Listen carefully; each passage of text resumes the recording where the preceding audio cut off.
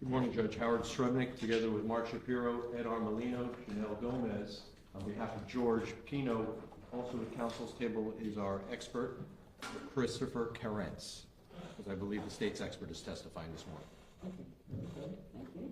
Mr. Pino, you raise your right hand. Swear from the testimony to the truth, the truth, nothing but the truth. I do. Thank you. Thank you, Your Honor. All right. We were all very busy over the weekend doing some work and research addressing the potential jury instructions, but I think the issue for this morning briefly will be to address the scope of what would be the next witness's testimony. And having to do with the testimony regarding the navigational rules. Yes, Your Honor. Good morning again. The state's position is this. Number one, at no time will we ask the state's next witness, Paul Alber, any questions about whether, in his opinion, the defendant violated any navigational rules. So that's off the table. But because he has been an instructor for so many years in boating safety courses and, in fact, in training other Marine Patrol type officers about the navigational rules, and because it is the law that navigational rules must be followed, it was simply my intention to ask him to outline what the navigational rules are, and have him explain they are basically the quote-unquote rules of the road for those that are operating vessels. And then I was just going to ask him about a few of the navigational rules that I think are applicable to this case, specifically Navigational Rule 5, which mandates that, I'm sorry, Judge. Rule 5, which mandates that those operating vessels must keep a proper lookout. Rule 6, which mandates that vessels must be operated at a safe speed for the prevailing conditions. Rule 7, which provides that operators of vessels must take every precaution to avoid the risk of a collision. And Rule 8, which provides that operators of vessels must take every precaution that they can to avoid any kind of a collision. That would be toward the front of his testimony, Your Honor. And then from there, I will begin to go through, his crash reconstruction analysis, the actual extraction of data from the SIMRAD or GPS devices, what his interpretation of that data means, etc. But at no time will he say that the defendant violated any of these 4 rules.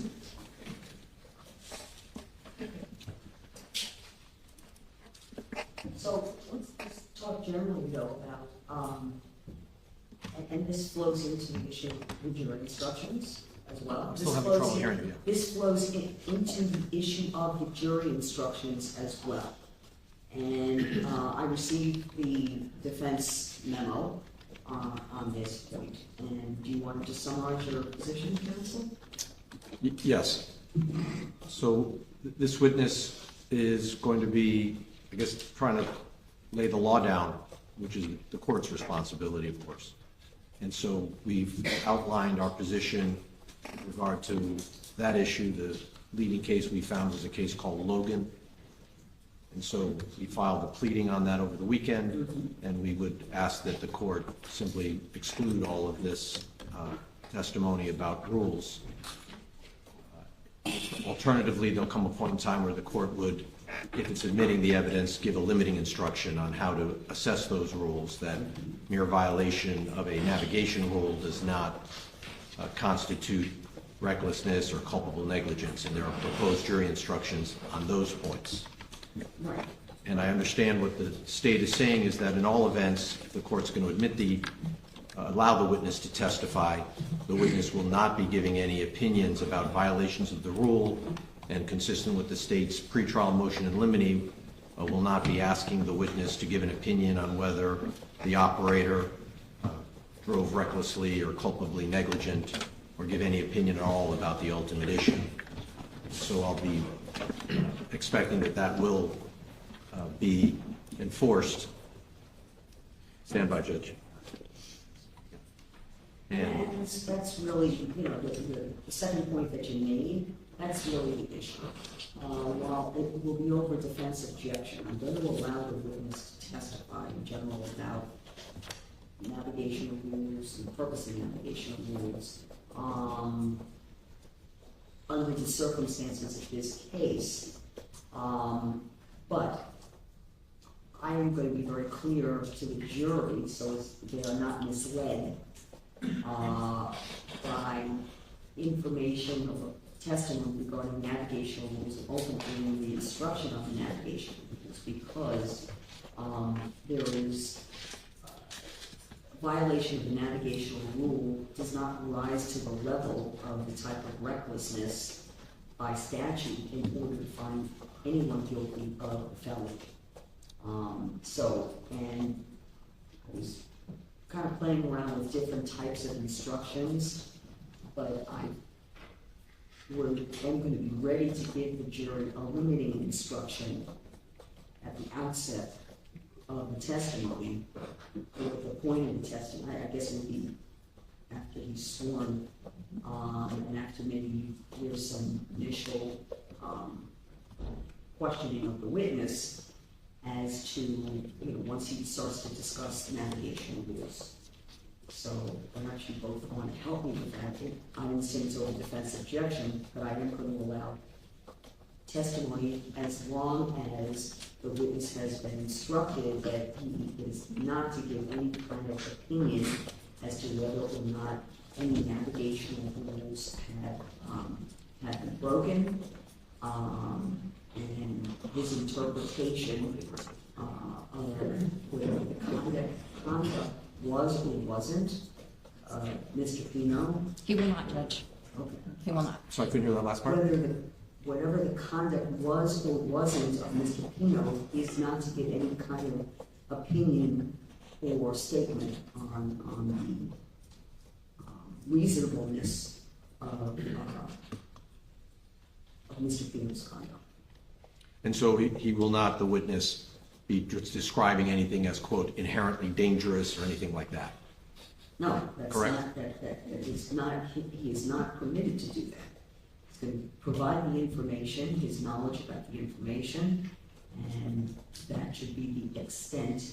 Now, you've outlined 4 specific rules. Yes, Judge. Okay, all right, so there's going to be testimony in general about navigation rules. Correct. Rules of the road. Yes. And then maybe more specifically, but again, this is not, it has to be clear to the jury. To that end, Your Honor, I know the court was on the bench. When I got the defense motion, I think it was Saturday evening, I took time yesterday to start working on it, but I wasn't able to finalize a response to their reply, and I did file an amended motion for a special jury instruction. And cutting to the chase, Judge, what I would say is this. The Logan case that the defense cites does not per se prohibit the jury from being instructed on, for example, in Logan, there were instructions about running a red light or running a stop sign, things that had happened well before the actual fatal event had happened. And in Logan, the court said that it is not necessarily, and they emphasize the word necessarily, error to instruct the jury on violations of safety statutes in a culpable negligence case, but that proper instructions which advise the jury how to use these statutory violations in evaluating culpable negligence are necessary.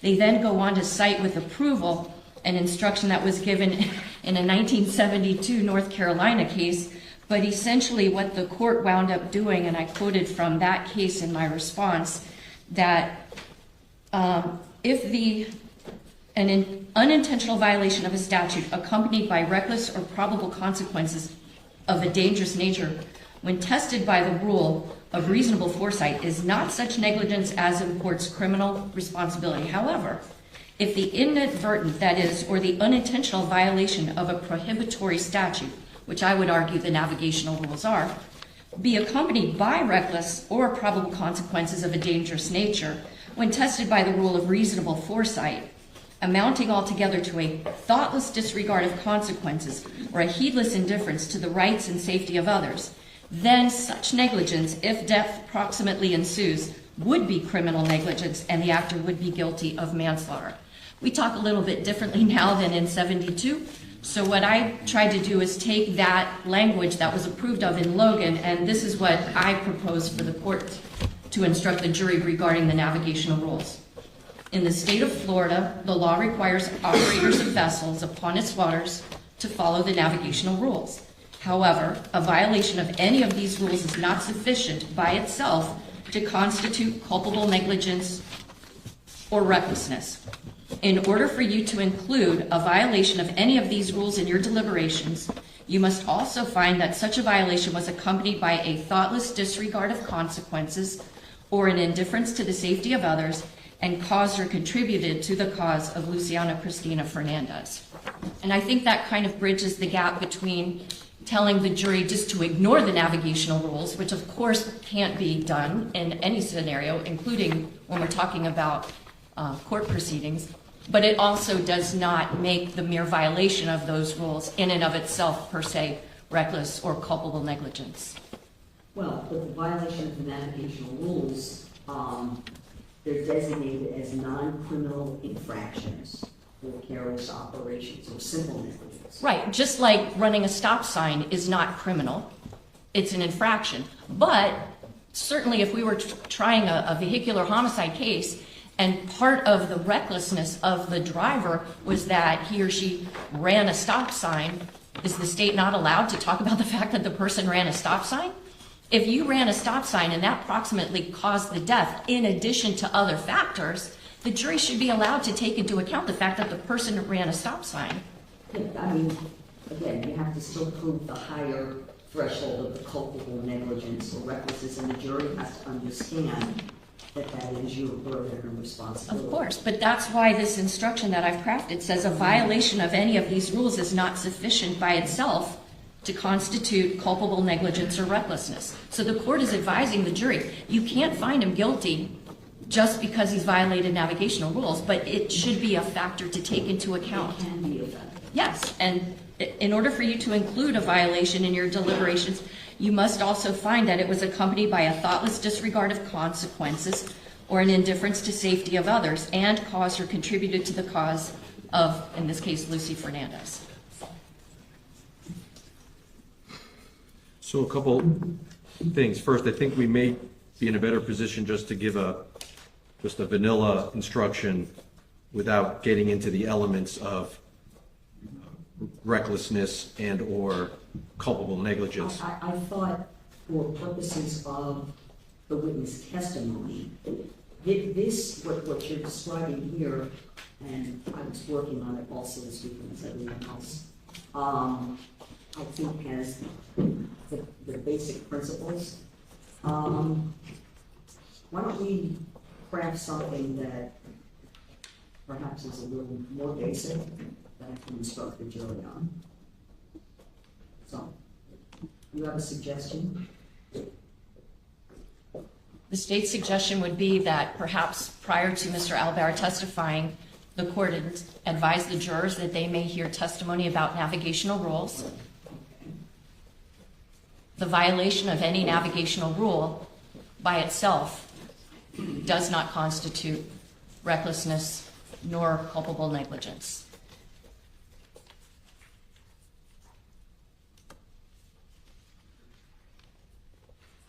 And it's I can maybe include they're explicitly designated as non-criminal infractions. Why do they need to know that? Made the testimony about navigational rules, the violation of the navigational rule.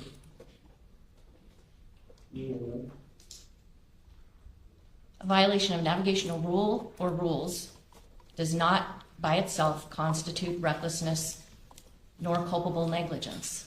I think that puts it into context. It's simple, it's straightforward, it's an accurate statement of the law, and it limits the jurors from thinking, oh my goodness, we are now hearing what these navigational rules are. We're seeing with our eyes evidence that substantiates that the defendant may have violated those rules, ergo he's automatically guilty. This keeps them from doing that. It should also be clear, given the case law at Logan, that even a violation of the navigational rule does not necessarily establish negligence. You can violate a rule without putting anybody in danger. So, for example, I don't know if that's, yeah, it's not every time, for example, to use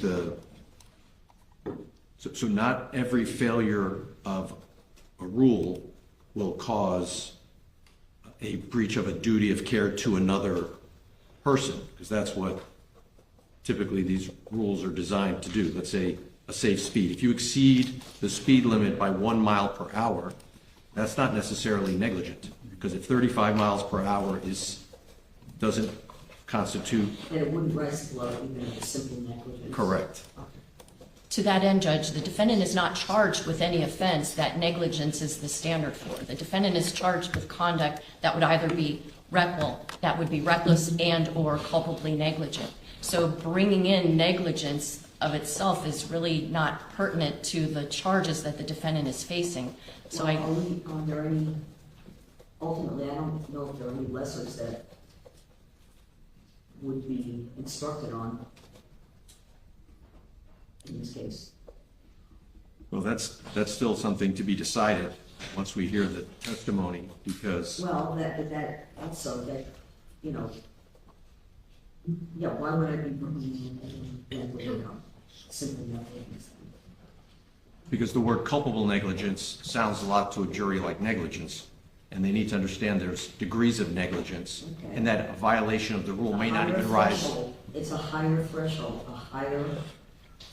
of evidence. Correct, but even the basic rule violation may not be conclusive of negligence. Like I just said, 36 miles an hour in a 35 zone is not necessarily negligent, because some rules are enforced based on public policy, but not necessarily evincing a disregard of the care of someone else. Otherwise, you get the point. Made her testimony about navigational rules, the violation of navigational rules does not. in and of itself In and of itself. constitute Constitute. Recklessness. Reckless and or culpable negligence. I would say recklessness and or culpable negligence. And so my request would be to add, Hold on, I want to add something.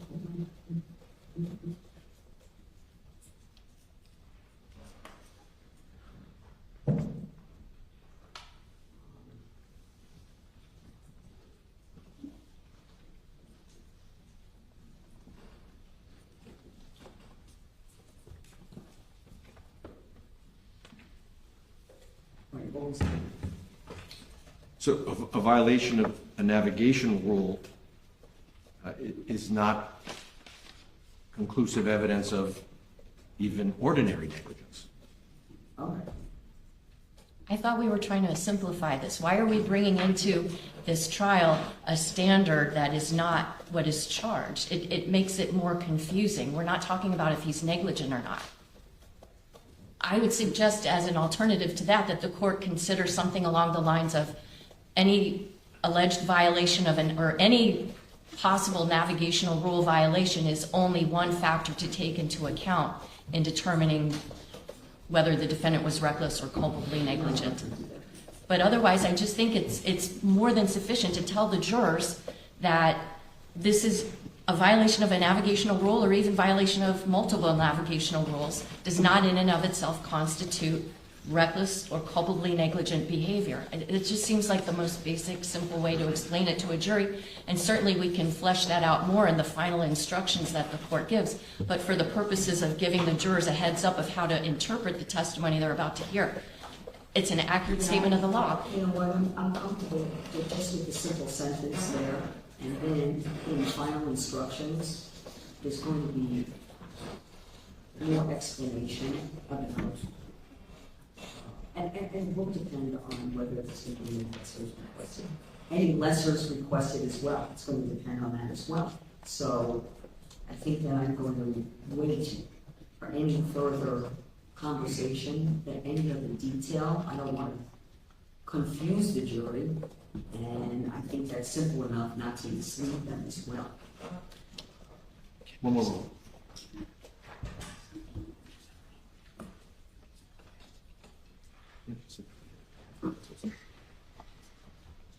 So, Judge, we understand you've overruled our request, and we'll, I guess, readdress this at the final instruction phase. Of course.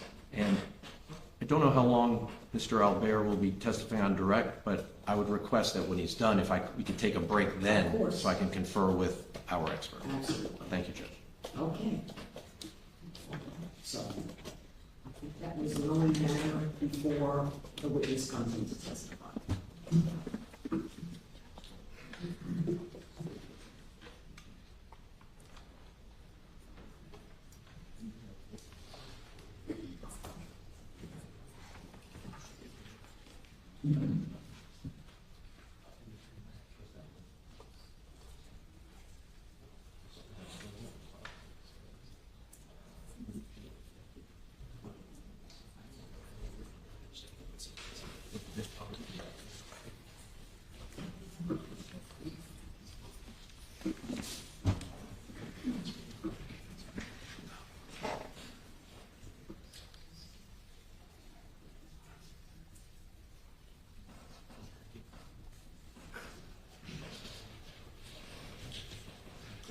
Ready? Yes, thank you.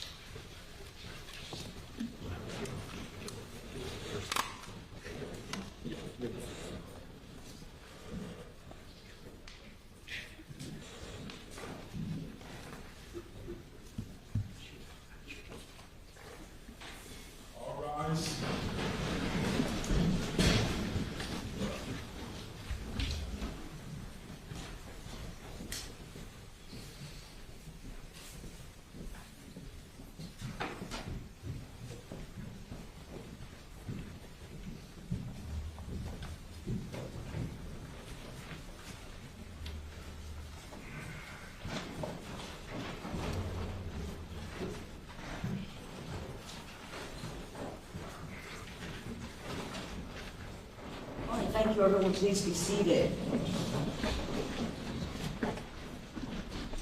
Good morning, ladies and gentlemen. How are you all doing today? Good. A good weekend? Yes. All right. Anyone discussing this case with anyone else? How about seeing anything in the news about this case or on social media or live stream, television? Has anyone attempted to speak with you or in your presence about the case? You all wearing your juror badges well displayed? Has anyone conducted any independent research or investigation to attempt to gather information? All right, very well. Ladies and gentlemen, you are ready to proceed. State your next witness. Thank you, Your Honor. The state will call Paul Alber.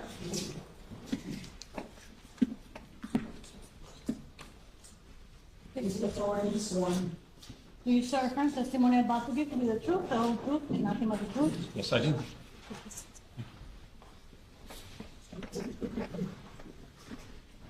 Morning, Your Honor.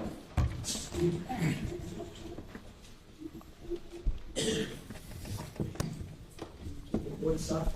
Microphone is this way, hearing is this way, so you'll have to speak a little bit louder. Yes, ma'am.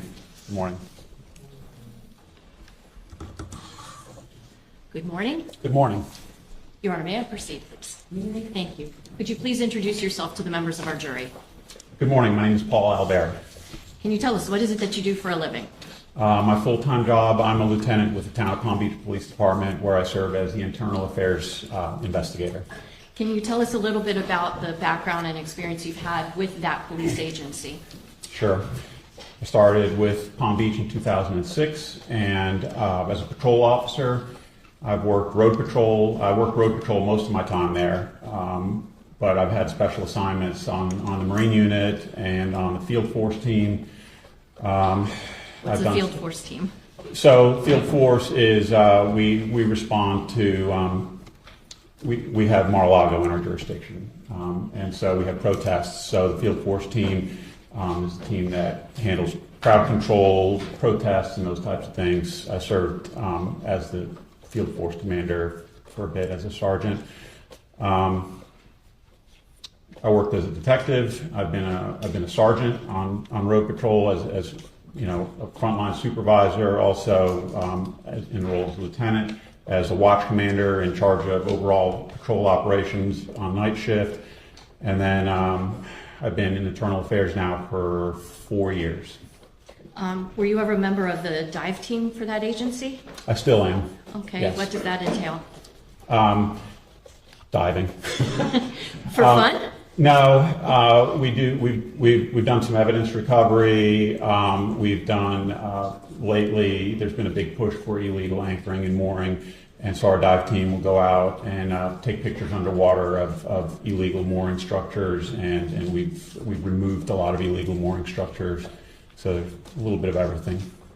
Before you went to the Town of Palm Beach Police Department, were you involved in another law enforcement agency? Yes. What was that? So I started my career right out of college with what was then the Florida Marine Patrol, what's now the Florida Fish and Wildlife Conservation Commission. Also known as FWC? FWC. How long were you with FWC? I was with FWC from 1993 to 2006. Can you tell us about your evolution of your career there? Sure. Almost entirely patrol officer, frontline. The whole time working on boats in a marine capacity.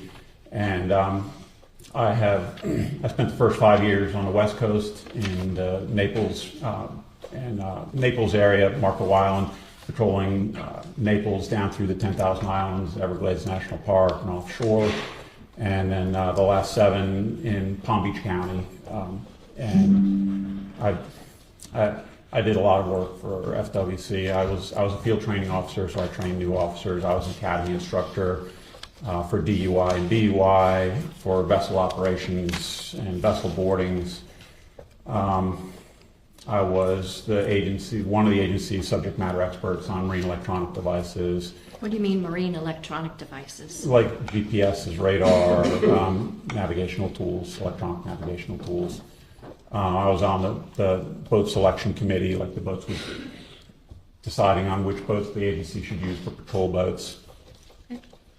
In addition to the police job that you currently have, do you have a private consulting agency? I do. Could you please tell the jurors about that? Yes. It really grew out of mostly my teaching gig. So I do a lot of instruction outside of work. Primarily in the marine law enforcement field. Even though I left marine law enforcement in 2006, I never really left marine law enforcement. It's always been like my passion. So I teach classes for the National Association of State Boating Law Administrators, and it started with that really as a I work as an independent contractor for them, so I figured it'd be best to go put it under a business. But then I've pretty much since I left FWC, have still been assisting FWC with boating accident investigations with GPS forensics. And over the years, I was getting more and more calls to do stuff like I'm doing right now, testifying in court and assisting. And over the past few years, I've started branching into a little bit of civil liability cases too. So all that kind of falls under my business. Will you occasionally be hired to evaluate a boating crash and, render opinions about how the crash occurred, what things could have been done to prevent the crash, and write reports about your findings? Yes. Let's talk a little bit also about any recreational boating experience you've had. Sure. Can you tell the jurors about that? I'm a born and raised Floridian in West Palm Beach. I'm in the hospital. I was born right on the Intracoastal Waterway, and I started boating at an early age. I started running boats on my own in my early teenage years. I was operating boats before I could operate a car. I owned my first boat before I owned my first car. I've operated boats from all the way out to the Dry Tortugas off Key West, all the way up through the Panhandle of Florida, from the backwaters of the Everglades out to 100 miles plus offshore, along the western Bahamas, in every conceivable manner of condition, from the most beautiful, spectacular days to the most terrifying, unbelievably rough, lightning cracking down around me, scared out of my wits days. Can you tell the jurors a little bit about your educational background and your training? Sure. I have a degree in criminology from Florida State University, a master's degree in organizational leadership from Palm Beach Atlantic University. I went to the Marine Patrol Academy right out of college, and then I got my captain's license in my 20s. I think it was around 27 or so. So I went to sea school to learn the ins and outs of the requirements for passing the Coast Guard exam. I've been to all manner of training related to marine law enforcement, accident reconstruction. I learned boating accident reconstruction in the academy, and then through an advanced level course that the agency put on internally for its own officers. I've been to the NASBLA, National Association of State Boating Law Administrators, Level 1 and Level 2 advanced course. I'm now a subject matter expert for the Level 2 course and teach GPS forensics for the Level 2 course. I've been to DUI instructor school. I'm sure I'm missing a lot. That's okay.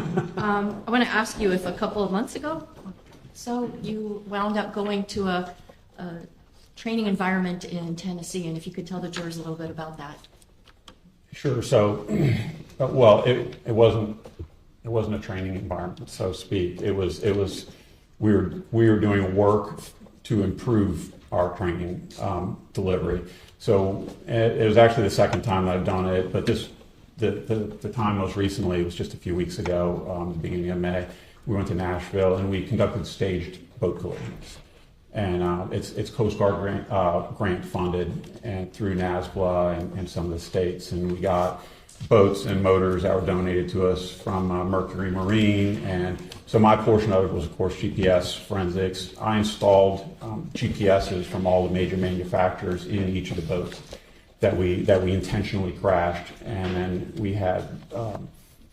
we put all manner of GoPro cameras in every conceivable location. We had drone footage. We had crash dummies with G sensors on them, all to gather data so that we could further our own knowledge about boating accident investigation and also for training. And then these boats, we did 3 separate scenarios. And these boats we use in the Level 2 class, the Advanced Boat Crash Reconstruction course. It's project based, so the students come in and they get several days of training, and then the students are teamed up in groups and they're assigned 2 boats, and so that the students go out and they inspect the boats and they inspect the damage, and they're given the GPS data that was recovered from the boats, and then they do their own independent analysis, and they're required to do like a PowerPoint presentation in front of the class as kind of their final project to finish the class.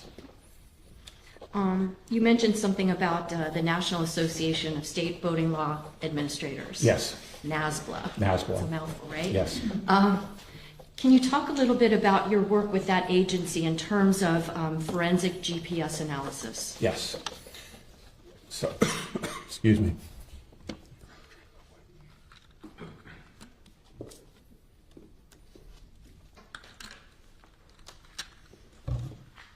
So NASBLA is an organization comprised of representatives from all 50 states and every U.S. territory, and they work specifically on boating safety initiatives all around the country. They have a program, the BOAT program, that teaches, they have a menu of courses that they deliver to local, state, and federal law enforcement. And so a couple of years after I left FWC, NASBLA came to me and asked if I could produce a GPS forensics course for their organization, which I did. And so that course has been in place since 2013, and it's kind of a one-of-a-kind course, and we teach to state, local, and federal law enforcement all around the country. We have an ongoing contract now with the Coast Guard. I'm teaching 3 classes a year to Coast Guard personnel. I've taught at the Federal Law Enforcement Training Center to the instructors at FLETC. I've delivered the course to Homeland Security and Secret Service in D.C. And I don't know what the tally is for state and locals, but hundreds and hundreds of officers around the states. How did you get so invested, I guess, in GPS data and recovery of it and analysis of it? Funny enough, it grew out of my passion for fishing. When I was living in Naples, I started doing a lot of offshore fishing there, and this is in the mid '90s. And the legacy previous navigation system that boaters used was Loran. And in the mid '90s, GPS started to come on scene, and I had all my fishing spots in Loran coordinates, and I was trying to figure out how I could convert all these Loran coordinates into GPS latitude and longitude. And I started experimenting with some computer programs that were out there, even in those early days. And although I was unsuccessful in being able to convert all my fishing spots, I realized that the GPS devices generated and stored a lot of really relevant data to me as a Marine conservation officer and boating accident investigator.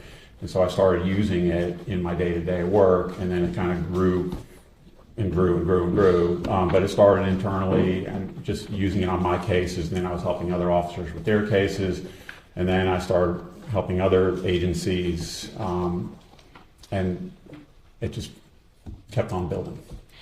Over the years, since you were looking for the fishing spots Yes. with using GPS, have you seen the development of GPS technology develop? It's unbelievable, the technology that we have today. I mean, when I started, the GPS devices and the Loran devices that I was using literally would tell me there was literally an arrow that would point, you need to turn left, you need to turn right to stay on a straight course, and you're basically running a straight course.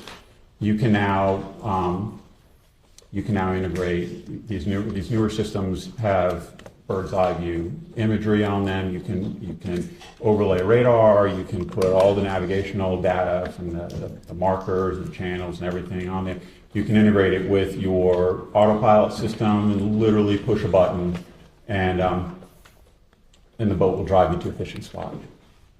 And when I first started, when we would go out to a fishing spot, some of the spots over on the West Coast it's critically important that you get really close, so you're dropping your lines to like a small wreck or small ledge or a hole. So accuracy is critical.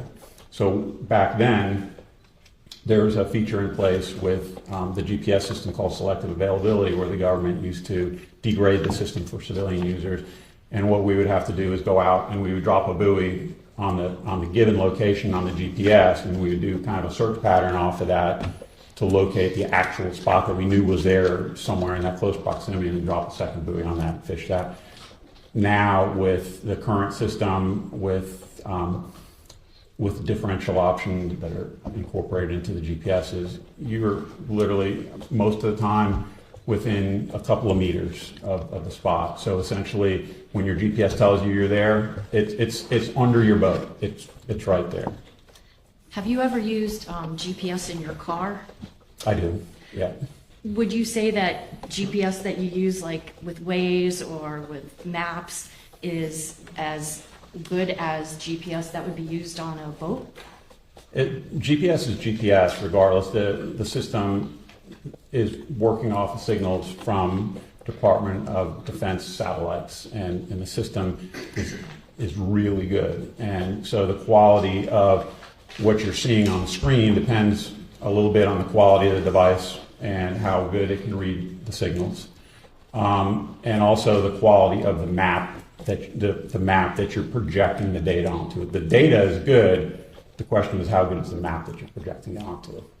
Well, let's talk a little bit then about whether or not, even as good as the data is from GPS, if it's ever safe for a person who's operating a boat to just rely on that GPS data. It's not prudent any time to rely on one source of information to navigate. You should always be looking at using all available means to navigate safely. Are you familiar with a term called the navigational rules? Yes.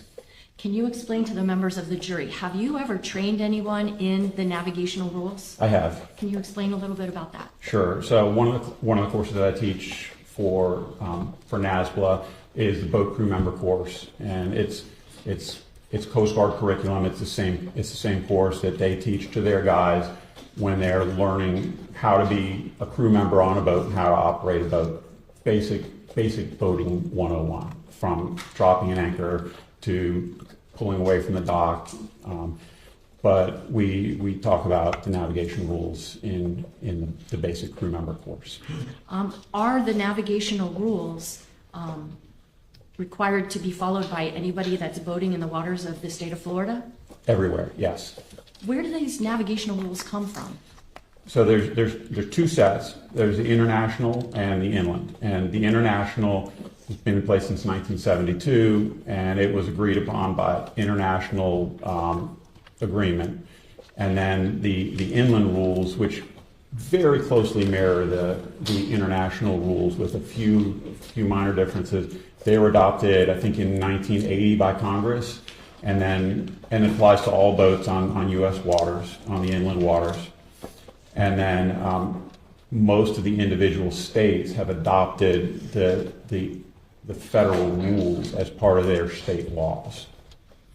Do you have to take a test like you do for a driver's license to prove that you know the navigational rules? Unfortunately, no. Okay. Well, let me back up a little bit. If you were born, I think the date is January 1st, 1988 or 89. If you're born after that date in the state of Florida, you have to take a boater safety test and get a boater safety ID card. Those courses range from an online to an in-person, but it's not a license per se. If Paul was making the rules, you would have to have a license to operate a boat in the state of Florida. I want to ask you about Navigational Rule 5. Are you familiar with that rule? Let me go ahead and instruct the jury. Yes, Judge, thank you. Ladies and gentlemen, you're going to hear some testimony about navigational rules. I am instructing you that a violation of a navigational rule or rules does not in and of itself constitute recklessness and or culpable negligence. Right? Thank you, Judge. Are you familiar with Navigational Rule number 5? Yes. Can you explain to the jurors, what is Navigational Rule number 5? Navigation Rule 5 is often referred to as the first rule of boating, and it is lookout.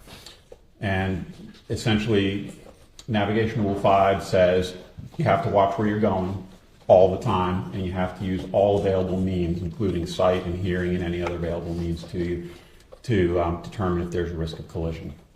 Okay. Are you familiar with Navigational Rule number 6? Yes. Please explain what that rule is. Navigation Rule 6 is titled Safe Speed, and Navigation Rule 6 says that everybody is required to operate at a safe speed, and that speed is determined by your ability to see and recognize potential for collision and have time to take action to avoid a collision. Are you familiar with Navigational Rule number 7? Yes. What is that rule? Navigation Rule 7 kind of dovetails with Navigation Rule 5, and it says that you have to use all available means to assess the risk of collision. And so in many ways, it's a lot like Rule 5 for the lookout. It just goes into greater detail, saying that you have to use all available means at your disposal to identify a potential risk of collision. And then it goes into some further detail about the use of electronic devices, navigation systems, specifically radar and radar settings. What about Navigational Rule 8? Can you explain what that rule provides? Yes. Navigation Rule 8 says that you have to, in addition to the other rules, you have to take early and substantial action to avoid a collision. So on the waterways, it's not always easy to determine what the guy that's coming towards you is going to do or what their intentions are. It's not like the road where you have, traffic lanes and dividers and medians and whatnot. And so it's not always readily available. So what Rule 8 says is that you have to take early action and substantial action so that the other boat that's coming towards you understands what your intentions are. So you don't just make small course adjustments. You have to make big course adjustments so that the other boater can understand, hey, he's turning to the right or he's turning to the left. Are you familiar with the term allision? Yes. Allision. Yes, Is an allision a type of collision? it is. Can you explain that? Allision is really a nautical term, and it relates to a vessel that hits a fixed or stationary object. Are you familiar with a body of water called the Cutter Bank Channel? Yes, Have you ever been there yourself? I have. Do the navigational rules that you've just described for us apply to boats operating through the Cutter Bank Channel? The inland rules apply there. So anyone operating through the Cutter Bank Channel would be expected under the laws of Florida to keep a proper lookout? Yes, Also to operate for a safe speed for the conditions? yes, To keep lookout to avoid the risk of colliding with anything? well, they're required to always assess the risk of collision And also to avoid a collision with anything? and take action to avoid a collision. Yes. Whether it's a boat or a fixed object? Yes, Okay. Is the Cutter Bank Channel a part of the Intercoastal Waterway? it is. Can you explain to the jurors, what is the ICW as it's sometimes referred to? It's basically the nautical equivalent of I-95. It's a channel that runs along most of the eastern seaboard of the United States from, I think, New Jersey, all the way south, around Florida, up the coast of Florida to Texas. Now, the Cutter Bank Channel, did you ever measure how long it is? It's about, it's a little less than 2 miles, about a mile and a half, mile and 3/4, Okay. 1.8, I think it is. 1.8 regular miles? I think it's 1.8 statute miles, maybe 1.6 nautical. I'd have to Okay. give or take. About how wide is it? About 150 feet. Is it considered under the rules a quote-unquote narrow channel? Yes. Objection not. Old. Yes. Okay, even though it's, well, what, about how many feet wide would you say it is? It depends on which part of it. I mean, I would say average between 150 and 170 feet I mean, wide. that's Yes. a fair distance. Why would that be considered narrow under the rules? Because you have to consider what the water looks like north and south of it. So Cutter Bank is a shallow bank across the southern end of Biscayne Bay, and it really is the southern boundary of Biscayne Bay. South of Cutter Bank is Card Sound. And so you have this shallow body of water, and then you have the dredged channel that goes right through the middle of it. And a lot of boats can only navigate through the marked channel where there's a known specific water depth. They can't cross the channel, or they can't cross the shallow parts of the bank. So you have, once you get through the channel, either going north or south, it opens up really wide. So it kind of, all the traffic funnels down into Cutter Bank Channel and then opens up on the other side. And so you have to be there. You have all that channel being confined to this one section of waterway, and you have to take into consideration the maneuverability of those boats. Some of these might be motor yachts that need a substantial amount of space to maneuver, so that's why it would be considered a narrow channel. When traversing a channel, there's not like a yellow painted line like we have on the roadways to separate who's on what side. Is that fair to say? Yes. But are there quote-unquote rules of the road that dictate which side of a channel a vessel should be operating on? Yes. What is that? You stay to the right. Now, you're here today for a crash that involved a Robalo vessel that was about 29 feet long, and it had a hull ID of RO, B like boy, S like Sam, 0144A919. Are you familiar with that vessel? If it's the green Robalo vessel that I've been out to inspect, yes, I'd have to take your word for it on the, I don't have the whole ID number memorized. You don't? Did you make a note of it in any of your reports, though? I did, yes. Okay. I won't hold you to the exact, but can you explain to the jurors, what is a hull ID? It's like a VIN number on your car. What do you mean? It's a 12-digit number that's stamped into your boat. There's one obvious one on the back of the boat, and then there's always at least one concealed somewhere on the boat. And it's just a means of tracking and identifying boats. I'm going to show you an exhibit that's in evidence. It's state number 68. You recognize this boat? I do, yes. And this is at Robalo? Yes.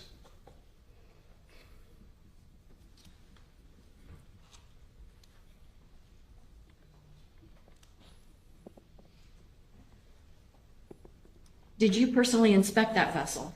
I did, yes. Do you remember when? September of this past year, I believe it was. Okay. I'd have to look at my notes. If you need to look at your notes to Sure. refresh your memory, just let us know you're doing so. Just don't read from your notes. I won't read from But this them. isn't a Yeah. memory test. Sure.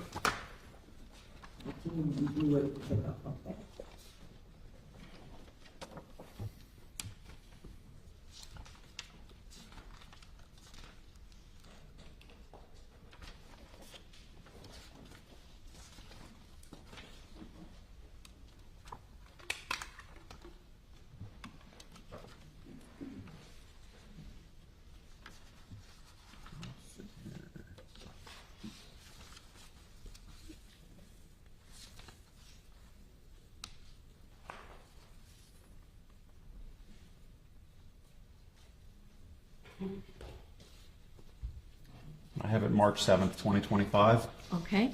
Were you the only person present for that inspection of the vessel? No, defense counsel and some of their team were there as well. Okay. And was Lieutenant Thompson there as well? Yes.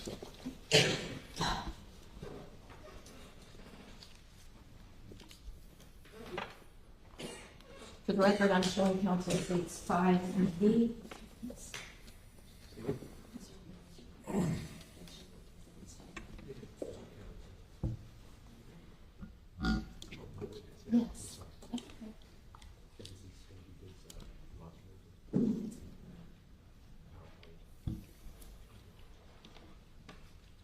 Mr. Alber, I'm showing you a flash drive, and it's got an evidence tag of it of 5V for identification.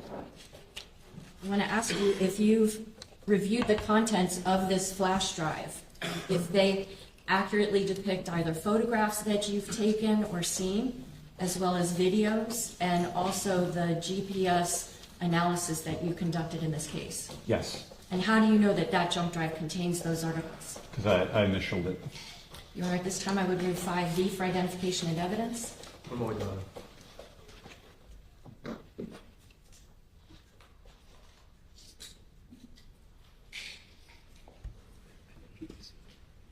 Judge, subject to it being published, we have no authenticity objection. We'll just wait to see what is being offered.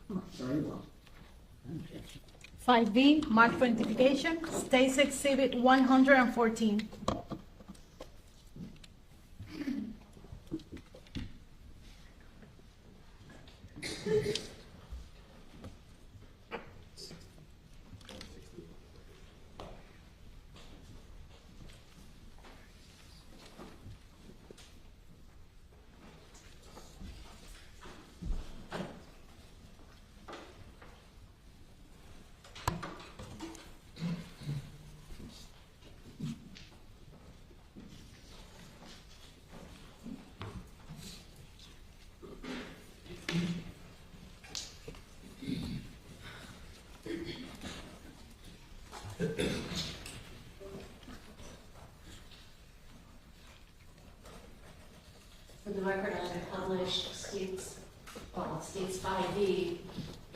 1, Robalo vessel. Your Honor, may the witness have permission to step down? Yes. What do you mean? What exhibit number are we on now? This is States 5B, it's photograph number 1 on the jump drive. It's image. Oh, image it's 114. 114, sorry, 114. So to clarify, this is State's Exhibit in Evidence 114, Photo 1. Photo 1. Thank you.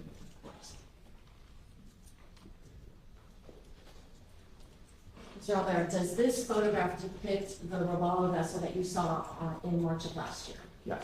Okay. Now, I'm going to ask you, let's go to the next photograph, photograph 2 on this exhibit.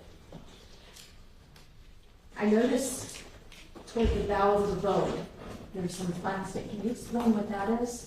That's the shrink wrap cover that was over the boat for time since the incident. Also, I want to ask you, what kind of engines did that boat have? Those are Yamaha outboard engines. I believe they're 300 horsepower.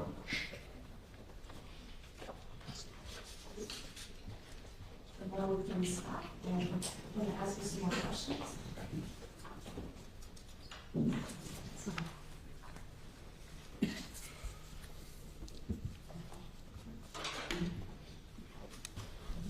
Did you make note of the length of this vessel?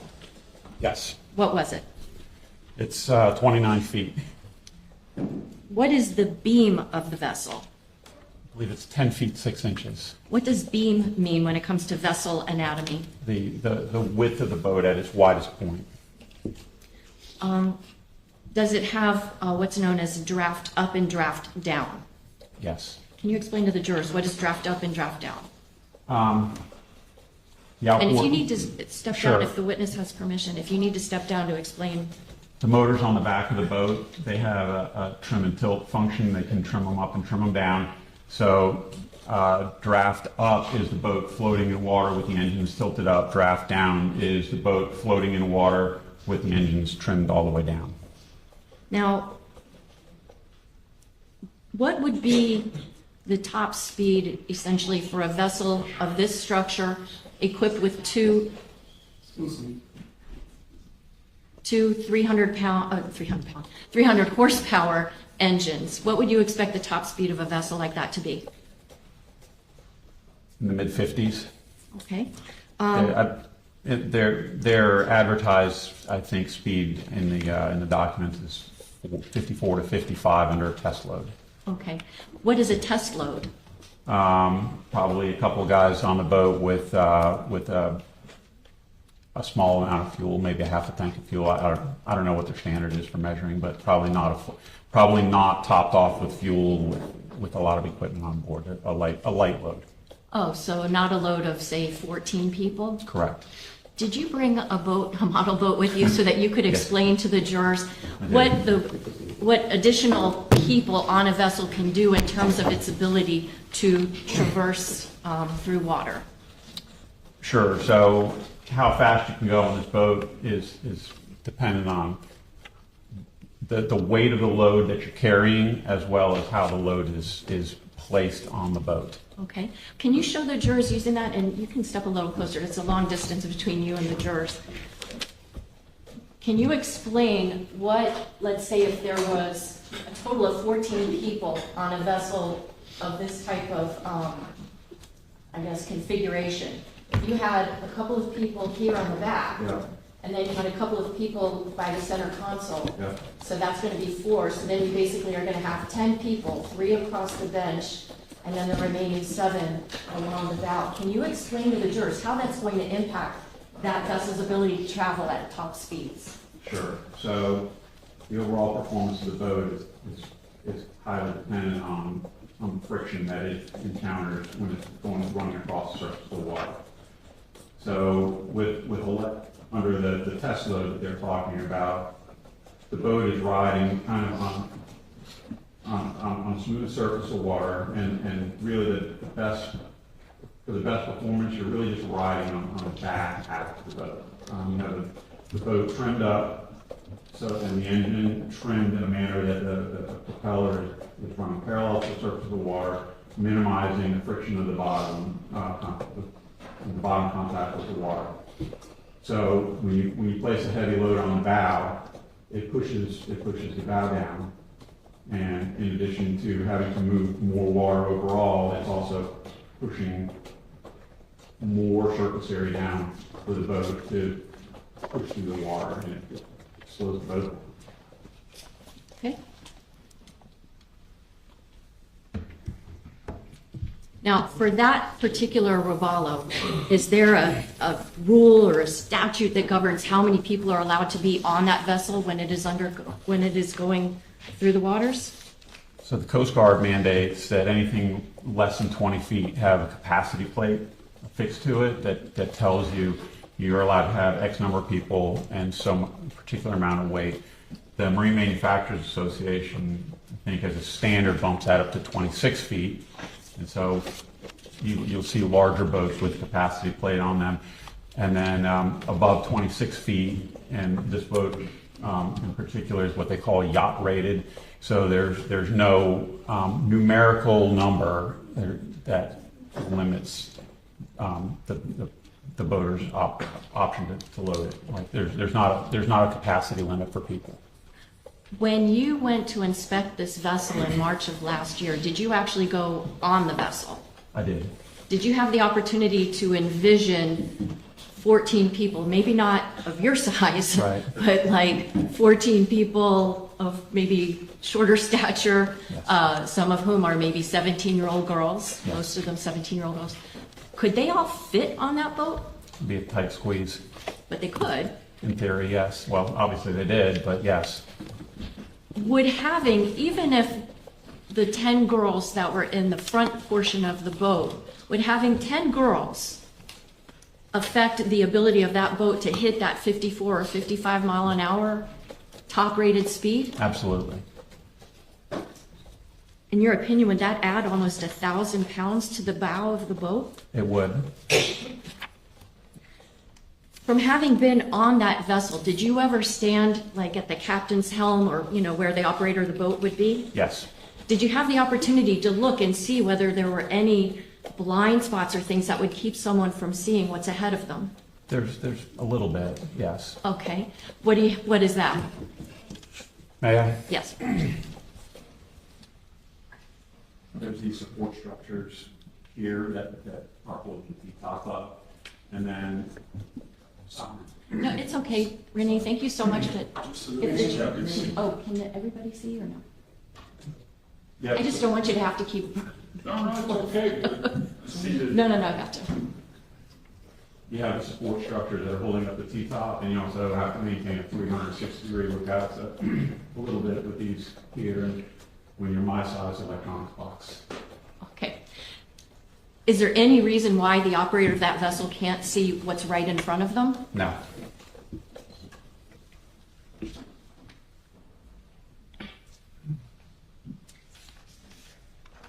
Your Honor, at this time I would ask if the court would please read Court Exhibit Number 1.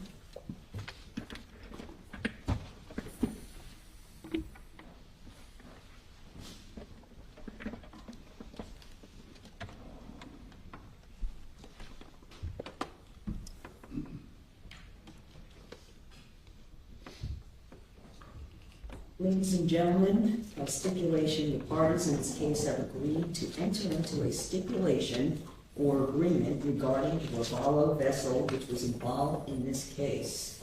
The parties have agreed that on the date of September 4th, 2022, prior to impact with the channel marker, the vessel was in proper working order. This marked as a court exhibit.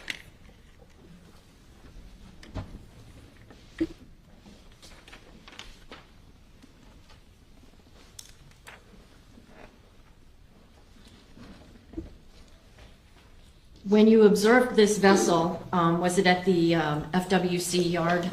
Yes. When you did that, did you have the opportunity to review the damage to that vessel and try to assign that damage and to understand how that damage was basically, put into place as a result of a crash. Yes, I did. I'm gonna ask if you'd be able to step down for a moment and talk to us a little bit. For the record, I'm now going to show the jury photograph 3, front starboard damage. I have this little pointer if you need to use it. Yep. Can you see?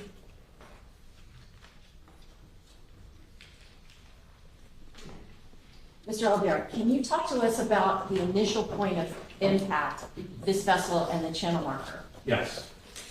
So this is first contact right here. And then if you look carefully down here, there's this green is transferred from the dayboard, the green sign on the top of the steel beam, which is the channel marker.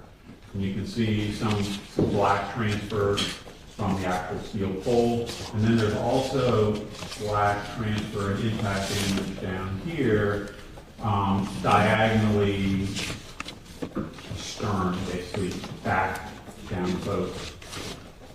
What does that tell you about the actual movement of the vessel as it strikes that channel marker? And by the way, did you bring another boat to try to help explain I this? did. So, I'll get that for you. okay. And if you grab the little can. And Sure. Sorry. That's okay. I got longer arms, I can get it for you. That's okay. We got it. Go ahead. Okay. Rock channel marker. So we know that the channel marker in this case stays upright, which really surprising me. You would probably go down, but you have a straight up and down channel marker, but you have a diagonal impact. And the reason for that is because boats are made out of fiberglass and they respond a lot differently to the forces of an impact than a car do. So a car is made of metal and it's crunches like that, and then it stays crunched, right? The boat is made out of fiberglass, which is essentially plastic, like this plastic tube. And it'll crunch, but then it'll try to return back to its normal condition. But what happened in this case is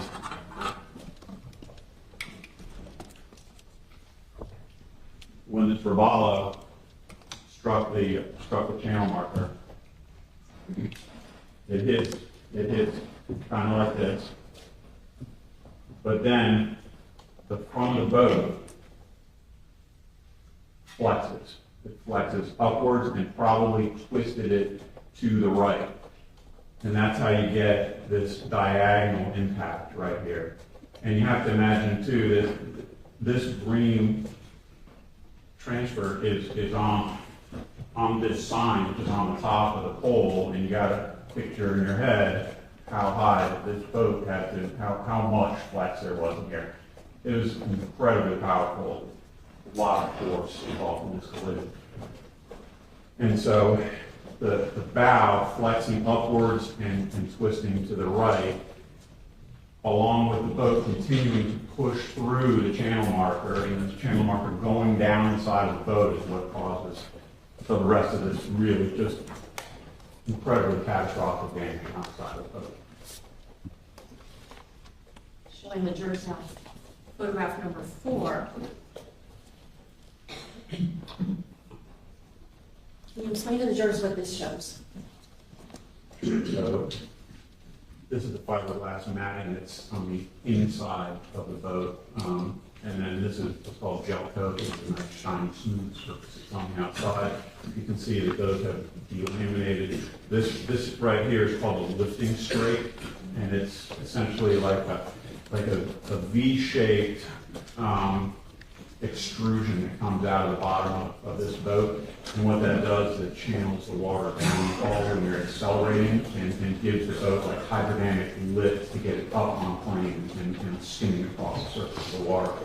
So you can see that there's multiple cracks down this lifting straight, and that's from the flex of the bow of the boat causing the separation and the loss of this chunk of gel coat along here. Mr. Alber, I'm showing you State's Exhibit number 11, which is in evidence, and it is a diagram of the seating charts for this Robalo on September 4th, 2022. Yes. On this diagram, if you're holding it with the bow of the boat at the top, where would the bulk of the damage be to that Robalo? It starts right about here, and then it runs all the way down the side, down here. If that's the case, which passengers would you expect to see most likely to absorb some of that impact? Everybody is absorbing impact in space, everybody.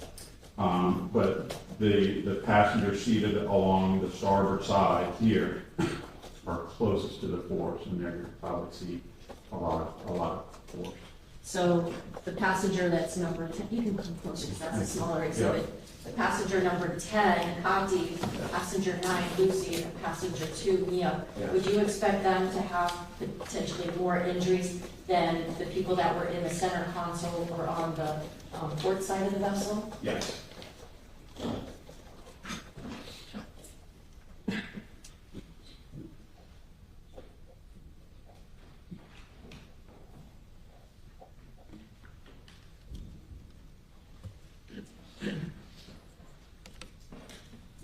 And just finally, with this model day marker and this vessel, can you try to show to the jurors how the actual impact would have occurred? Or, I can't say definitively, you obviously weren't there, but based on your examination of the evidence. In order to really demonstrate it, this would have to be like flexible, right? And this is a rigid piece of plastic that I made with a 3D printed. I can't truly show you what it is. But you have to imagine that the impact is right here, and the bow of this boat is going to flex upwards like this, and it's going to strike the sign and knock the sign off, and then it's going to ride down the side of the boat as the momentum of the boat continues forward. Thank you.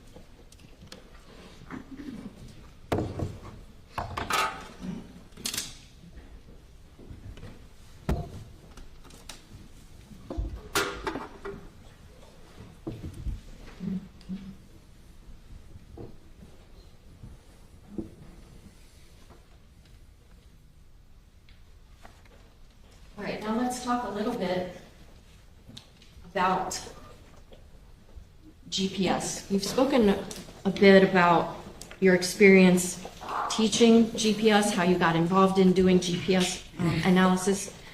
Can you tell us about how many times you've downloaded data from a GPS device, analyzed it to determine what a boat's prior history tracks would be? I don't have a running log, but it's hundreds and hundreds of times in cases that range from a murder trial in Palm Beach on the road using a road GPS to dozens and dozens of smuggling cases and hundreds of boating accidents.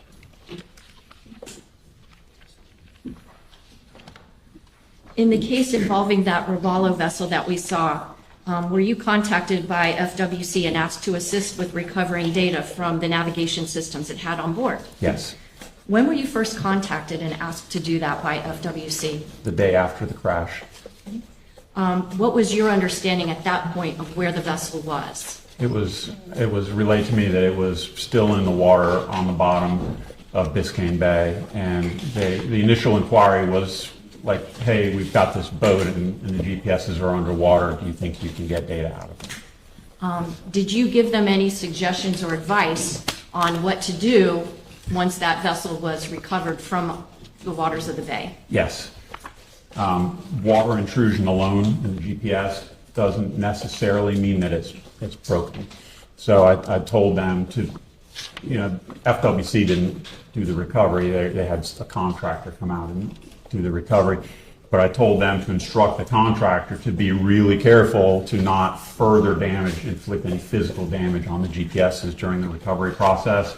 And then I told them as soon as they got that boat on the trailer back at the dock that they needed to take those GPSs out of the boat and put them back in water and bring them up to me in water.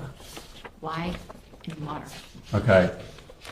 Like I said, water alone doesn't break the device.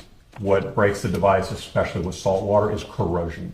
And corrosion can start taking effect immediately after it dries. So as soon as if this device were allowed to dry, it could within hours, literally hours, start to corrode and cause problems that would be beyond my scope of being able to download it. Were the navigation devices from that vessel in fact delivered to you? Yes, What brand of device was it? they're SIMRADs. Okay. When did you get those? The day after they called me, so I believe it was the 6th of September. Did you note the dates in your I report? did, yes. Again, it's not a memory test. If you need to look at your notes to remember Sure. details, it's Yep. okay.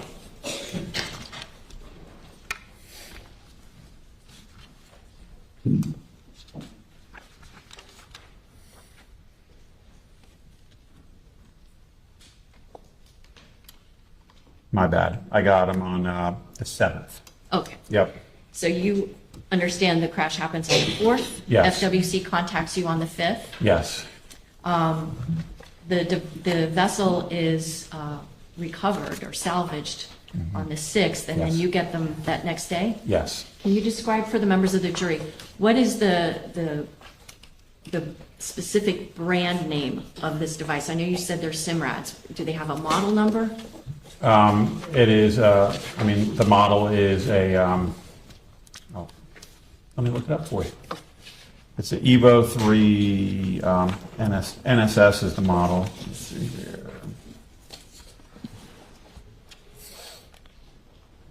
The specific model is the NSS 12 Evo 3. EVO. Is that device known as a multifunctional device? Yes. What are the multifunctions that it can do? It can do a lot. It can display GPS data in several different ways. You can use like a traditional paper chart style view. You can use bird's eye imagery. You could do a combination of both. You can also display engine performance data. You can put like your tachometers and fuel gauges. Those can be displayed. You can display sonar. You can display radar. You can use, you can play video through them. You can use them as an entertainment, like for playing music, and you can control all those through the multifunction displays. Would you tell the jurors, what was the condition of these SIMRAD devices when you first get them from FWC? So they brought them up to me in a cooler full of water wrapped in a beach towel. And when I took them out of the water, there's no obvious physical damage, and I couldn't see. Sometimes you can see water in the LED screen. Couldn't see that, but the one in particular, when I rocked it back and forth, I could hear water sloshing back and forth. Was that a surprise to you at all, that it would have water in it? No. They are surprisingly resilient. I mean, I've seen some of these devices take really substantial impacts and be submerged in water. But in this case, this was obviously catastrophic, and it did get water. It was in the water for an extended period too. In order to try to extract any data that may have been recorded or stored in those devices, can you tell the jurors what is it you had to do? Well, first I had to see if I was even going to be able to do it, because if the GPS floods with water while it's energized, while there's electricity going through the circuits, it's going to blow up. The circuits are going to be fried, and that's beyond my scope of being able to repair it. I would have to send it out to a lab that I work with and do what's called chip-off extraction. It's much more tedious and expensive. But so my first step was I opened them up and inspected the interior components. I did not see any signs of any damage inside, other than they were wet. So I disassembled them, and I flushed them out with deionized water, and I have a desk-mounted magnifying glass. I went through and cleaned it all with alcohol and made sure there was no kind of debris on any of the circuits. and then I coated the boards with a product that's built specifically, made specifically for it. It's essentially a WD-40 for electronics. And did those steps help guard against any corrosion setting in on these Simrad devices? I mean, one of my primary goals was to preserve the device. Yes, Did these devices have serial numbers? they did. I bet you don't have them memorized. No, I don't. Could you tell us, though, what those are so we can be Yes. sure that we're talking about the same Simrad devices that Lieutenant Pomar has testified about? Yep. First, I'll ask you about the port device. Sure. So the port device, which is the one on the left, the serial number was 118786787. And did you also make note of the serial number for the starboard Simrad Yes, I device? did.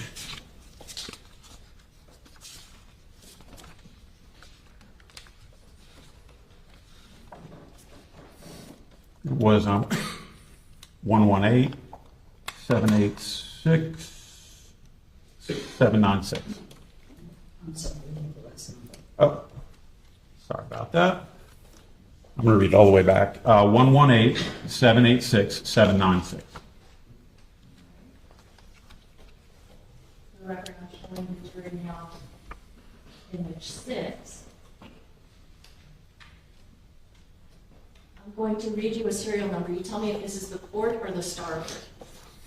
The last 2 digits are 87. Yes, It's serial number 118786787. yes. Which device is that? The port GPS. And did you in fact see photographs of that exhibit? I did. Can you take a moment and tell us if this is, based on that serial number, the Simrad device that you analyzed? Yes, this is the serial number here, and this is the model right there. And this is the left port or the right starboard? It's the left port. Okay, and then directing our attention now to photograph 7. Is this the same serial number as for the starboard? 796, yes, and then this is the model right there. Okay.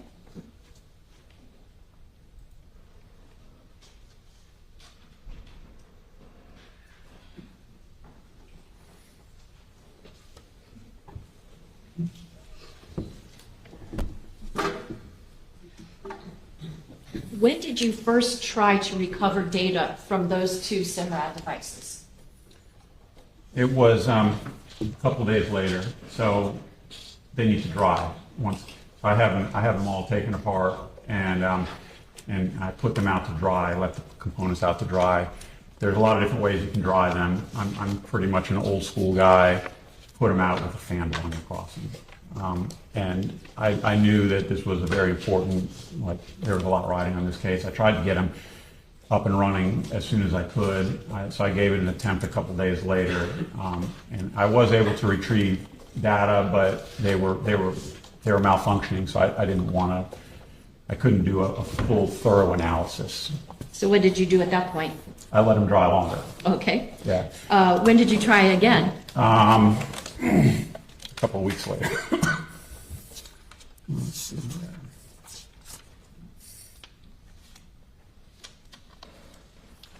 So my first attempt was on September 13th, and then my full examination was on October 8th. So on October the 8th of 2022? Yes. Were you in fact successful this time in extracting data from either of these 2 Simrad devices? Yes, they both powered up and function normally. You can see a little bit of like water damage in the screen of one of the devices, but otherwise worked as it should. And I went through and checked all the settings and then extracted the data. When a device like this is first powered up, is there any kind of a warning to the user of this type of equipment that is given? Typically there is. I think all the manufacturers have something like that. Can you describe what you're talking about? Yeah, I mean, it's basically a disclaimer that says, use good judgment, don't use this as your only means of navigation, make safe decisions, stuff like that. Kind of like if you turn on your car and the screen says, Yeah, be aware of your surroundings. keep your eyes on the road, and yeah, same type of thing.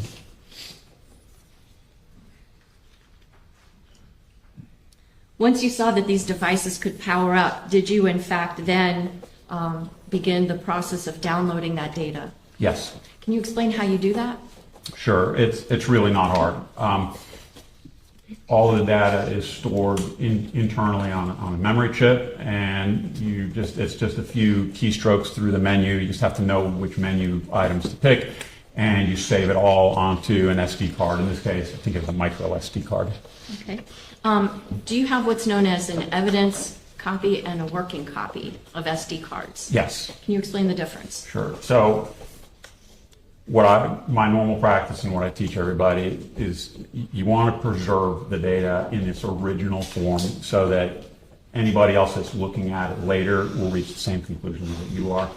And so what I do is I download the data onto an SD card, and then I pull that out, and I will typically plug it into my computer just to make sure that I was successful and I don't even open the file, I just make sure that the file is on the card, and then I provide that to the investigator in this case, and that's their evidence copy that they, I believe, typically create a new evidence number and enter that into their evidence system.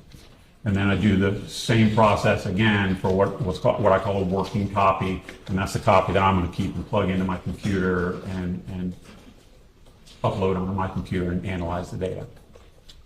Now, once you get that data, do you just, I don't know, open the card and it tells you what the last trails of the boat were? No.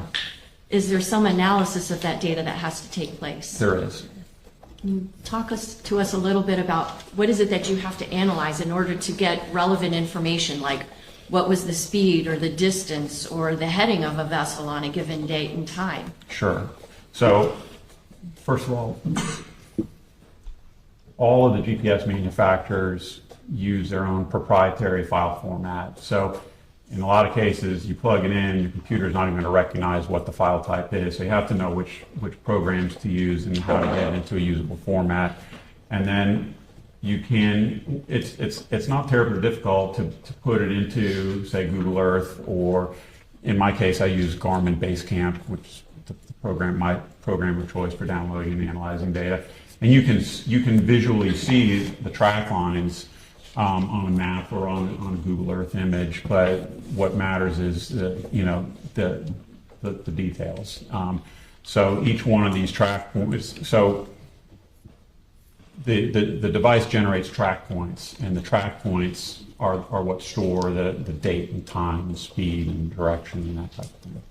Now, if a person was not experienced in interpreting the data that came from a GPS device like the SIMRAD device, would that person potentially run the risk of being inaccurate in describing the speed, the heading, the time and location of where the actual track points are? They could certainly make wrong conclusions. Now, what about if a person does know how to interpret that data? Could that person deliberately misinterpret it to give an inaccurate representation of where that vessel had traveled? The programs that I'm using that I teach other people to use are civilian grade, like consumer level programs. Garmin Basecamp, which is an amazing tool for analyzing stuff, literally is a free download from the Garmin site. Anybody can get, right? But it doesn't have the protections built into it that like computer forensic software does. And so an unscrupulous examiner could alter the data.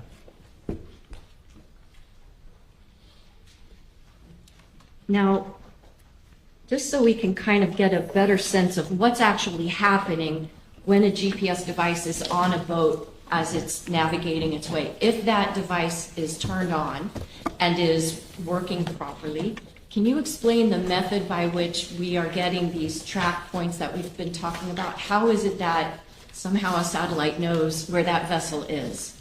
Well, the satellites don't know. Okay. So when you turn on the GPS, it starts listening for signals from the satellites. And once it hears enough signals from the satellites, the GPS device can calculate its position on the face of the earth. In 3 dimensions, it can calculate altitude as well. And most GPSs, most modern GPSs, once it is established its location, will start recording where it is and where it has been. And so, even though most of us use GPSs to navigate from one place to another, it's also like a data logger that's recording where you have been. And that can be important for boaters because sometimes you need help getting back to where you started from. It's not like on the road, right? And so it will drop track points along the way, kind of like a digital breadcrumb trail of where the device has been. What is it that causes a track point to be dropped into the device? It depends. There's 3 different ways. There's you can set your device to drop track points by time, and so you can go, like when you buy a GPS, you can go into the menu when you're setting it up and getting it going the first time. You can set it up so that it drops track points on time, and you can select the intervals from like literally 1 second intervals out to hours or even days. The other option is for distance. So the device will drop a track point every time it measures that it's traveled X number of feet, X number of miles, so on and so forth. But the overwhelming majority of people use it right out of the box in the factory default mode, and the different manufacturers call it different things, but it's basically an auto, like Garmin calls it resolution. I think Simrad calls it auto, Garmin calls it resolution. And essentially what that does is it tries to maximize the space available for storing track data, and each manufacturer has their own like secret sauce, like a formula to decide when to automatically drop track points. And the one thing they all have in common is that the track points are dropped based on changes in speed and direction.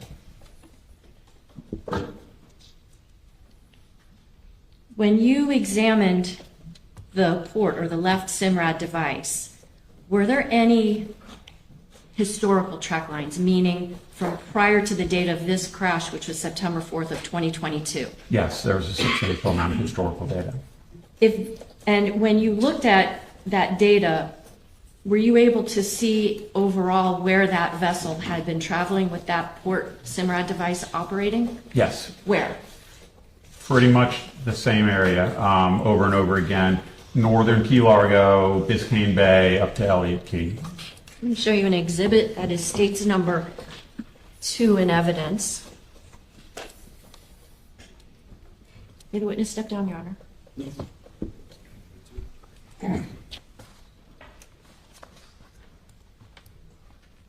When you examined that Simrad device, were you able to see historical tracks of where that Robalo vessel had traversed? Yes. And when did those tracks begin? I'd have to check. Go ahead.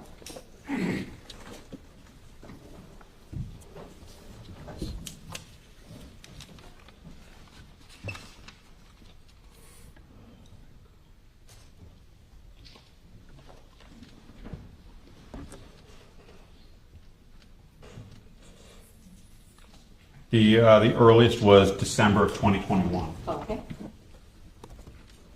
And so those historical track marks, can you show us on this exhibit where those track marks went? Yeah. So Ocean Reef Club is down here. So there's a lot of traffic around Ocean Reef Club on both sides of Key Largo, the northern tip of Key Largo. There was, I think, one track that went further down Key Largo, but most of the tracks were in and around Ocean Reef Club, and then up to Elliott Key, right around the Elliott Key Ranger Station up here. Now, seeing all of those track marks that went from the Ocean Reef area up to Elliott Key, are you familiar with Billy's Point? You've heard of Billy's Point? I've heard of it. Okay, and is this area around here where I'm pointing to with the orange dot, would that be consistent with some of those historical track marks you've seen? There were, yeah, all the traffic data was around here and coming up to this same area around Elliott Key. Now, you indicated before that you've been through the Cutter Bank channel, correct? Yes. So would that indicate to you whether or not the operator of that vessel would have familiarity with where the channel markers are? For Cutter I would Bank call it channel? local knowledge. So Okay. yes, I mean, based on historical data, not just from that device, but the other one, there was, the operators of both had a substantial amount of local knowledge.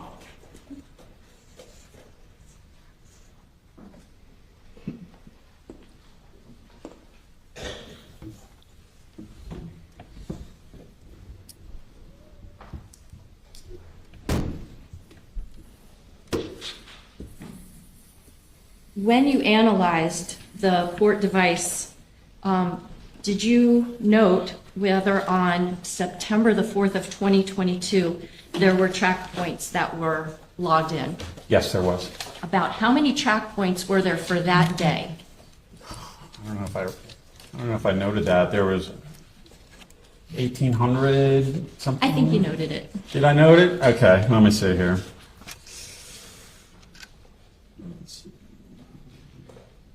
1,889 track points, covering 26 miles.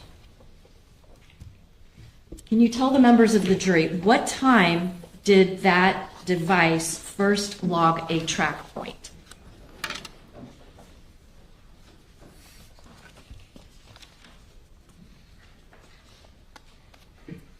(2:52 p.m.). Okay. Where did that track point originate? It was in one of the residential canals, one of the waterways inside Ocean Reef Club.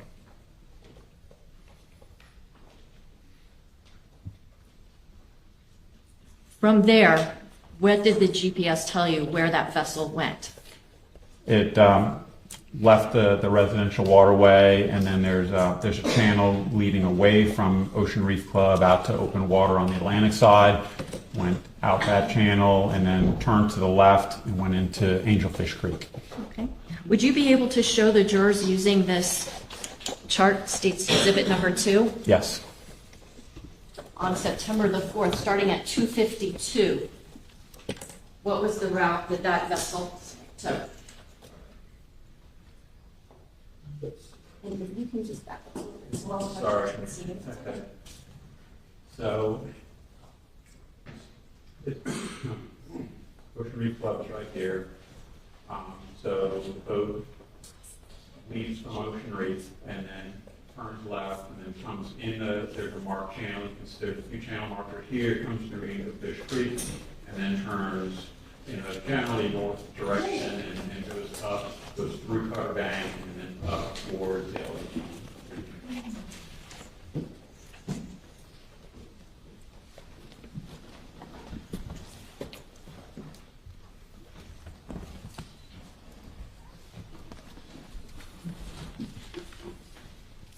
Did you prepare exhibits to show where those track marks were superimposed on actual images of that area? I did, yes.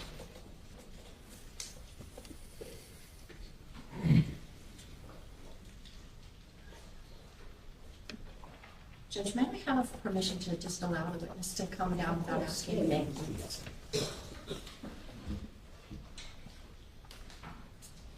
We're going to go through some exhibits next, right? Let's start with image number 8 on this exhibit. Can you explain to the members of the jury what this shows? Yes. So this is the track line data that was generated on the day of on September 4th. Before you get too far, what are these little blue, like, arrow marks that we see?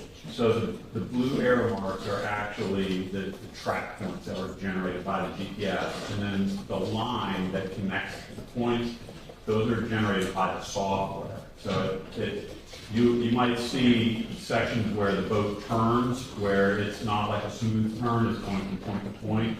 That's because the yellow line, although when it's going straight, is a very accurate representation of where the boat went. Not always perfect. So each one of these track points was generated by the GPS. For each one of these track points, I was able to recover the date and the time, and the speed and the direction of the boat was traveling. Okay. And so we're coming out here from Ocean Reef, and then what is this that we see when it hooks down? I mean, it's just following the contour of the shoreline around the bend here. But what's typical with Simrad, so Simrad is made by a company called Navco, and they also have Lourdes GPS and DD GPSs. And they are, one of the things that you'll notice is that they generate a lot of track points when the device senses changing directions. So you can see here where there's not too many along here because the boat's going straight, and then here when he's maneuvering, he's dropping a bunch of track points and they go straight again, and then you go. And you can see some of these are really slow speed because this one is a square and this one is a triangle. So there's a threshold that determines whether, the way that the software shows it. I think it's 3 miles an hour, so if it's, or it might be 5, but when it's going really slow, you might drop a square, or show it displayed as a square, and then when it's moving, you'll show it as a triangle, like an arrow pointing in direction. Next, image number 9. And ask if you can explain to the jurors what this represents in terms of the track that the Robalo vessel took on September 4th. Sure, so this is like a higher level view. This is where we left off. Right here, but now you can see they follow the shoreline down here, and then this is these red and green represent channel marker locations. These are non-intercoastal waterway markers. These are private navigation aid that Ocean Reef probably installed. So the boat went through the channel markers and then turned left and headed towards English Creek. What would be the reason for not just cutting up this way? Would you have a shorter distance? Sure, this is all shallow water right here. Okay. Now, toward the top of the screen, we see some blue track marks. Can you mark on those? Yep. You see when he accelerated here, and the spacing is generally far apart because it's going straight. And then here you can see, he initiates a turn, and so there's lots of track points. And then he slows down as he's entering Angelfish Creek. It's pretty narrow, and there's shallow water on both sides. And are there actual channel markers through Angelfish Creek? There are. That's what the red and greens are representing. Now showing exhibit number 10. Yep. Can you walk us through what this represents regarding that Robalo vessel? The red and green represent channel markers. You can pretty clearly see the water, the darker green, the deeper water, and then this is like black. This is the northern tip of Ocean Reef Club, and so you can see the red where you typically stay closer to the red channel marker. And the boat cuts across cuts the curve here, and then heads kind of west through English Creek.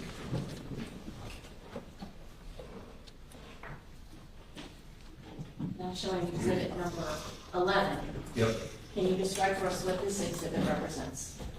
This is a zoomed-in section of Cutter Bank. Unfortunately, I didn't label the channel markers there, but this is the Robalo's northbound track, and you can see the boat left the channel here a little bit, and you can see again he's turning, so there's lots of track points. He's turning back to straight his course, there's a lot of track points, and they spread out.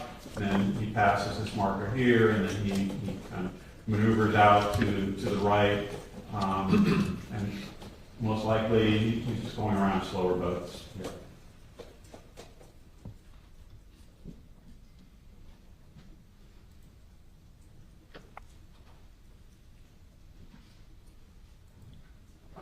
Now,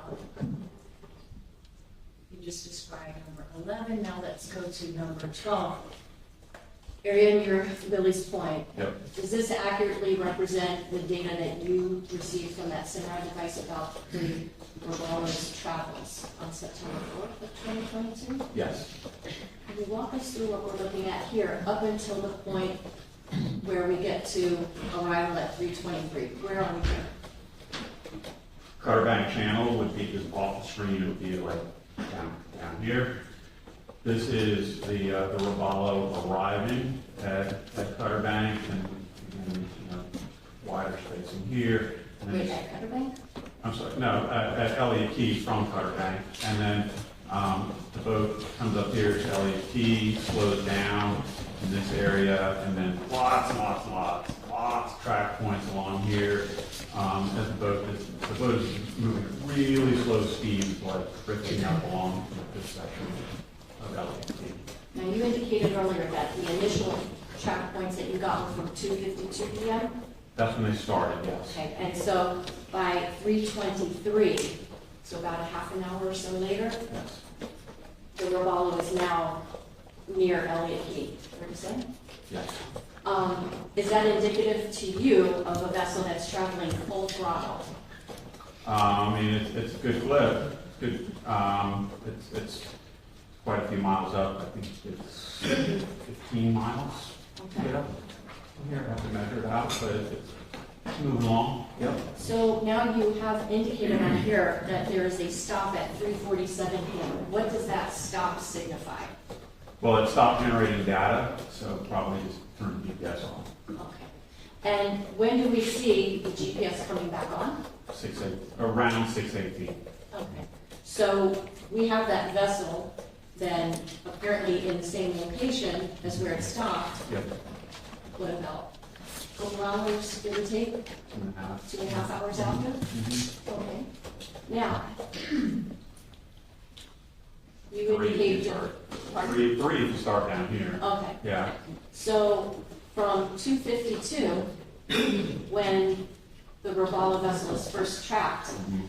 up to 6:18, that represents the time in total up in, before he starts heading back down. Would that be fair to say? Yes. Can you explain to the jurors, why do you say depart 6:18 p.m.?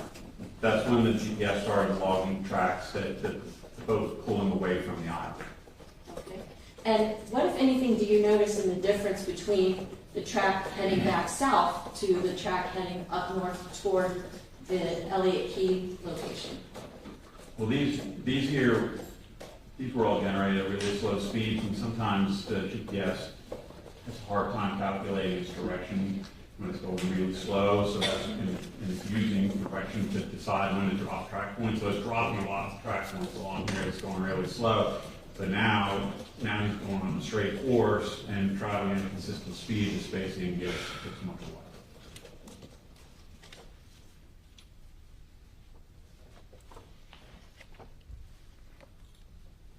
Okay, now looking at image number 13, can you walk us through these notes, ICW marker 13, 12, 13A? Did you put those on this as a way to show the did. jurors and Yes. give them landmarks? Yeah. Okay, what is it that this exhibit is showing us regarding the travel initially northbound and then southbound for the channel? So this Google Earth image, and the Google Earth image has the track data projected onto it, and then I saved the image and put it into PowerPoint to put in like these little icons for representing the channel marker location. And these are accurate locations on the light list on the Coast Guard's light list. And then I put in this call out to identify this ICW marker 13, this ICW marker 12. This is the track line of the Robalo going north, and then this is the track line of the Robalo coming south.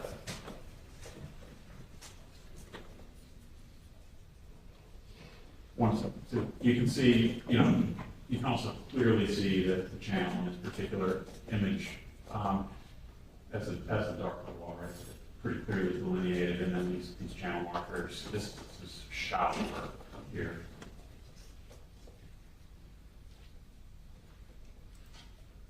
Okay, now showing you the exhibit that's labeled number 14. Yep. Can you walk us through what this represents? Yep. Excuse me one second, Judge. I have one year question on the publication of this exhibit. Go ahead, counsel. Good afternoon. The green and red markers that are depicted on the screen, Those are not to scale, They're correct? not to scale, no. Thank you, Judge. If you look really carefully, you can actually see the shadow of the channel marker in Google. Let's see it right there. Let's see it right there. Okay, so, as of 6:37 and 19 seconds, what is the speed of that Robalo? 43. All right.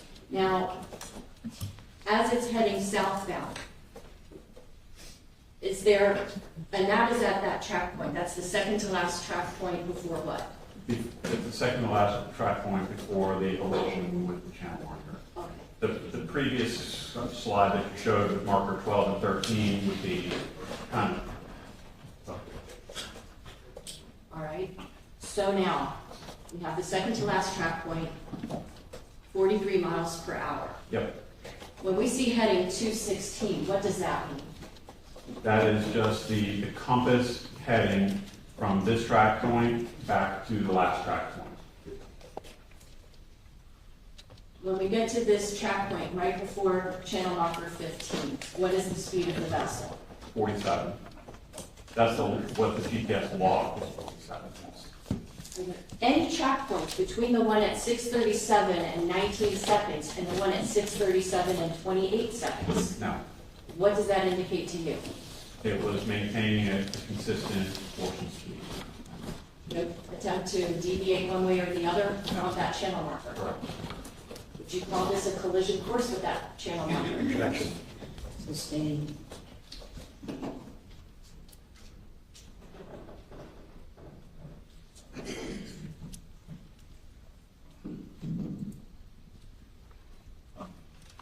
Regarding that 9-second time that went by from the second to last track mark to the last one before impact, how many feet did that vessel travel?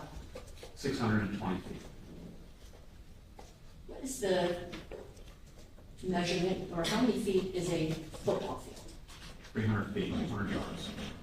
So, in terms of football fields, which maybe is a little bit easier for people to, I guess, imagine, how many football fields did that Robalo travel from the second to the last track point before impact? A little over 2. Can we get an image number on this one? 15. I want to ask you a question. So for this amount of time, this is how that vessel was traveling. I'm starting my clock now.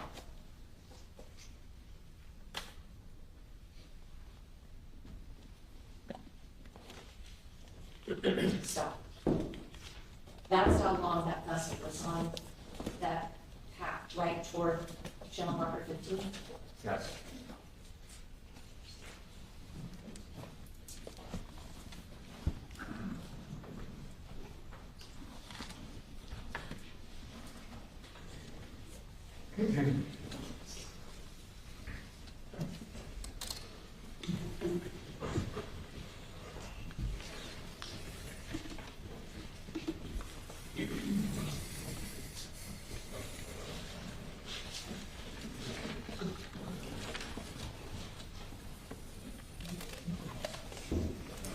I'm so sorry. I do want to go back and ask you one more question from photo number 14.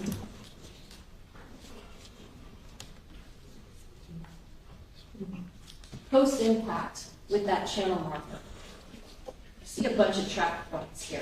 Yep. Can you explain to the jurors what that's representative of? When it hits the marker, it essentially comes to a almost full stop, and then the remaining momentum and potentially the engine still running or pushing it forward, but this is just representing the movement of the boat after the impact of the marker.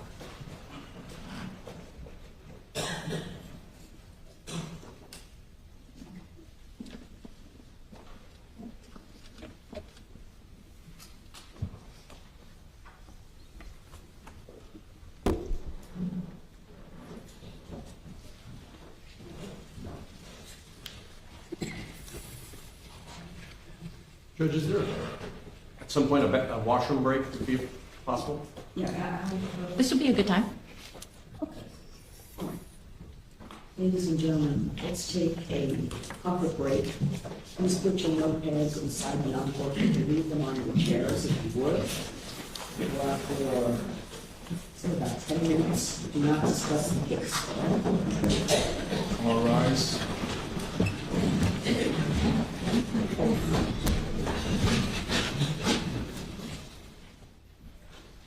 All right, everyone, please be seated. Thank you.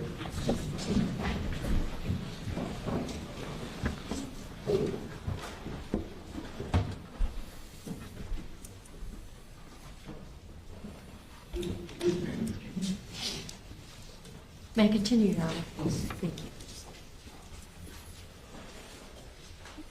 Mr. Helm, if you can step down for a moment. Sure.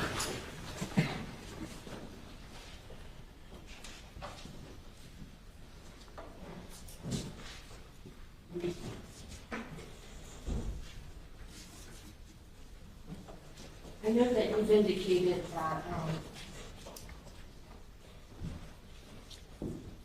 that we see the southbound movement of the Robalo on what would be facing the screen on the right-hand side. Can you explain for us, what is it that we're seeing on the left-hand side, this left track? This is the Robalo's northbound track as he's heading up from Ocean Reef up to LAP. So the track is here, and you can see the close spacing as he's rounding the corner here, and then it gets much wider from here to here as folks going. Now, in terms of the last track mark and the second to last track mark, I see that you indicate that there are two different speeds. Can you tell us what, if anything, that indicates was happening by the operator of that vessel? Yes. Objection, speculation. Rephrase your question, please. Would this speed of 43 at the second to last track mark and the last speed at the last track mark before it cracked at 47, would that be consistent with the operator of the vessel accelerating through the channel? Yes. Would that be consistent with the vessel speeding up simply because it's hitting shallower water? Depth of the water doesn't impact the speed of the boat. Now, when we look at these post-impact track marks where the engine is still running, are you familiar with an item called a kill switch? An engine cutoff switch? Yes. Yes. Sometimes referred to as a kill switch, yes. Can you explain to the jurors what that is? Objection, relevance. It's typically a lanyard that an operator would connect to, a belt loop or something on your body, and it is connected to a switch on the console. So if the operator were to leave or be rejected or removed from behind the console, it cuts the engine, shuts the engine off. Now, the fact that the vessel is still moving, does that indicate to you that a kill switch was on anybody that was operating that vessel? Potentially one was not used.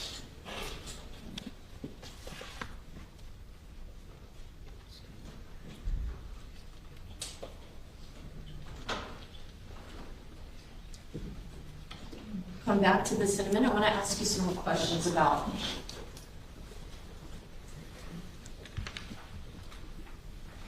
the visibility of channel marker 15.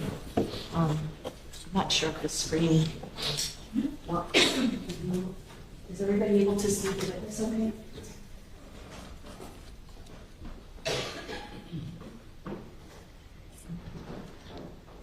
Is channel marker 15 visible from the second to last track mark that you indicated? Clearly, yes.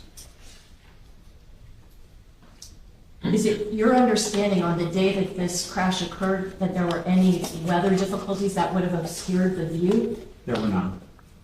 What about sea conditions? The sea conditions were generally calm, like chalk in the water.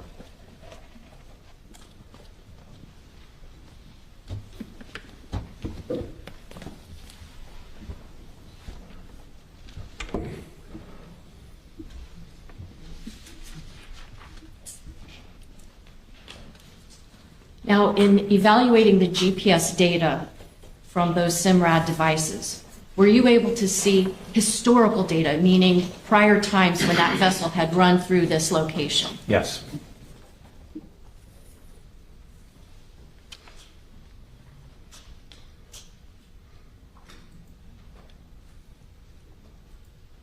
Now showing image number 16. You see a whole bunch of blue dots here. Can you explain to us what is it that we're looking at here?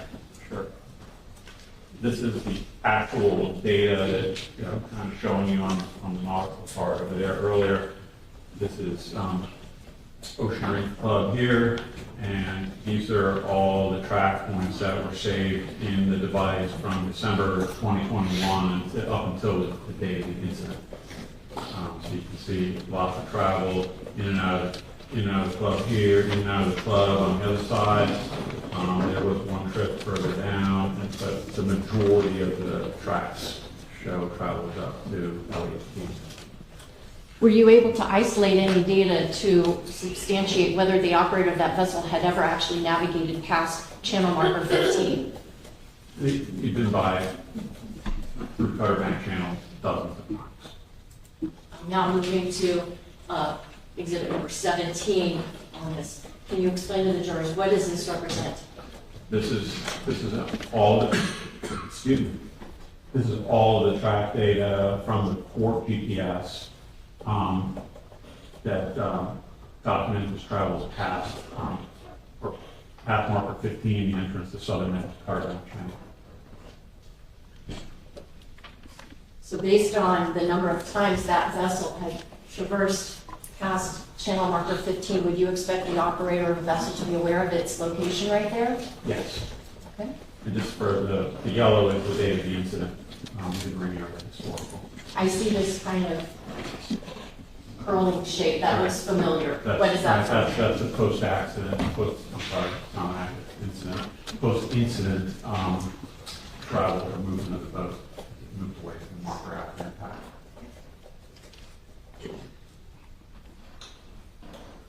Now, we've been talking about the port SIMRAD device. Did you get any data from the starboard SIMRAD device documenting where that vessel was on September the 4th, 2022? There was none. Does that mean it wasn't working? No. Does that mean you didn't somehow successfully extract that data? No, I successfully extracted it. There was a lot of historical data. It just wasn't being used. It just wasn't generating track data on the day of the incident. You earlier indicated that these SIMRAD devices are like multifunctional. Yes. Would it be consistent that perhaps the port GPS was activated on the SIMRAD, but that the starboard side SIMRAD was being used for some other purpose? It could, the way he had the system configured could have played a role in whether or not it was generating data. So like if hypothetically it was being used to play music or something like that, a decision might have been made that I don't need two devices tracking GPS. I want to use this other device for something other than GPS. Objection, speculation.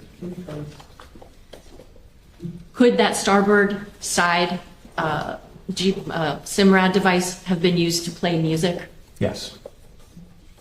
Now, I want to ask you, do you know the man seated at the end of that table? For the record, I'm indicating to the defendant, the man with the blue shirt and the blue tie. I know who he is, but I don't have any personal knowledge of him or his family. Did you ever meet a young woman by the name of Lucy Fernandez or anybody, or have any involvement with her family? No. Did you know any of the girls who were on the defendant's vessel on September the 4th of 2022? No. Are you getting paid for your work in this case? I am. And who's paying you? You are. Me personally? Well, the Office of the State Attorney is paying me, and Fish and Wildlife paid me to do the initial report. So you're being paid by the government to do work in this case? Yes. I want to transition for a moment and ask you if you've ever heard of a term, a speed spike. Potentially, yeah. Okay. Yeah. Okay. Let me move you to the next exhibit here. Okay. Do you recognize the exhibit that's number 18? I do. Okay. Does this data represent Forgive me, what image are we on? 18? Thank you. And down here, so you can kind of go over what this represents.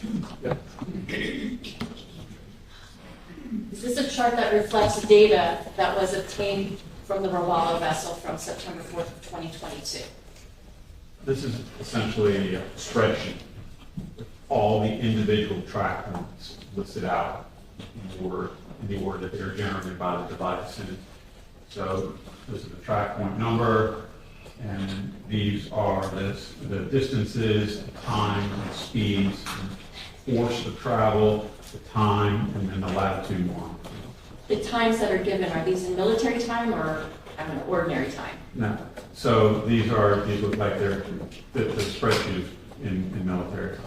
Okay, now earlier you testified that there were, I think, 1,889 track points generated for September the 4th of 2022. Yes. Now, we're not looking right now at almost 2,000 track points, right? No. So this is just a snippet of some of that data? It is. Okay, and of this snippet, what time does it start? In regular time, not military time? 58 seconds after 6:27 p.m.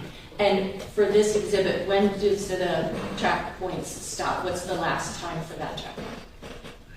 I think the last digit is 6, but it's definitely 6:35 and 26 seconds. Okay, now, in this particular situation, what was the time of the last track mark before striking the channel marker? Sure.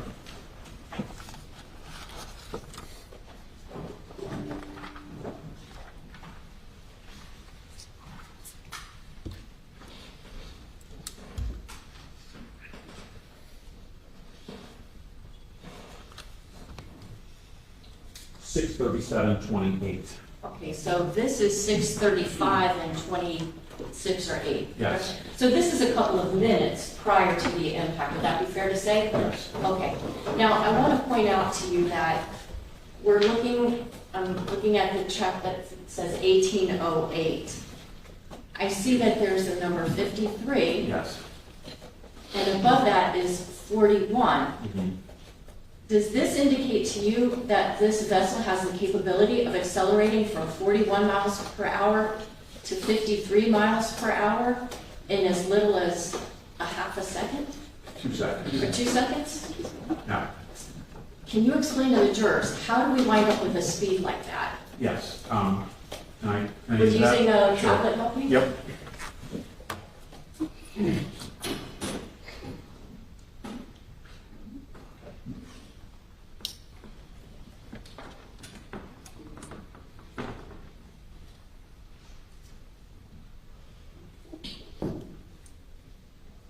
The thing to remember is that these speeds are not a snapshot of exactly how fast that boat was going at 6:33:09. These are calculated speeds based on the distance and the time that it traveled from one point to the next one. So, something like this.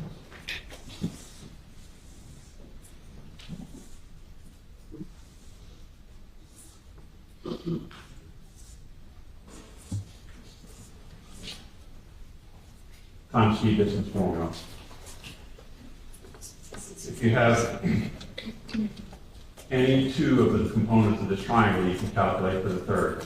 So for the speed calculations on this column here, they're using the distance from one track point to the next, and the time that it took to travel from one track point to the next. The thing with these calculations are the GPS system, when it's calculating your position, the latitude and longitude, measures time in nanoseconds or billionths of a second. When it's calculating your speed, though, it's using a very simple timepiece. This is an atomic clock that's on the GPS satellites. This is a very simple timepiece that's inside your GPS device, and it keeps time in whole seconds, right? So the device is calculating the speed based on the distance traveled divided by the time. And what you'll notice, when you have longer track intervals, like here, 23 seconds, 9 seconds, 11, 45, the speeds are all pretty consistent, right? They're all in the upper 30s to 40 right here, coming down. But here, the leg speed is 2 seconds. Down here, it's only 1. So what happens sometimes, what you'll see when you're analyzing these devices, is the device might drop a track point at an uneven interval. So say it drops it at 1.4 seconds. Well, the system's not keeping track of the fractions of a second, so it'll round it down to 1 second. And then the next track line, it could be 1.5 seconds. Sorry, in which case, it would round it up to 2 seconds. So you're taking the speed calculation and the distance, and you're literally doubling the time in this example that you're using to divide. So it's radically changing the final outcome. Like here, it could be 3 seconds with a 2-second interval here at 76 with a 1-second interval. These 1-second intervals are not great for identifying speed. You want to look at like a longer distance with a longer track interval. Now, if someone did not understand the way that the software will calculate the speeds, Yes. could it then appear to somebody that does not understand the interpretation of this data, that this vessel would be able to travel from about 39 miles an hour to 76 miles per hour that quickly? What you're seeing here, these track points were right at the north end of Cutter Bank as the Robalo was navigating. The operator is making some changes in direction and he's entering the channel. And you can see 2, 4, 1 second intervals right here. And that's why you see these swings. If you actually took those numbers and you averaged across all 4 or 5 of them, guess what happens? It smooths out to give more reasonable speed. Is this an error on the part of the GPS data or device? It's not an error, it's just you're pushing the limitations of the device's ability when you're dropping track points, when you're going, the faster you're going, the bigger this discrepancy is going to be. So at slow speed, a 1 second interval might not be that bad, but when you're going fast, faster you're going, the bigger the change is going to be. And so it looks like the speed here is spiking, but that's not in fact what's happening, is it? It's just the calculation of what the speed is. That's correct. Is dependent on how long the vessel travels between a leg from one point to the next. Yes, and I should also point out too, like, it's not using 155 feet in one calculation and then 0.3 of a mile in the next. These are being displayed just because there's 4 or 5 placeholders in this column right here. It's using the actual measurement of feet from one to the next.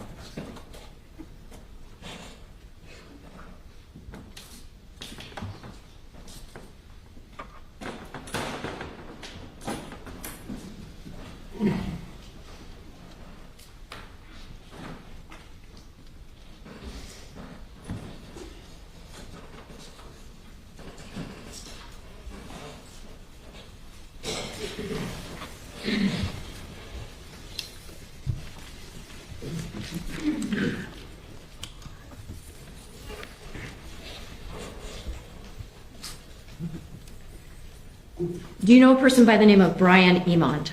Yes. Did you do a download or provide assistance to him to download those SIMRAD devices that were taken into custody in this case? I didn't assist him, so to speak. He was unable to unlock the PIN code on the device, so I assisted him in unlocking the device, but I was present when he downloaded the GPSs. Were there any attorneys for Mr. Pino present when this took place? Yes. And who was it that brought the actual SIMRAD devices to Mr. Emond to examine the data on those? Lieutenant Thompson. Has Mr. Emond ever taken your GPS data courses? He has, actually. Okay. Do you know a person by the name of Christopher Cairns? Yes. Is he actually in the courtroom today? He is. Can you just point to him? Yeah, Not that he's on trial or anything. No, he's at the defense table right there. Okay. We'll stipulate. this. Okay. Was he present when Mr. Emond did the download of the SIMRAD devices? No. Has he ever taken any of your GPS data courses? He has not. I want to now take you to the date of June 9th, 2025, just a little over a year ago. Okay. Did you assist with the attempt to recreate the conditions, speed, et cetera, of the vessel crash that you documented with GPS data regarding this Robalo and channel marker 15? Yes. Can you explain to the members of the jury what steps were taken to try to, as closely as possible, redo that crash without actually resulting in a crash? Sure. Let me move this out of the way a little bit so you can talk.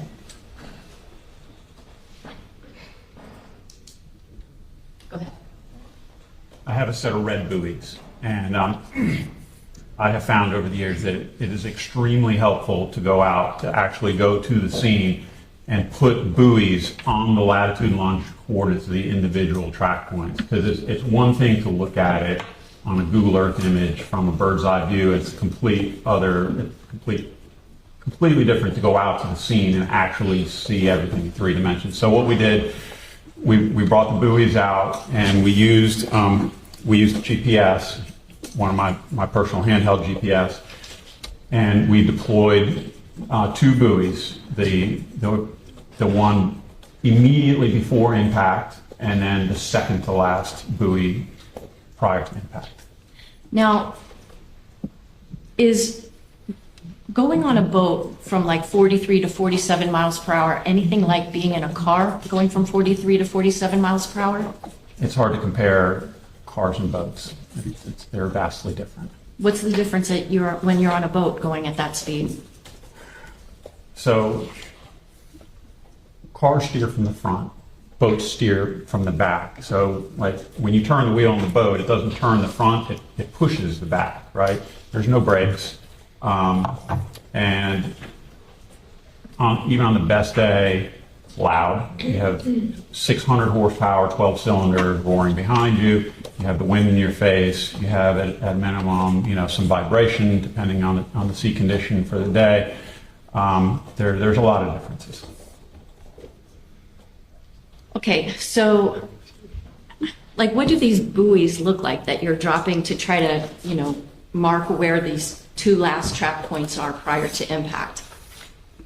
It's just a 12-inch styrofoam buoy, and it's got a fiberglass rod through it. It's got a reflector and a red flag on it. The bottom of it is weighted, and so when we got out to the scene, I measured the depth, and I had a weight on the end of the line, and so I wanted to, as closely as possible, approximate the depth so there wasn't a lot of swing back and forth when the buoy's floating above the anchor. And so I had Lieutenant Thompson position us as close as possible to the latitude and longitude position using my GPS. So I was sitting on, we're not using the vessel GPS, we're using my GPS for me sitting on the back of the boat, and I'm guiding him to the exact latitude and longitude coordinates that were reported by the GPS, and I dropped the buoy there. And then we dropped that was the second to last, and then we moved up and did if I'm remembering the right order, and then we moved up and dropped the buoy right near the channel marker, which was the one immediately prior to collision. And then was Lieutenant Thompson there with you? Yes, And who was piloting this vessel? Lieutenant Thompson. And just in total, how many people were on the vessel for this recreation? 3. Were these people all wearing personal flotation devices? Yes. You didn't have 14 people on the vessel? No.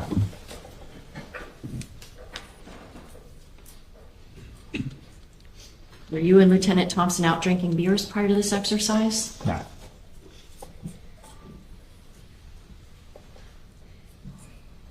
once Lieutenant Thompson begins to pilot the vessel through the Cutter Bank channel toward those buoys that you had placed using GPS,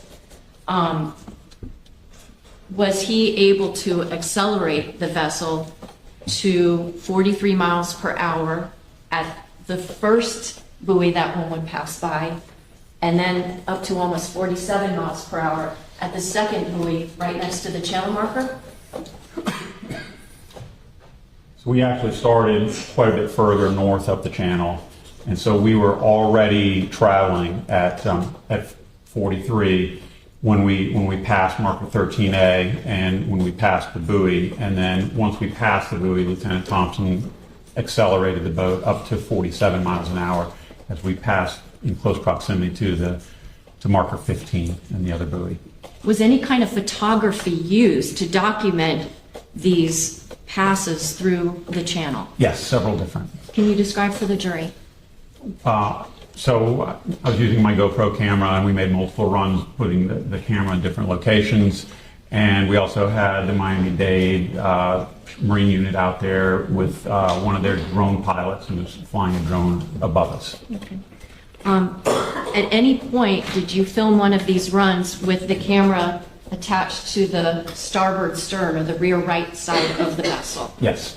Why did you think it was important to put a camera at that location of the vessel?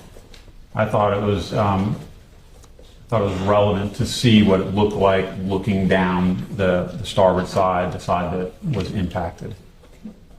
Did you also place a GoPro camera from the vantage point of right in front of the center console on the windshield? Yes. I mean, I would love to have had it from the operator's perspective, but the console on the FWC boat is nothing like Mr. Pino's boat. So we put it we stuck it with a suction cup on the windshield right in front of on the front side of the console, like down towards the bottom of the windshield, so it's not obstructing the view. Would you think it would be prudent to put the camera in the line of sight of Lieutenant Thompson? Probably not. Probably not, okay. Was there another place that you placed that GoPro camera so that we could see the vessel approaching the channel marker? Attached to the actual channel marker and recorded a northbound perspective to see the boat approaching the marker.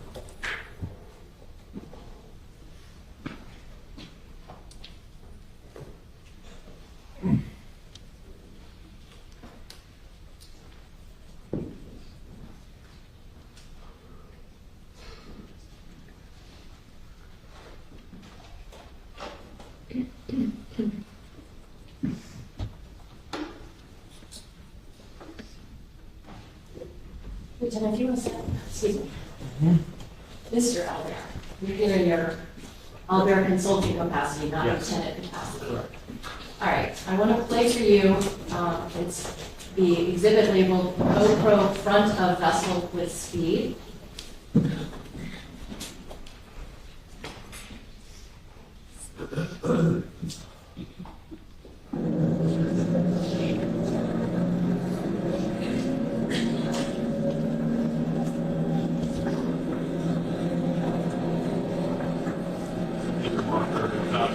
I'm not hearing.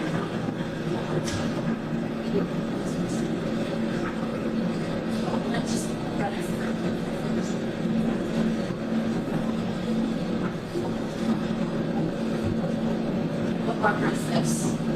13A. Lower, I didn't hear. Out of 13A. That's 14. I'm moving it just went by.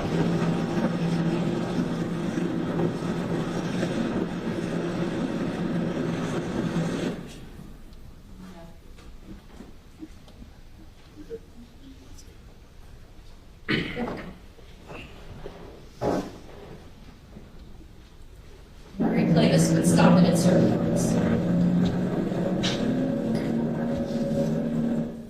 Okay, right here.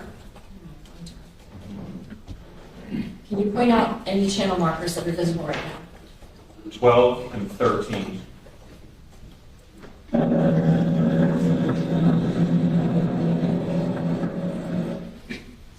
I noticed, Mr. Alber, that up in the upper left-hand corner, there appears to be something like a speedometer. Yes. How did that get there? The GoPro camera has built-in GPS that you can use to calculate speed. And it has, in the editing app, you can choose which features to show on the video, so I put the speed on.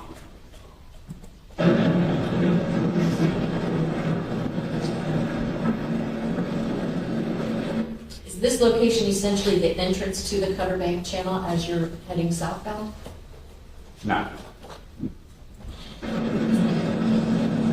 That would be further up to the north. Yeah, so, I mean, that was 12 and 13, and there's 2 pairs of markers north of that, 10 and 11, 8A and 9 further north.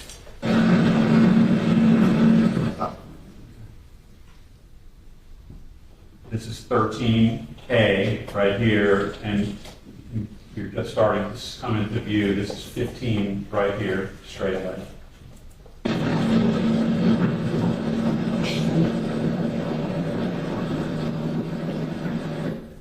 So we're not quite yet at 13A. Correct. And this is 15 right here. This is 14 right here.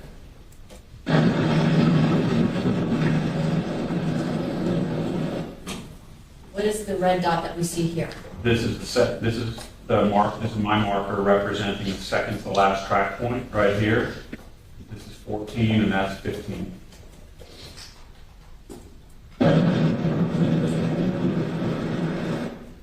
Here is the second to last track mark.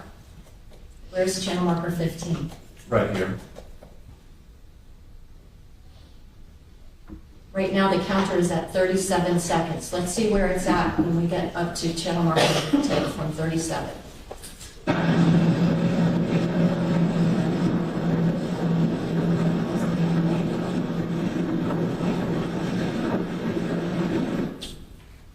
We're now at 47, so just about 9 or 10 seconds. Now, based on the GPS data that you obtained from the SINRAD device that were on that Robalo vessel, did the operator of the Robalo make any change in direction from that second to last buoy to this last buoy? No. Would the operator of that Robalo vessel have been able to see channel marker 15 from those locations? Yes. If he was looking. Yes. I want to show you another. This is going to be GoPro on channel marker.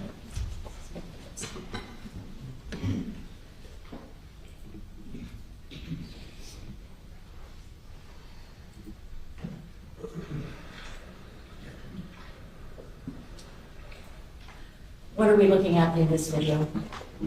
This Cutter Bank channel. This is 14, 13A, 13, and 12. And you can see the boat right there. And where is this camera affixed right now? It's affixed on the right-hand side of the well, as we're looking towards on the right-hand side of the marker, on the side of the marker, east side of the marker. Right.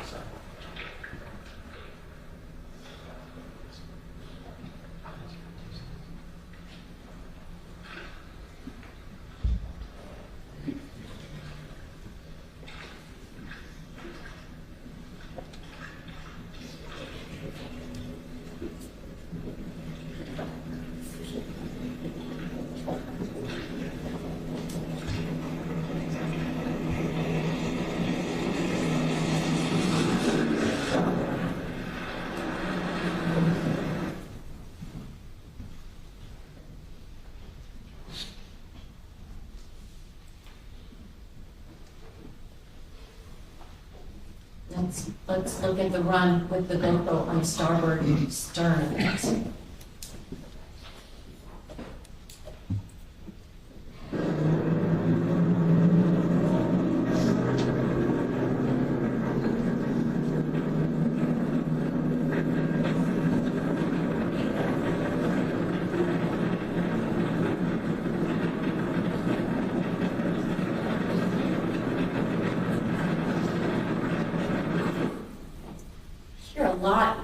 of noise, is that consistent with the kind of noise that would be from the Robalo as it was making its way down the Cutter Bank Channel?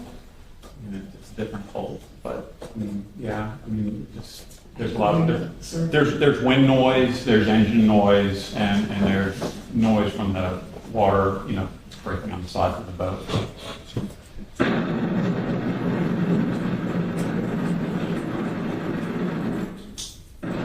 We just passed the second to last buoy, correct? Yes.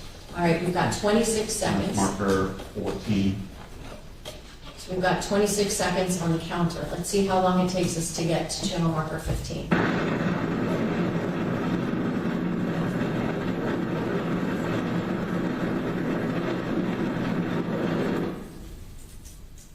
We've got 35 seconds. The vessel's just about to approach channel marker 15. Yes. That channel marker had been visible to the operator of the Robalo that entire time. Yes.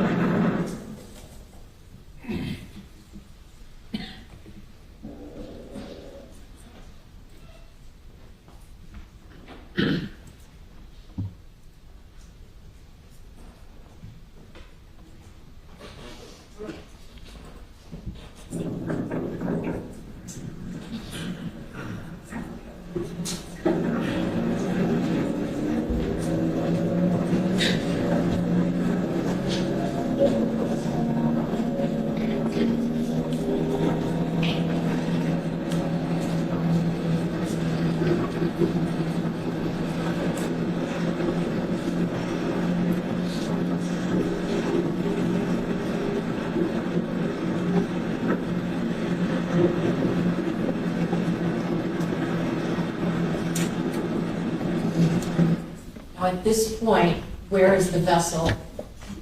Is it still to the north of where we see channel markers 13, 13A? Yes.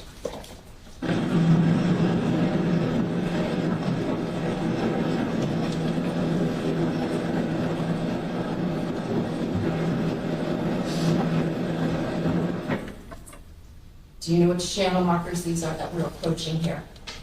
12 and 13.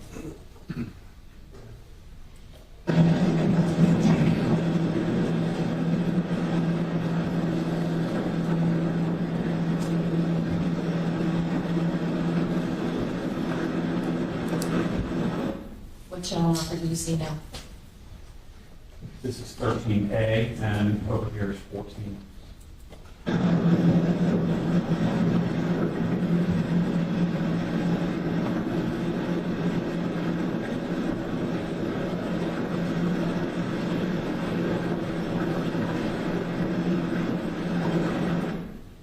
Right now we see the buoy. Yes. Does that represent the last time that any change in direction was had up until right before impact? There is. It's not a big change in direction, but it was probably the combination of the change in direction and the increase in speed that triggered the device to drop that track point, moving towards the next marker.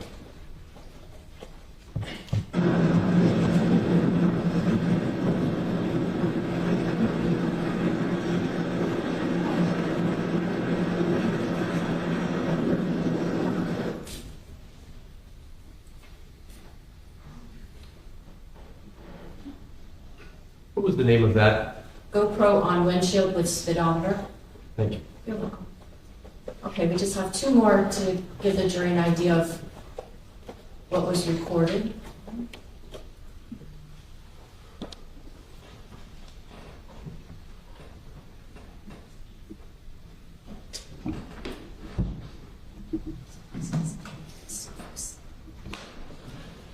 Second.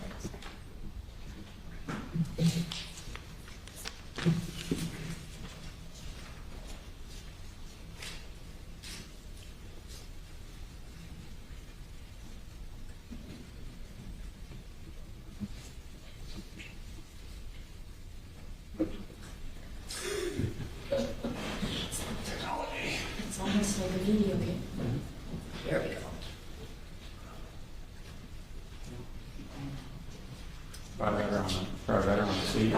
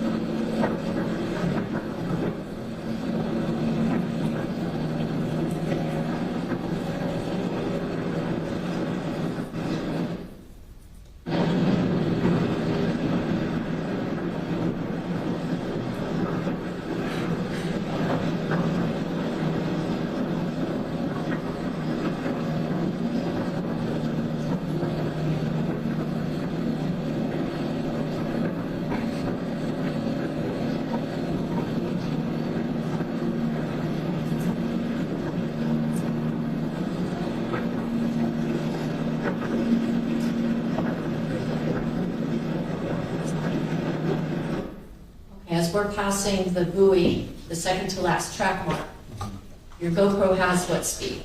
42. And on the GPS device, what was the speed at the second to last track mark? It logged at 43 miles an hour speed Okay, there. so 1 mile an hour difference. It's not easy to exactly get the speeds on a boat.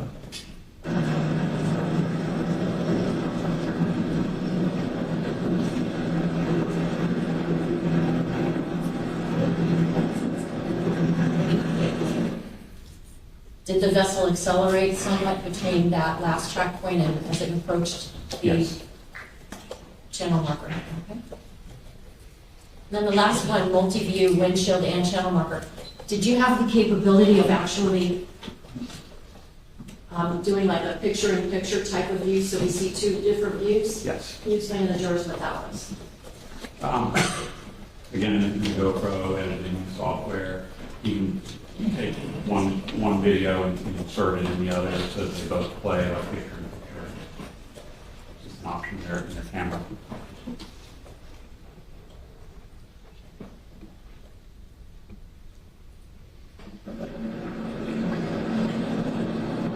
So this is from the channel mark. And they're synchronized so that Yes. you see the same time? Yes.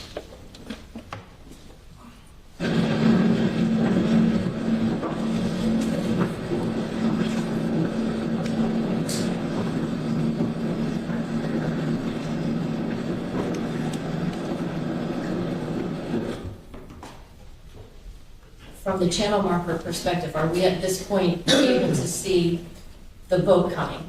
Yes, the boat is right there, and marker 15 is right here. So if these were living objects, they would be able to see one another. Yes.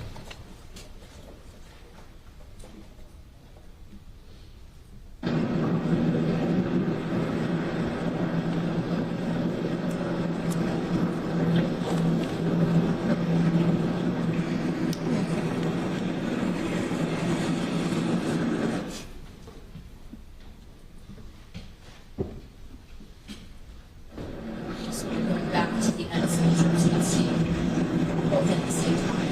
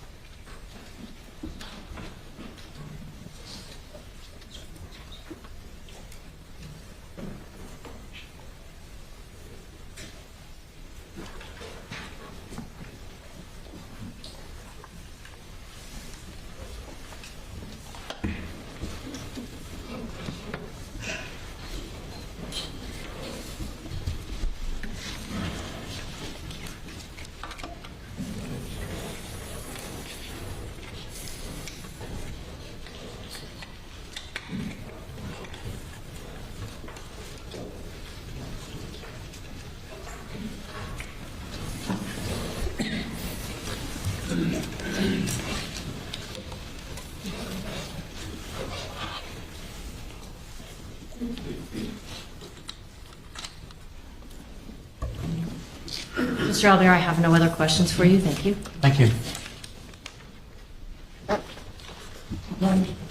Ladies and gentlemen, we're going to take our lunch break at this time. Please put your notebooks inside the front porch and we'll take them out. We give them to you during our lunch break. All right. Welcome back, everyone. We're going to now proceed defense cross-examination. Thank you, Judge, and good afternoon, Mr. Alber. Good afternoon. You and I are meeting today for the first time. Yes, sir. Okay.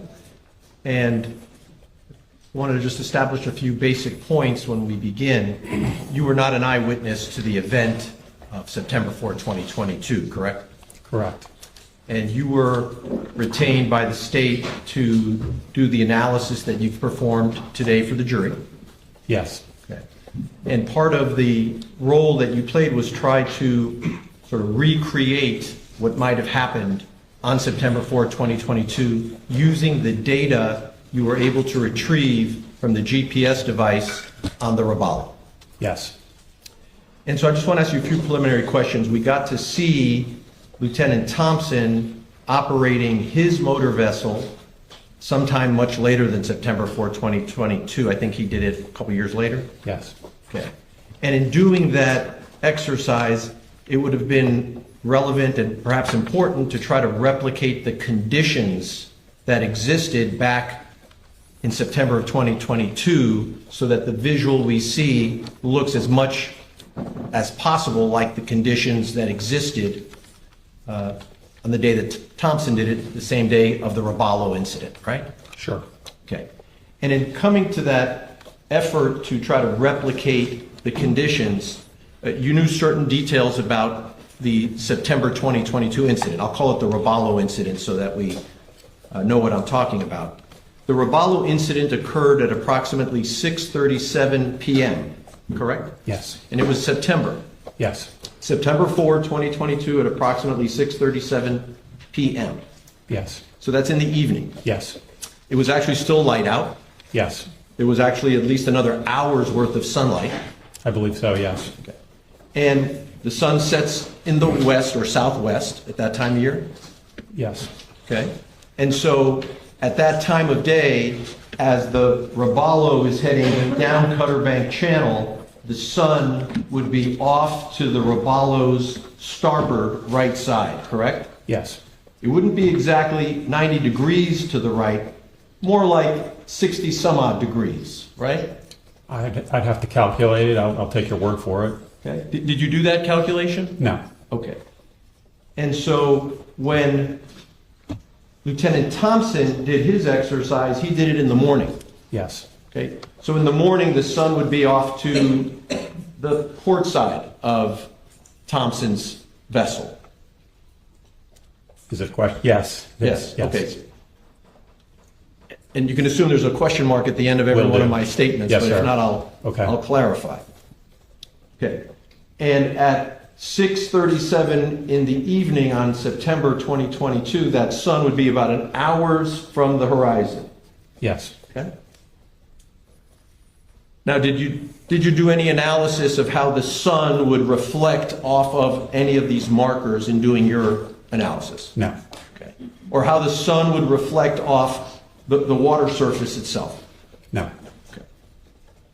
Now, in terms of the visibility of the Robalo, where the operator is standing at the helm, would you agree that height matters? Yes. Okay. Now, you're under oath. Tell us how tall you are. I'm 6'8". 6 feet 8 inches tall. Yes, sir. Okay. And so at 6 feet 8 inches tall, you'd be a foot taller than a man who's about 5'8". Fair statement? Yes, sir. That math we can do without a calculator. And so your line of sight at 6 feet 8 inches tall is going to be better, would you say, than someone who's 5 feet 8 inches tall In his boat, in the Robalo? it's going to be worse. Yours is worse? Yes. Because? Because I'm looking right into the electronics box. So you're almost too tall for that boat? Yes, sir. Okay. But if your eyesight is below the electronics, that's a better line of sight than someone who's shorter, right? Somewhat, yes. Okay. Let me see if I have the image I wanted. Where did those exhibits go that I put aside, right? No? Hold on one second. Did someone put them back? Oh, here they are. Thank you, thank you, thank you. And so, let me show you what's already in evidence as State's Exhibit 104. You recognize that as the, would that be called the helm? Or the console? What would you call it? This is the center console. Center console. Looking at the front of the center console, yes. Okay, so if someone was at the bow, the front of the boat, this would be a photograph looking back to the stern, the rear of the boat. Yes. Okay. And the operator would be on the, what would be the starboard side of the center console. On that boat, yes. Right. And I think you told us it was the starboard side that took the hardest hit here and would likely cause the greatest injuries to people on that boat. Yes. And that's where the operator of the boat would have been, on the starboard side. He's closer to the center line, but yes, he's on the starboard side. Okay. Now, this boat the Robalo has a windshield. Yes. And I'd like to show you what's in State's Exhibit 105. Is that a photograph of the windshield? Yes. And do you know if the condition of that windshield as it was photographed and introduced by the state is the same condition it was on the day of the incident? No. State's Exhibit 105. Now, when Lieutenant Thompson was operating his vessel, he mounted the GoPro or the camera device in front of the windshield. Is that right? Yes. Okay. So the GoPro was not obscured at all by the windshield. Correct. The operator, Thompson himself, would have been several feet back, holding the steering wheel. I don't know if I'd quantified it several, a couple, 3 feet. Yeah. Fair enough. Okay. And so let me show you State's Exhibit 3. Yes. You recognize the Robalo? Yes. And do you see that George Pino is in this photograph? Or there's an operator there, you may not know it's George Pino, I didn't notice. but I'll have you double check. That there's a man standing at the steering wheel position. Yes. Okay. And someone can operate this motor vessel either standing or seated. Yes. Okay. Do you know whether standing versus seated would affect the line of sight of the operator? It would, obviously, if you're seated, you're a little bit lower and you're a little closer to the top level of the top of the console, so it would affect it, yes. Okay. Now, in this photograph, there are some of the passengers are standing in the bow area, correct? Yes. And the bow area is the front of the boat. Yes. And I'm going to show you another photograph, State's Exhibit 6-9. You see it? Yes, sir. That's the Robalo after the accident. Yes. And I'm using this because I'd like you to explain to the jury, and you're welcome to stand or sit, whatever's more comfortable for you. Okay. Tell the jury, what is the freeboard of a boat? The freeboard of the boat is the distance from the water line here, the boat's floating, resting in the water, to the top of this called gunwale. That's the freeboard. Okay. And so it would show on this as well. You can see that there. So the resting water line would be a little below the teal green there. Okay. And when the boat is on plane, Yes. is the bow a little bit up? Above the water? Back of the whole boat. Like Well, you tell us. the whole boat will rise up, so it'll give you, depending on the boat, anywhere from a few inches to maybe a foot. It'll rise up higher, and then depending on how you control or manipulate the tilt on the engines and the trim tabs that control the pitch of the boat side to side, and you can push the tab down, and the load on the front of the boat, the amount of weight on the front of the boat, will determine how the bow rises. To achieve a faster speed, does that typically suggest that the trim is so that the bow lifts just a little bit? Yes, there's kind of a sweet spot when you tilt the motors up. When they're all the way down, push against the back of the boat, the transfer of the boat tends to push the front of the boat downwards.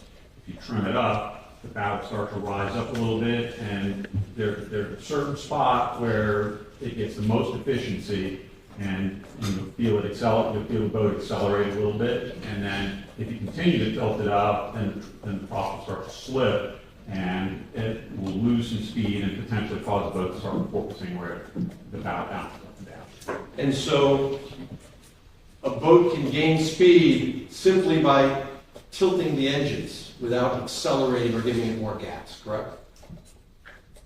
Within limits, yes. It's not going to go from 0 to 60. No, you're going to, depending on the hull style of the boat, you might gain a couple of miles an hour. Fair enough. Yes.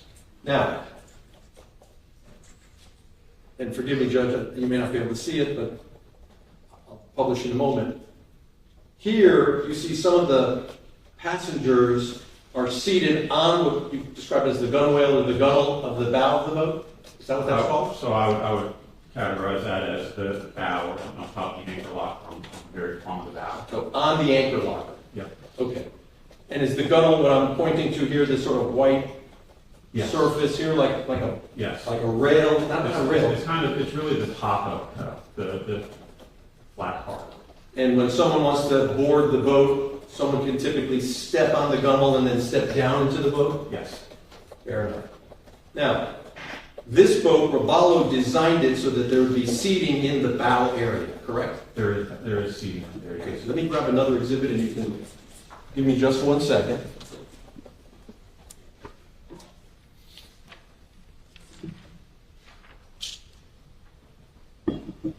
Take a look, if you would, at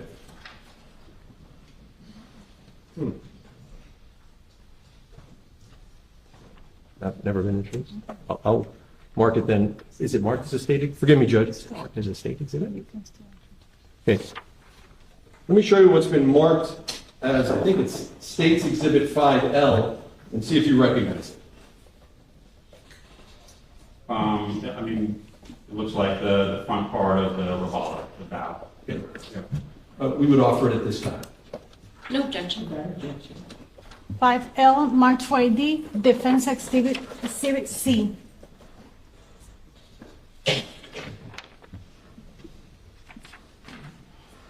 And so, Mr. Alber, this is what I'll call the forward seating area. Is that a fair statement, or is that the bow seating? What would you like to call Either one is fine. it? Okay. And this is where, according to your review of the file, there were passengers seated in this bow area, correct? Yes. There are cushions that go on top of this fiberglass surface, so the person's, forgive my word, butt can be more comfortable than sitting on fiberglass, right? Yes. And you recall that when someone is seated in that bow area, there's about 12 inches between the top of the cushion and the gunnel. Yes. Okay. So now, you stay with me just 1 second. In Exhibit 3, the passengers are actually sitting on the gunnel, right? If that same passenger that I'm pointing to were seated on the cushion, you'd expect her torso and her body to drop about 12 inches. Yes, sir. And so that when seated while the vessel is operating, that passenger's torso and head would protrude above the bow, anchor, gunnel, whatever it's called. Yes. Okay. And the pilot looking over the bow might have his or her visibility obscured by the passengers seated in the front of that boat. Yes. Okay. And if the passengers are, for example, seated, listening to music, waving their arms and dancing in their seat, that could obscure the pilot's view or the operator's view. Both obscure and distracted, yes. Okay. Thank you.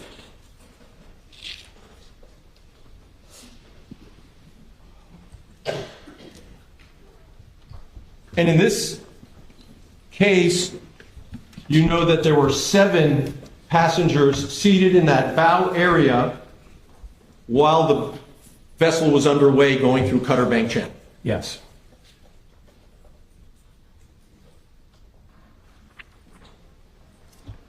Now,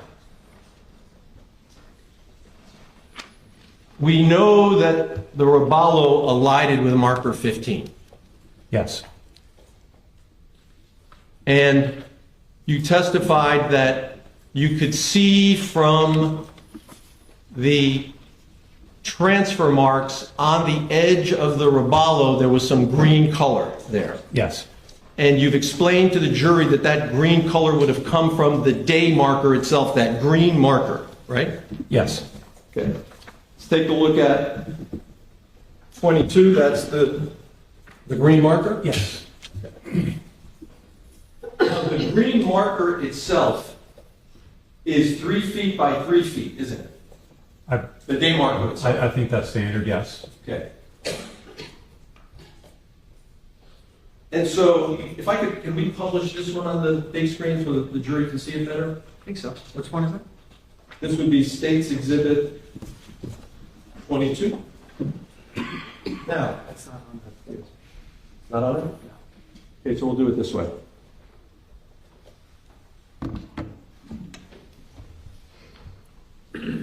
Now, let's take a few steps here. If the marker is, I'm going to use this as south, but I keep changing north and south, so apologize. This marker 15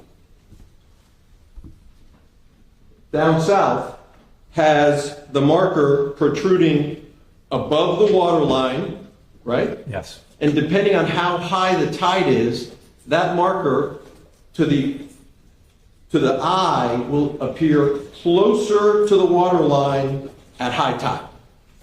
Marginally. Okay? Yeah. Maybe slightly. A few feet, actually, right? The tide could drop from high tide to low tide, could be a several feet difference, right? Not in this area. What's the difference? I think the tide on that given day was 1.75 feet that it rose, so a little shy of 2 feet. Okay. Yeah. The marker's 3 feet. When I say the marker, let me be clear. The day board, the green board is 3 feet. I understand what you mean. Yes, sir. So roughly half or more than half the size of the day board is the difference between it being at high tide versus not being at high tide. The water level on the marker is a foot higher or lower. The marker itself never moves. Of course, but Yeah. the boat is going to be higher in the water at high tide than at low tide. Yes. So that marker to the operator's view is going to look lower when it's high tide. A little bit. Okay. Yes. Now, on September 4, 2022 at 6:37 p.m., it was high tide, wasn't it? It was close to high tide, I believe. Yes. Now, when you first did your analysis in this case, Yeah. you had reported that high tide was at 10:29 p.m., correct? Yep. I just reviewed that, and that was low tide. And you reviewed that because today I brought that to your attention. You did. Yes. Okay. So you were operating under the assumption that this entire event, until today, until we're here in this courtroom today, you assumed that the accident happened at low tide. I'm sorry, you assumed that low tide was... Well, tell us, what did you assume? I didn't make any assumptions because I didn't consider the minor difference in a foot or two of water level to play a factor in the collision. However, we have a 6-hour tide cycle here in South Florida, and so if the accident happened at 6:30 and the high tide was at 10:30, we were midway through the tide, and that would have meant that it was about a foot different. Actually, a third of the way, right? Low tide would have been about 4:30 that day, 4:30, 10:30. under your math. Sure. 6-hour difference. Okay, sure. Yesterday, Lieutenant Thompson said high tide was at 4:48 p.m. Do you know where he got that number from? I don't.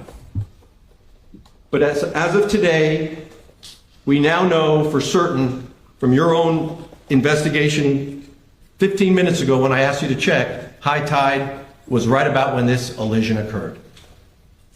No, it was not. It was 4:30, it was 2 hours potentially before the collision occurred. Double check, what time was high tide?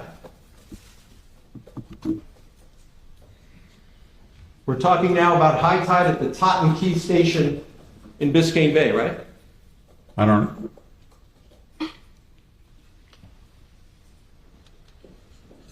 I don't have the, so I don't know where the Totten Key Station is located.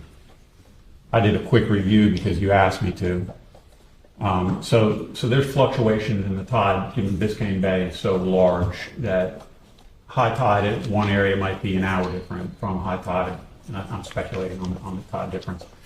So generally speaking, it looks like the high tide, based on what I looked for, high tide was at 4:44 p.m. On which day? September 4th. At which location? I don't know. Okay, well, can you check Totten Key, which is what the... I can't do it while I'm sitting up here. Okay. It would take me some time to find that because it's not something I could just... Okay. Your report said it was at 10:29 p.m., correct? Page 6 of your report? Yes. Okay. Is there a way that you can, if not at this moment, but later today, do the research and tell us what your final answer is on when was high tide on that day? Sure. And what would be the appropriate location to look for to determine high tide? Would it be the closest location to where the incident occurred? Yes. Are you familiar with the map of the area? I am familiar with the map of the area, but I'm not familiar with the locations of the tide stations on the area. Okay. If I show you the map, Yep. Exhibit 2, Okay. do you see that? Sorry. Yep. Sorry. You see Totten Key is just east of the channel? Yep. You see that East Arsenicer is just west of the channel? Yes. And if those are the two closest tide stations to the event, would those be the best places to look to see what time was high tide on that day? Yes. Okay. So East Arsenicer and Totten Key. Okay.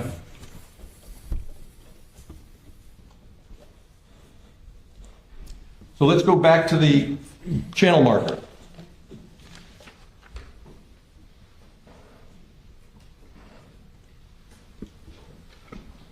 Let me show you what I'm marking as Defense Exhibit A12 for identification. Yes. Does that look familiar to you? Yes. Okay, is this a photograph that is included in one of your reports? Yes. Okay. Offer A12 by the defense. No objection, Your Honor. Objection. A12 marked for ID, Defense Exhibit D.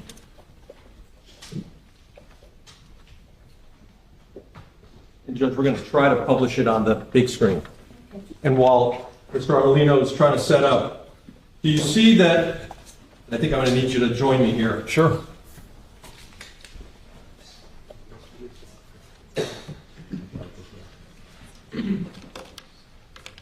Going over here so that they're not distracting us as much.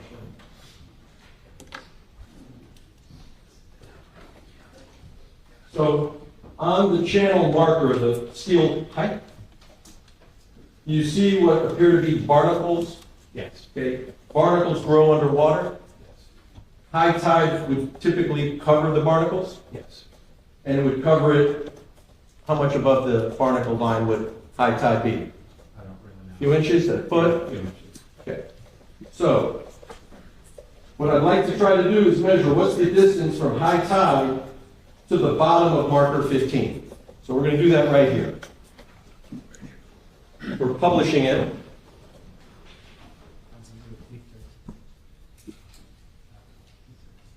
Judge, this is being published through the insertion of the thumb drive. We are marking as A13 for demonstrative.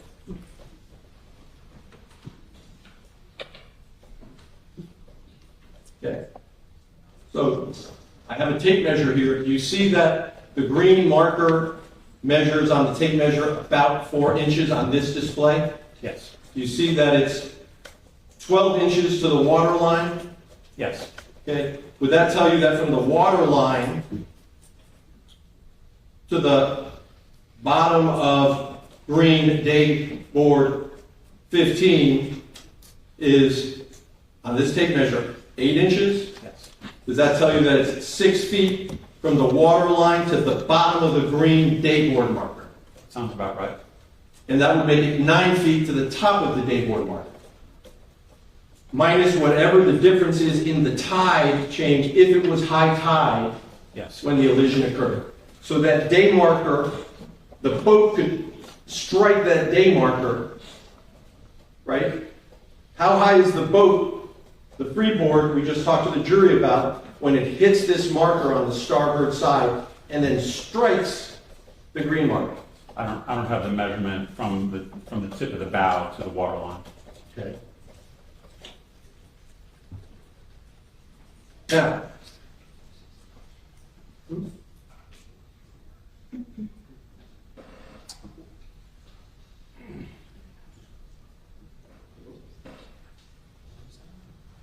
that's all right. Thanks. Okay. Now,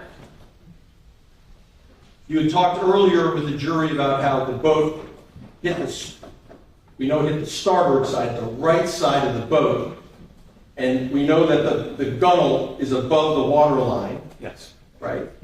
And when it hits this fixed object, since it hit it on the side, it's going to sort of flex up, you said. Correct. Must be a few feet and it hits the green marker. Yes. Took the marker off, but the piling survived. It did. Okay. Now, I'd like you to take a look at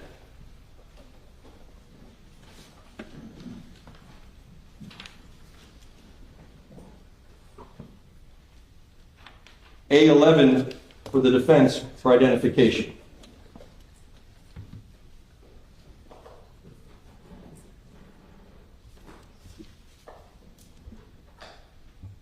Okay. You recognize that? Yes. You recognize Lieutenant Thompson's vessel? Yes. Okay. Offer A11 in evidence. No objection, Judge. A11 marked for ID, defense exhibit E in evidence. And I'd like to... Oh, thank you.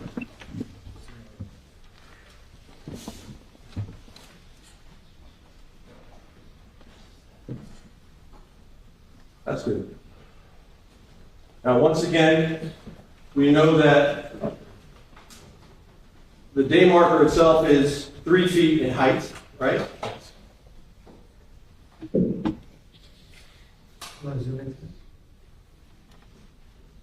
By coincidence, yeah, we zoom it just a little bit, guys, so we can make it exactly 2 inches so that it's easier to do the math with it.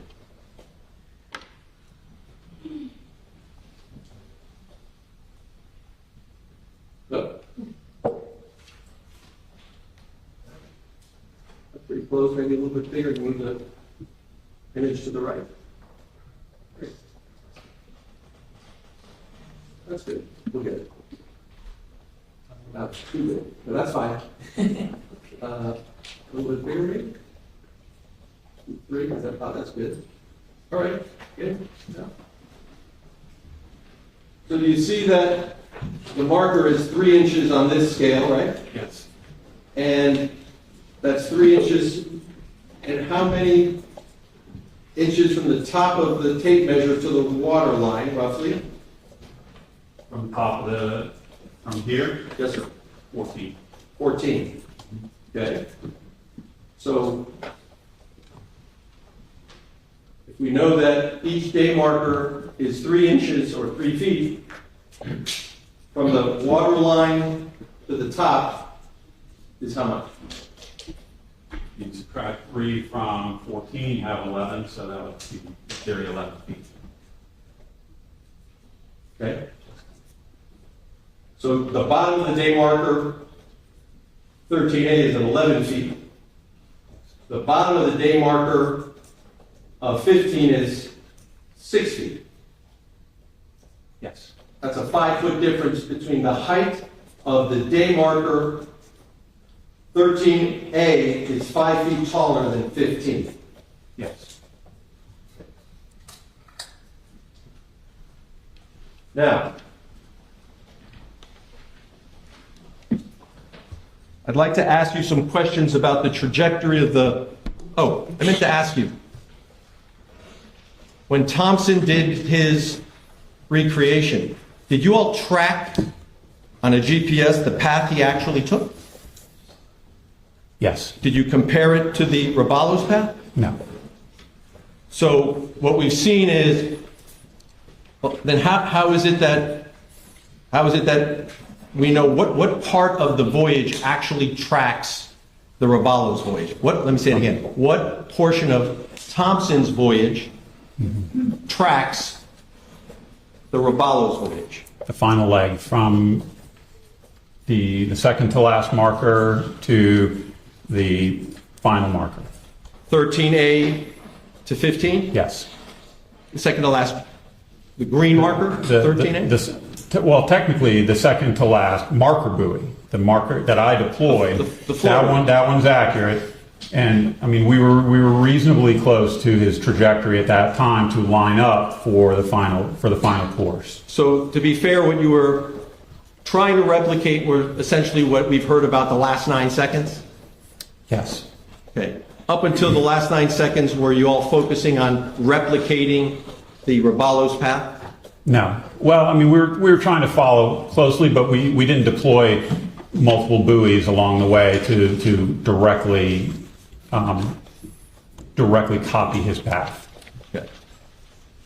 So the initial acceleration by Thompson that we see might have been from a different position from where the Robalo was on September 4th. Yes. Is it initial when we jump up on plane to start? Yes. Correct. Let me show you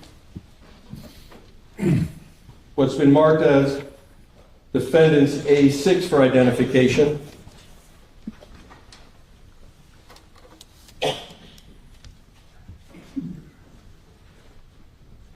Yes. This is the Cutter Bank channel with the markers in green and red, not to scale. Yes. Okay.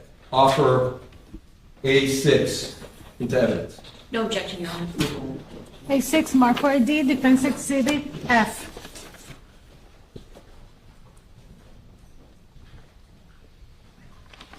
Thank you. And I'm sorry to make you stand and get Not a problem. get our steps in here. Sure.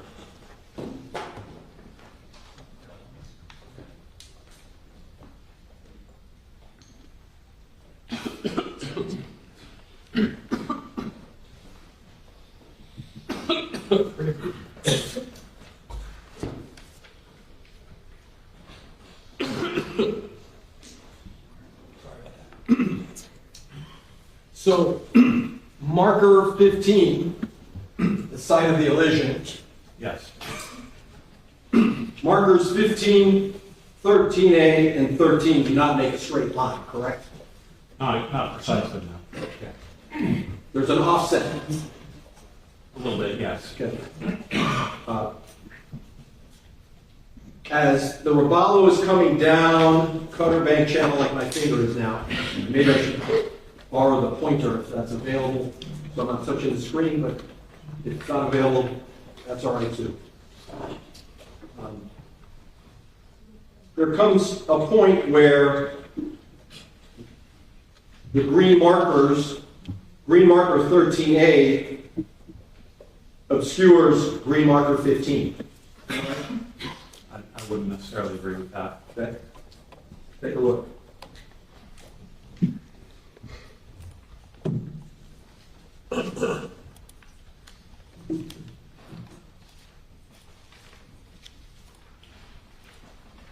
Let me show you defense exhibits A7, A8, and A9. Take a look. Sure. A7, A8, and A9.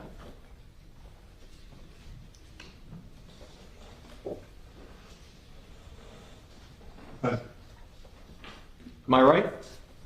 From the perspective that you took this picture, you can still see it, but 15 is somewhat obscured by 13A. This would be probably a quarter mile or more out. Okay, so let's offer that as evidence at this time. Your Honor, I'd like to watch eye on that. Mr. Alber, as you were looking at defense A7, A8, and A9, are you able to describe for us, given this perspective, where the photographer would have been in relation to the channel? Not precisely, but it looks like pretty much in the middle of the channel. And this is 13, 13.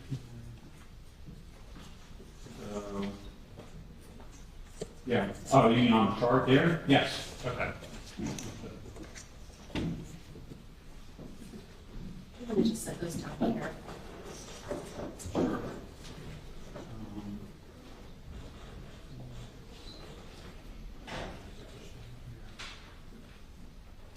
Okay.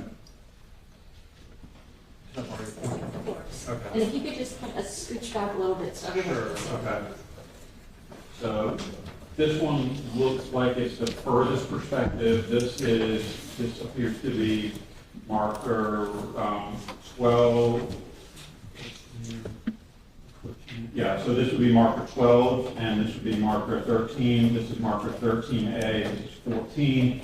So that would be, let's see here, that's 13A, that's marker. So it's like probably about where that depth reading 2 feet is out here in this vicinity here. Now, that's obviously a snapshot image, correct? Yes. That the defense has given to you. Now, is it your understanding that the Robalo vessel was stopped in place No, through the channel? no, it was moving it up in the low 40s. So is this necessarily an accurate depiction of what the operator of that vessel would have seen as he or she was traversing that channel? No. Judge, I object to the admission of that evidence. I believe it, you want me to? Any other questions? Yeah, sure. This would be a still shot at one point in the line of the channel, right? Sure. We don't know sitting here, you weren't there, I wasn't there, whether anybody was actually looking down the channel at that moment in time. Correct. So this would have been an instantaneous view, but what we also don't know is exactly where the Robalo was from either side to either side. So it's not really, it's tough to say if at any point that 15 was obscured by the channel. But you can plot that because we have the track of the Robalo. So you could draw a straight line Yes. between 15, 13A, and see where does it intersect with the path of the Robalo, because you have the track Yes. showing the path. You could actually do that for us.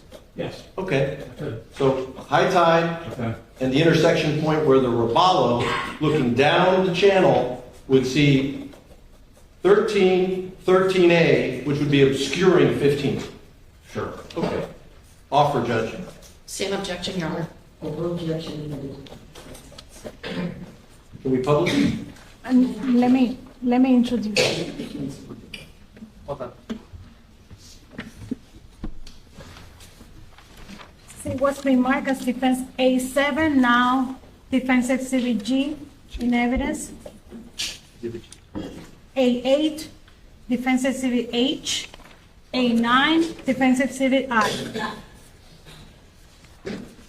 So which one is it? Thank you. Sorry. So,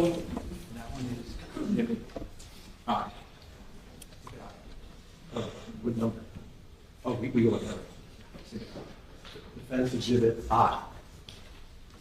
So, from this point of view, if you count the markers, the naked eye, it appears there are 2 green on the left and 2 red on the right.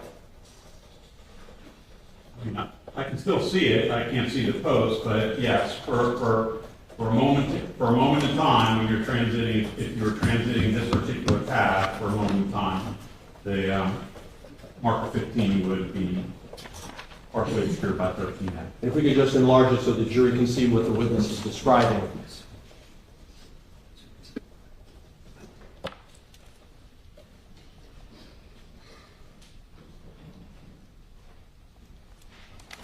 you could continue to enlarge until you can see marker 15 behind, but obscured by marker 13A. Now, the other two pictures that, there's one, and on this one. Oh, they're right here. Ah, thank you. This is not an evidence there.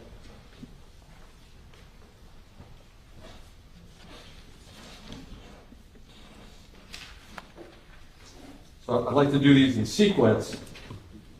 So, starting with A7. Oh, sorry. Sorry. Q? Or G? That's a G. Starting with G, at this point in the channel, one can see in this photograph that there are three green markers on the left side, right? Yes. 15 is the furthest one away, that's the shorter marker, right? Yes. Doing that right? Maybe we can do it on the screen here. There we go.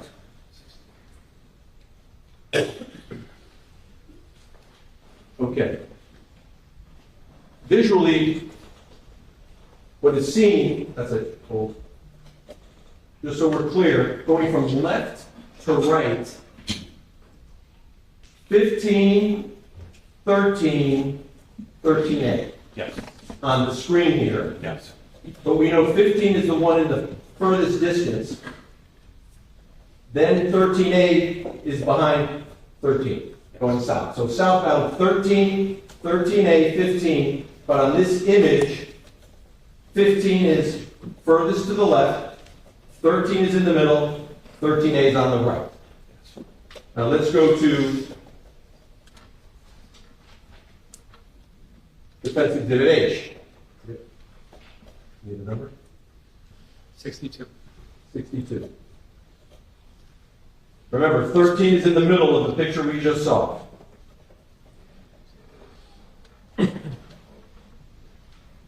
At this vantage point, 13 is no longer in the middle. Now 13 is all the way on the left, 15 is in the middle, 13A is on the right. Okay? And then if we go back to the original one we started with, I. 15. You see that marker 15 is moving, not really moving, but in the image, it's further to the right.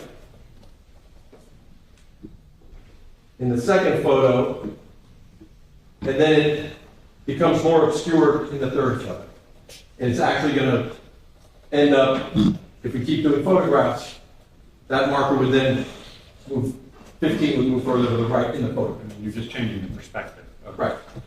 Which is what happens when you're driving down the channel, depending on the moment in time you look ahead, the operator might just see 2 green markers, not 3. Okay.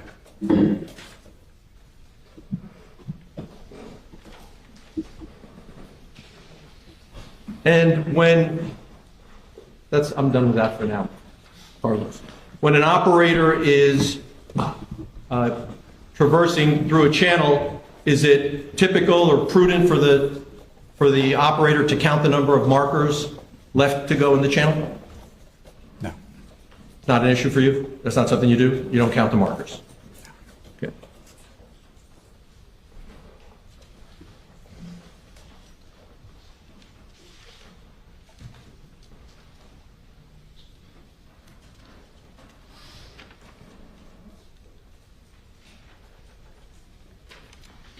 You had indicated, because we listened to the sound of Thompson's exercise of the recreation, the noise of the hull, the body of the boat traversing on the water makes noise. Yes. Okay. And the motors make noise. Yes.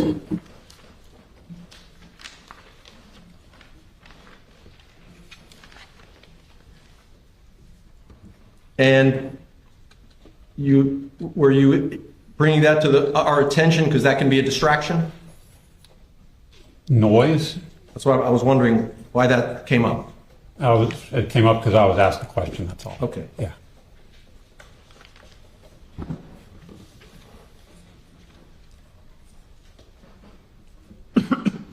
So when prosecutor asked you, when Thompson recreated or attempted to recreate the path of the Robalo, his boat had no passengers on the bow, Yes. right? The camera was in front of the windshield, right? Yes. He, of course, was laser focused on replicating the path but avoiding the marker. Yes. And he was successful in doing that. Yes.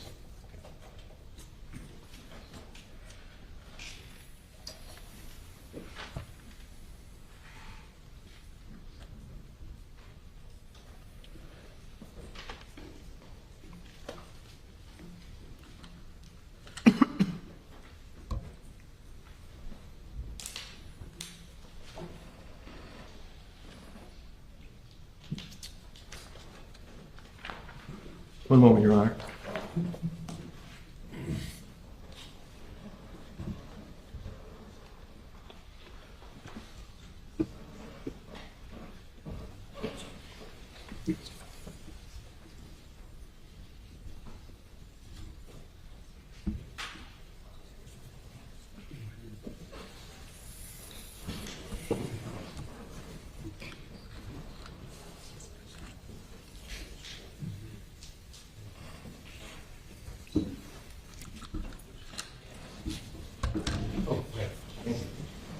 I'd like to ask you some questions now about the GPS track that the SIMRAD on the Robalo recorded.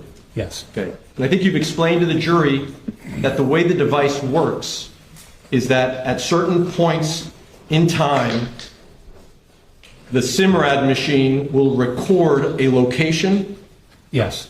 and that location is provided to the SIMRAD device by some sort of global position satellite? No. No, how does that work? Well, the time in the GPS, in the SIMRAD, is synced to the time in the GPS. The GPS system actually keeps very good, accurate time. And the time, each track point is timestamped. Now, it's not timestamped to like the billionth of a second, like an atomic clock. It's stamped to the whole second, but yes. Okay, and so I'm just trying to understand the device, that piece of machinery. Is it receiving a signal from somewhere up in the sky telling it where the machine is at that moment in time? That's the location that it is recording? So, how deep do you want to dive into this? Not too deep. Okay. All I want to understand is it's receiving some piece of information, the device, about a location. It's not. It's calculating its position. Even the location it's being calculated. Yes, it is calculating its position. Okay. So the GPS system, there's 31 satellites that orbit the Earth, and that's just for our GPS system, the United States. There's also European and Russian and Chinese. So all those satellites are sending out a signal, and your GPS device is listening for those signals, and it needs to hear 4 signals at least in order to calculate its position. It does that by measuring the distance from the GPS to that satellite. So 4 measurements, it can pinpoint its location on the surface of the Earth. Got it. So with those 4 data points, it then calculates. 4 is minimum. Sometimes it's using more than 4. Fair enough. Yes. Okay. And then the machine calculates its location based on that data? Yes. Okay. And the machine also somehow records the time when it calculated that? It's when it's reading 4 signals from the satellite, it synchronizes its clock with the atomic clocks, the validated time in the GPS system, and then adjusts, of course, for the time zone that it's in. Old devices, like the old GPSs, you used to have to set the time zone that you're in. Now, pretty much all of them automatically just compensate for whatever time zone you're in. Okay. And so when the GPS, I'll call it the SIMRAD. Yes. The SIMRAD will record a location and a time. I use Yes. the word record. Is that a fair way to? Yes. Okay. And then along the path, it will continue recording at whatever interval. It could be a time interval. It could be the auto interval you've described when course change, speed change. And so what the machine does is simply, nothing simple, I shouldn't say that. The machine is recording all of these points, all of these locations, all of these times, and then it's calculating on top of that speed, for example, based on the. So the speed is calculated by the software when I download that data and I put it into Garmin Basecamp or Google Earth or one of the other programs. The program calculates the speed based on the distance and the time in between the track points. So these SIMRADs, if I'm operating a motorboat and I see a speed on that motorboat Yes. SIMRAD, Yes. is that the same speed we're going to see in the data you put in there? It's very close. Yes, very close. How is that speed being calculated? The one that's on the machine in real time? In the same fashion, but just at a quicker rate, because the GPS updates like 10 times per second. Okay. Okay. Is the SIMRAD a device that can operate in conjunction with autopilot? Yes. Autopilot is a separate feature. Yes. Okay, it requires more equipment. Yes. The Robalo wasn't equipped with autopilot, was it? Correct? Not that I'm aware of, no. Okay. Does autopilot work by steering the vessel based on the SIMRAD's information? Yes. Okay. And autopilot, presumably, well, you tell us, is it sort of like Waymo that we're seeing in cars these days? It's not quite the same. Okay. But a computer is effectively driving the boat when it's on autopilot, right? Yeah, but it's much more point to point. It's not. It is capable of. It's not the same. Like it's not a Tesla where it's driving, making turns on the street. So when you're using autopilot, you're typically, as the crow flies, from point A to point B. And then you can put in multiple points, and then some of these newer, like the state-of-the-art marine GPSs, you can ask it to auto-generate the best route based on the input that you put into the device, and it will generate a route, and you can use your autopilot to navigate. Yes. Okay. The markers, the channel, cutter bank, those markers, you're able to tell using your handheld device where that marker is in terms of longitude and latitude, right? Yes. Is it correct that the SIMRAD device on the Robalo, at least as to marker 15, does not chart marker 15 exactly where your device says marker 15 actually stands in the water? I don't necessarily agree with that. I'm asking you. I don't agree with that statement. Okay, I'll ask the question, is marker 15, where it stands in the water, is that where it appeared on the chart generated by the SIMRAD device on the Robalo? On the day that the incident happened? Let's start there. I don't know. Okay. What about when you downloaded the information and generated some visuals of the track line of the Robalo? Yes. There's no way for me to know what chart Mr. Pino was looking at that day because he's got multiple options with this device. There's a base map, which is what I took pictures of and what the defense expert took pictures of. But that's just one way of displaying the data on there. There's also bird's eye imagery. His device was equipped with Navionics software. So he can do bird's eye imagery. He can do complete bird's eye imagery, like you're looking at a Google Earth image with the chart data overlaid on top of it, or you can do part like chart and part bird's eye imagery, or you can do overlays of both together. So the pictures that I have and that defense took were of the base map. Okay. Let me show you marked for identification A5. Is that what you're referring to? This is the base map, yes. Okay. Offer A5 into evidence. May I just look at that for a moment, Your Honor?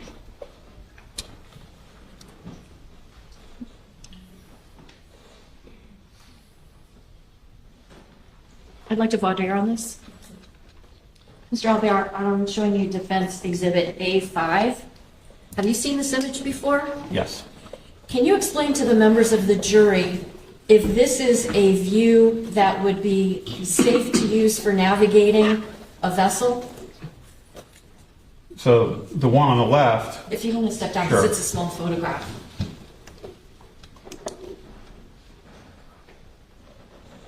so these are two separate images of the base map from the GPS. And right here is marker 15, and right here is marker 15. The lighter shaded area is the intercoastal waterway channel. And the pink line, the pink dotted line here is what the Army Corps of Engineers represents as the deep water portion of the channel. Right? So this image is of that area zoomed out. So like an inch chart, for example, might be several hundred, right? If you got a whole channel and you have 14 and 15, which I don't know the distance offhand, but they're several hundred feet away, right? This zoomed in version, this is a tightly zoomed in version. I don't know how tight the zoom is because the scale's not on the picture. There's a tightly zoomed picture, probably in double digits, like, 30, 40, 50 feet. So it's zoomed in really tight on channel marker 15. And if it's zoomed in really, really tight, does it make it look as if the track that was plotted by the GPS is actually further away from the marker than it would have been? No, so the actual GPS data is accurate. How it's projected onto this base map. The base map might be offset just a hair. So you have, imagine looking at a low resolution image on your phone. For example, the Mona Lisa. Okay. Objection, Your Honor? If you zoom in. No objection to the Mona Lisa, but I'm not sure what we're doing here. Is this a demonstrative that you're using? Yes, Your Honor, so that the witness can explain the base map and the track lines. The closer you zoom in, the less detail you get. It becomes pixelated, right? And so if you look at the zoomed out version here, the track line goes right into channel marker 15. If you zoom in really, really tight, it's missing, and it's hard to say exactly how much it's missing by how much the offset is, because we don't know what the scale of the picture is. I object to the image. No objection for I'm sorry, I couldn't hear. over objection, it's allowed. A5, You gotta give her a quick. Here you go. Sorry about that. A5 marked for ID, Defense Exhibit J.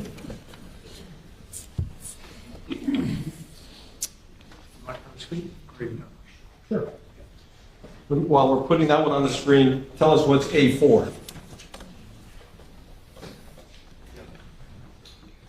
This is a picture of the base map on the Simrad device. Offer A4. No objection. That objection made. A4 marked for ID, Defense Exhibit K.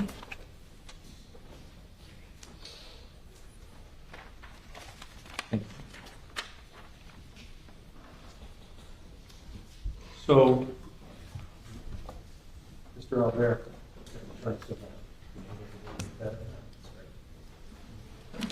So this is the pink, you call it the That's bar, yep. pink, is that the center line of the channel? It's not always the center line, but it's in between the markers. So this would be exhibit J, defense exhibit J. At least according to this image that was on the SIMREC, Yes. okay, at least this image shows that the track line of the Robalo was west of the marker. That's what it shows, right? Right? Yes. In this image, yes. We know that it actually struck the marker. Yes. And we also know that it struck the marker on its starboard side, its right side. Yes. And that would suggest that the Robalo was headed towards that marker with its starboard bow alighting the marker. The marker would be just right of center of the bow. Yes. Okay? It would be what we would say is off the starboard bow.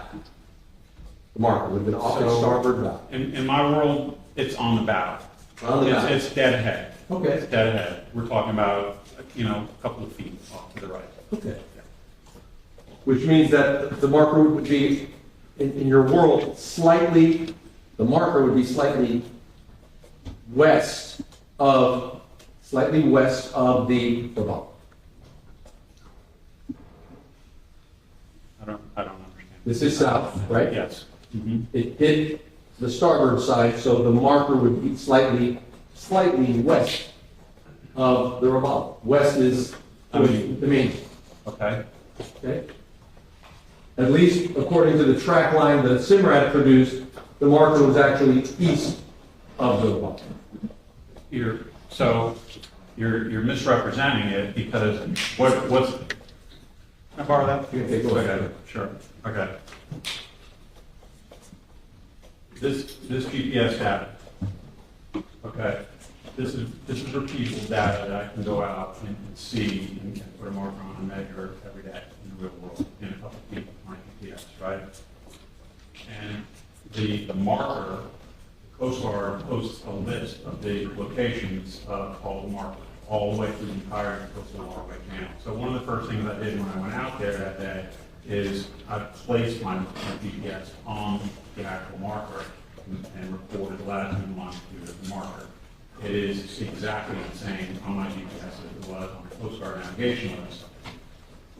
The latitude and longitude reported by Mr. Pino's GPS is within 1,000th of a minute of the exact location. And so that can be easily, first of all, it equates to about 6 feet, which is inside the performance limits of GPS, right? And it can also account for the distance from the actual physical marker to the actual GPS unit itself. So we know that that boat, we know where it was when we hit it. The reason it looks like this is because it's not because the GPS data is wrong, because if you take the chart, right, and you just move the chart slightly over this way, you follow what it's not the GPS data, it's this lower resolution base map that's being used to navigate. Okay, so Maybe, we don't know that it was what he was using to navigate. but can you tell the jury what was on the screen in real time, where that marker was on the screen in real time as the boat was moving? Now, I would also hope that he wouldn't have it zoomed into a 20-foot zoom scale, because you wouldn't be able to see what had it. Okay.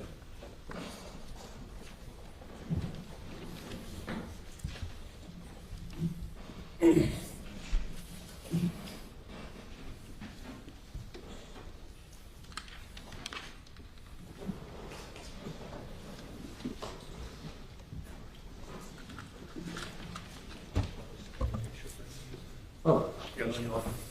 Yes, Carlos, while I'm checking my notes, could you publish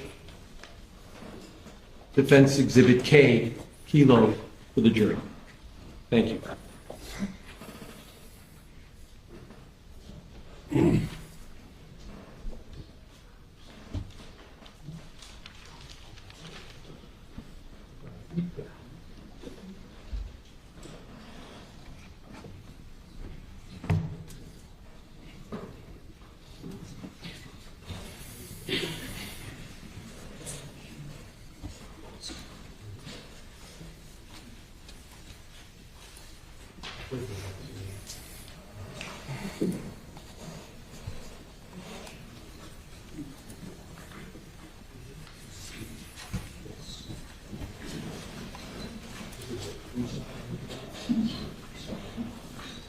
So, what is now, this is K kilo. Can you tell the jury what that is? Yes, so this is a picture of the screen. This probably is zoomed in to the tightest possible range on this. Is there a scale right It now? looks like this is the equivalent of 20 feet. It's hard for me to say, but that's what it looks like to me, 20 feet. Okay, is this what, this is the Simrad from the Robalo, right? Yes, And this is the image that, when the machine was turned on, that was visible to the viewer at that moment in time when the machine turned on? no.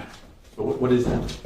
This is a picture that I believe your, Mr. Edmund took, where he turned on the machine, and then he navigated to the chart plotter page, and then he zoomed in to the tightest possible range. Okay, but that's an image from the actual Simrad.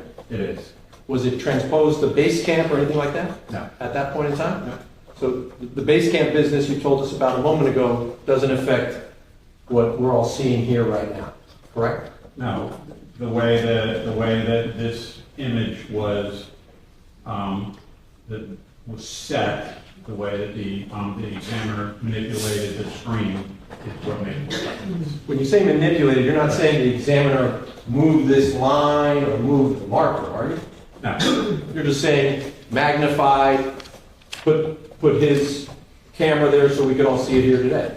well, he navigated to the chart screen, and then he zoomed in to the tightest possible range, and then took a picture Okay, with his camera. when you say navigate, because we're here talking about coding, you mean, Well, he went through the menu options, and then so, see these crosshairs here? So that allows the user to scan around on the chart, and then when you hit the zoom function, you can zoom in on certain items. So if, for example, you want to know about this channel marker, you could actually hit the enter button here, and it would pop up. The pop-up would show exactly what marker it was, what number it was, and so on and so forth. Yep. that's all I have, Judge. Nothing. You want to turn all your exhibits? Sure. Judge, May I assist? I'm going to offer the thumb drive in case it's going to be easier for later viewing. It's the same content. It's just makes it easier to see, perhaps. That, Well, the exhibits right now are have marked there, right? Yes, Judge. Marked in case exhibits. Yes, Judge. understood. The other exhibits in the Yes, Judge, I'm counting them. Yeah, I got it here.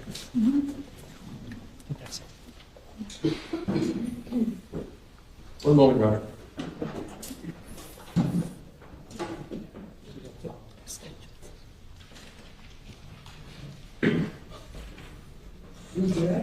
Thank you, Judge.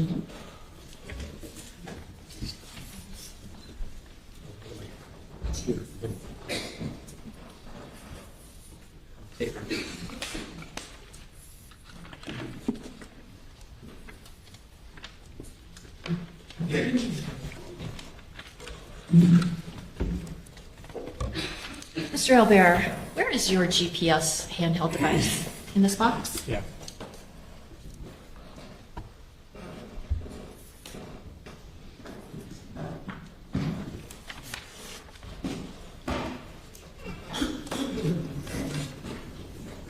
I hope it's there. I'm gonna drop it.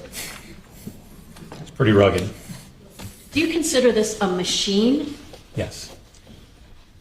Is this a machine that is very precise in its ability to take measurements? Yes.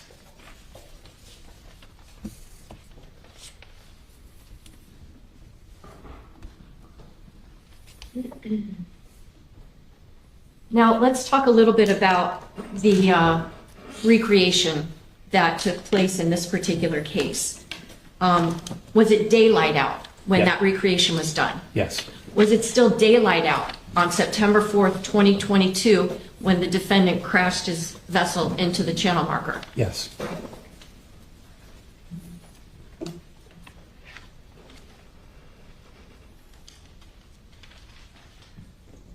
I'm showing you exam states exhibit number 2, which is in evidence. I want to ask you something. This is kind of silly, but I have a little picture here. Let's say a representation of the sun. Now, the sun would be setting in the west, right? Yeah. I think the defense attorney asked you if it was setting in the west at that time of the year. Does the sun set in the west all the times of the year? Well, I mean, it depends on the season. It's either a little further north or a little further south. But not in the east. No, it rises in the east and sets in the west. Okay, so I didn't catch that. Sorry. that's okay.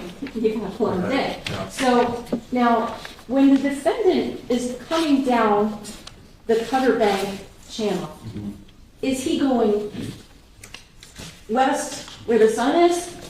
Is there any reason to think that the sun blinded the defendant so that he could not see channel marker 15?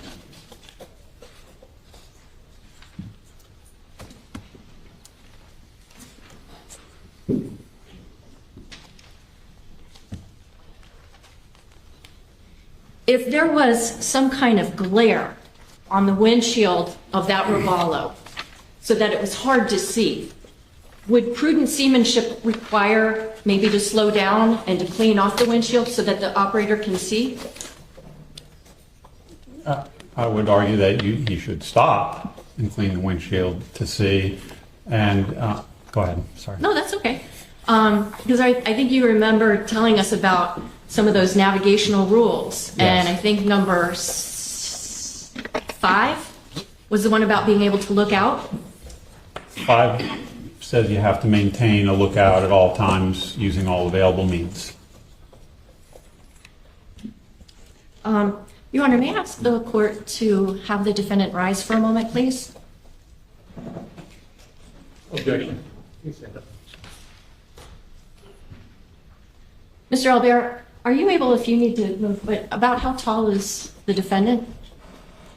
6 foot, 6'2". You want to stand next to him because we know how tall you are. 6.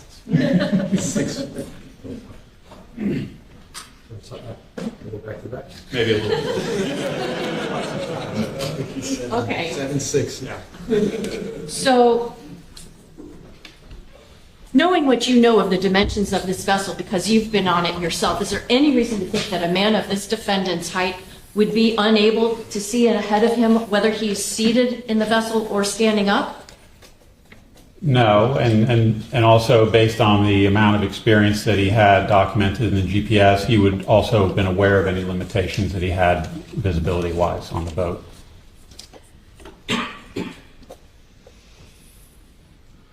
And earlier in your testimony, we took a break for Judge Tinkler Mendez to read to the jurors a stipulation agreement between the defense and the prosecution that Robalo vessel was in proper working order on the day of this incident. Do you have any reason to think that, in fact, there was something wrong with that vessel that caused the vessel to crash into that channel marker? I don't have any evidence. I do not have any evidence of that. No.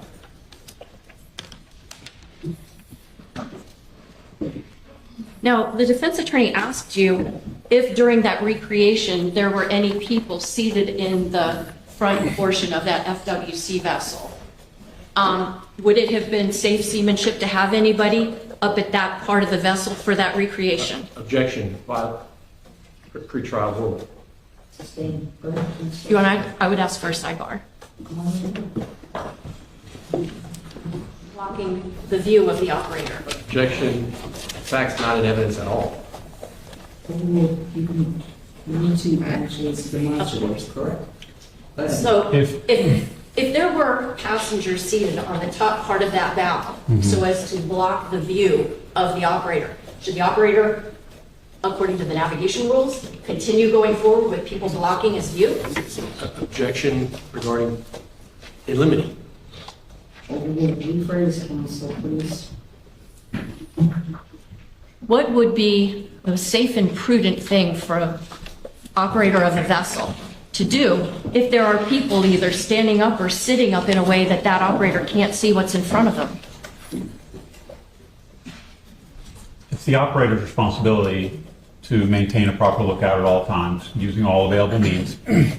If somebody is obstructing his visibility, it's the captain's duty to move them. Just tell them to move. I can't see. Reposition them. Have you ever done work with the Coast Guard? Yes. Have you ever been on Coast Guard vessels? Yes. You work with, I think they're called coasties, right? People that work for the Coast Guard? Yes.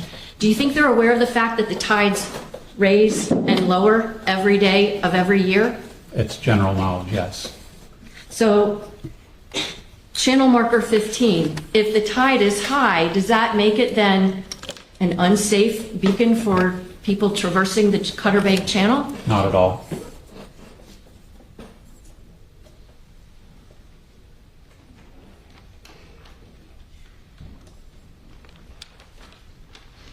Now, the defense attorney showed you a photograph where, if you look at it in one snapshot way, it can appear as though maybe channel markers 13 and 15 are in line with one another. Yes. I think I brought this up in my voir dire, but do you have any indication that that vessel stayed stationary in such a way that those two markers were aligned so that 13A obscured the view of 15? I'm not aware of that. No, the evidence doesn't suggest that.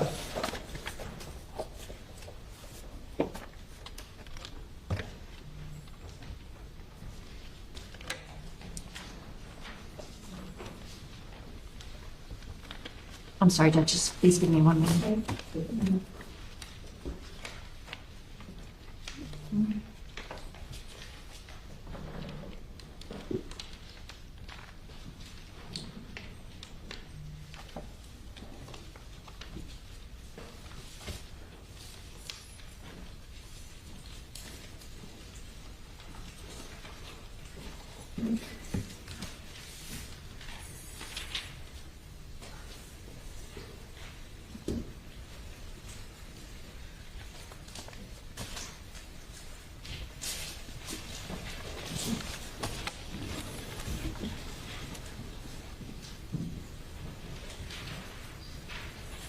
Mr. Alber, I'm going to show you a demonstrative aid. It's not in evidence. It states 2I. It's not particularly artistic, Okay. but it has a red 14 Yes. and a green 15. Yes. Is this roughly a cartoon image of Yes. the Cutter Bank Channel? And if I were to put a green square here, would that be approximately where 13A would be? Yes.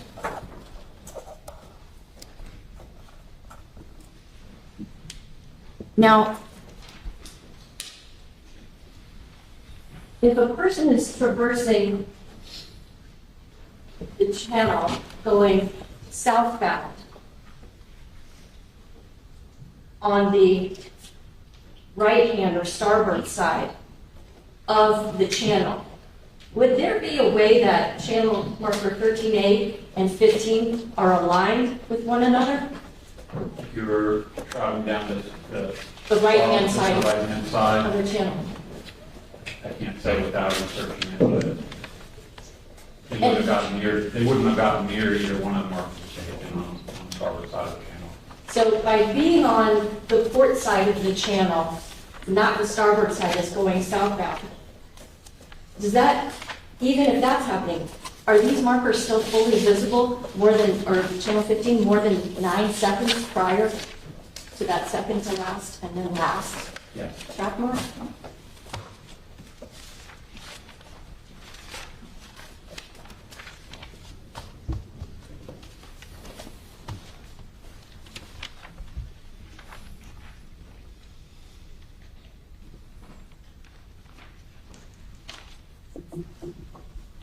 If somebody doesn't see an object, does that mean that it's not completely visible? Yeah. In this particular case, if the operator of that Robalo vessel did not see channel marker 15, does that mean that it was not fully visible for safe operators of vessels? No. If the operator of the Robalo, in this case, told the police during an interview that he was approaching the quote-unquote last channel marker when this crash happened, would that be consistent with that operator knowing where channel marker 15 was? Yes.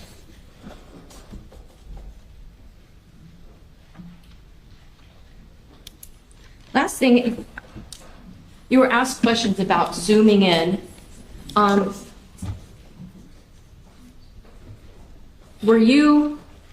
Would it have been possible to take a photograph of the chart plotter device without zooming it in? Yes. And have you seen that type of an image from this very SIMRAD device?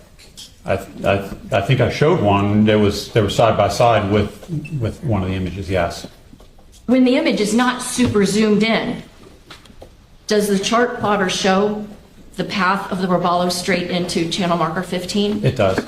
No other questions? All right.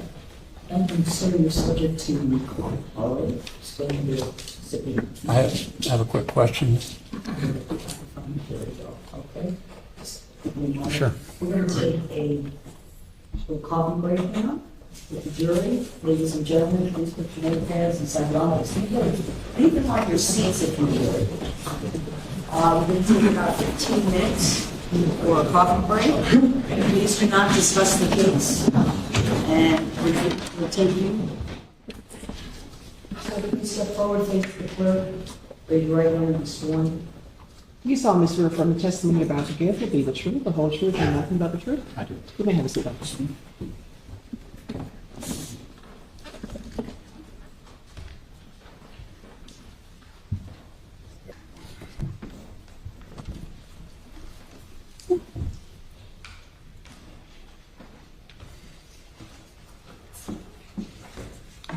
Good afternoon. Good afternoon. Could you please tell us your name? My full name is Dr. David Fintan Garavan, G for golf, A-R-A, V for Victor, A-N. What is it that you do for a living? I'm a forensic pathologist and toxicologist. Can you explain to the members of the jury what it is that you do as a forensic pathologist and toxicologist? Forensic pathology is a subspecialty of medicine. There are two types of pathologists. There's a hospital pathologist, also called a surgical pathologist. You'll know them by if you go to your doctor and you have a lump, bump, rash, something that your doctor doesn't like, they'll take a biopsy or take some of it out, perhaps a breast lump, for example. That will go to a pathologist where it will be examined and they will make a diagnosis, which will then determine your treatment. Forensic pathologists have done all that, and then we go on to a further stage. The further stage is where we deal with the whole body, and we are concerned with the cause and the manner of death. So we take into account natural diseases, injuries, drugs, circumstance, which can cause the death of a human being in its looking at the whole body. We take into account the scene, the location, circumstances, how it happened, and we form an opinion as to the cause of death, and we form an opinion as a medical examiner. The state of Florida is a medical examiner state. There are no coroners in Florida. We also provide a manner of death, of which there are 5 choices: natural death, accidental death, suicide, homicide, or undetermined. You mentioned something about also a specialty of forensic toxicology. Yes, I also have a PhD in toxicology, and I work as a forensic toxicologist in addition to forensic pathology. I'm going to guess that perhaps you did not grow up here in Miami, Florida. I did not. Could you explain to the members of the jury, where did you grow up and where did you get your education?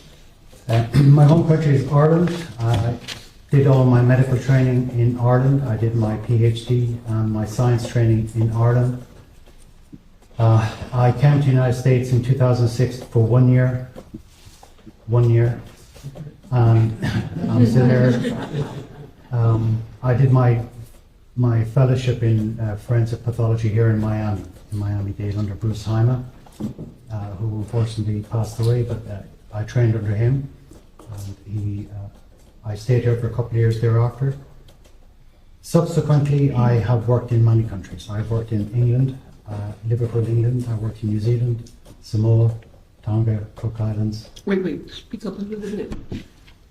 England, Samoa, New Zealand, Cook Islands, Australia, and I came back to the United States at the request of Dr. Heimer in 2015. Are you a member of any professional organizations for forensic pathology? Yes, I'm a fellow of the Royal College of Pathologists of London, which I took my... Do you need some water, sir? Actually, that'd be great, please. I just drank a very strong coffee, compliments of the office clerk. Or the officer, I should say.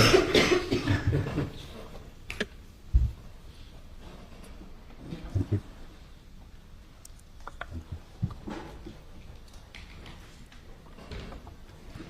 Yes, so I'm a fellow of the Royal College of Pathologists, which is in London. I took my examinations there. I'm also a fellow of the National Association of Medical Examiners, which is the equivalent in the United States. I'm a dual fellow. I think that's a pretty unique. I don't think I'm not aware of any other person that has dual fellowships. I'm also there's quite a few. So I'm a member of the International Association of Toxicologists, the Forensic Society of Toxicology, the Association of American Forensic Sciences, I think are the main pertinent ones to this court. Now, what does it benefit you to be a member of these different organizations? Well, as a fellow of a college, it means that you have gone through the rigorous examination process. That process in London is a 3-day examination. So you have to actually perform an autopsy in front of examiners. You have to show that you can actually do what you claim you can do. They can give you any case. You don't have a choice in that. You have to sit a morning of written examinations. Yes, writing is still a thing. You have to actually write essays. And then there are 2 days of what we call long cases and short cases. And then at the end of that, on the third and last day, you have to do an oral defense. So it's 3 full days. The advantages of being members of the other professional organizations is that you stay in touch with what's current. You attend meetings, you keep yourself abreast, you have access to current information, which keeps you on top of your profession, which is useful. Could you tell us a little bit about the types of deaths that you have investigated over the course of your career? Many. Personally, I've done somewhere between 8,000 to 8,500 cases myself with my own hands. But as a supervisor and trainer, I would have probably directly supervised another 7,500. As an expert, been asked to review cases for whatever reason, you can probably add another 800 to 1,000 cases. I work all over the world. I work in New Zealand, I work in Puerto Rico, I work for the federal government, and I work for various states. I do defense as well as for the prosecution. But ultimately, I don't care who's asking me the question. You're going to get the same answer. It just depends on who's asking the question. I want to ask if there was a time in your career after Dr. Heimer had passed away that you came back and were, in fact, working at the Miami-Dade Office of the Medical Examiner. I was. And was there ever a time when you were there when a doctor by the name of Kenneth Hutchins was the chief medical examiner? That's right, he was there, yes. Is he still working as chief medical examiner of Miami-Dade County now? He's retired. Does the Miami-Dade Medical Examiner's Office have a fellowship program? Yes. Could you explain what that is? Fellowship program is the programs that exist. There are several in the United States. Approximately 40 to 45 doctors are taken on to various programs around the United States for what's called your finishing school or 1 year of fellowship. That is usually at your 13th or 14th year of training. So you're at the end of the road, you hope, and you spend a year in a program where you go through a dedicated training program to polish you, I guess, to bring you up to speed, to bring your skill sets up, to poke you, to push you, to see if you can take the stress and strain, if you're suitable. Not everybody is. But it's really an intensive year of training, at the end of which you're still not qualified. You still have to take the examinations. Is it the case that there might be fellows who come to the Miami-Dade Medical Examiner's Office for their one-year program, get involved in perhaps conducting an autopsy, but then go off to wherever it is they're going to continue their work? Yes, that happens every year. They're only there for 1 year. Most go somewhere. It may not be here. Some stay, but it's not usual. Most leave. They have families back to where they're from and so on. Is it the case that if, for example, the fellow who worked on an autopsy, would that person be supervised by somebody who is here permanently? Yes. Now, if there was a situation where the chief medical examiner is retired and the person who conducted the autopsy under his supervision has moved to parts outside of the state of Florida, for example, would you be able, based on your training experience, be able to review that autopsy file to come up with your own impressions of what the cause and manner of death would be? It's not unusual. Life is life. People move on. We don't live forever, or we retire. So cases can come to court after the fact. And in those circumstances, we should be able to sit down, review the case with the information available and form an independent opinion.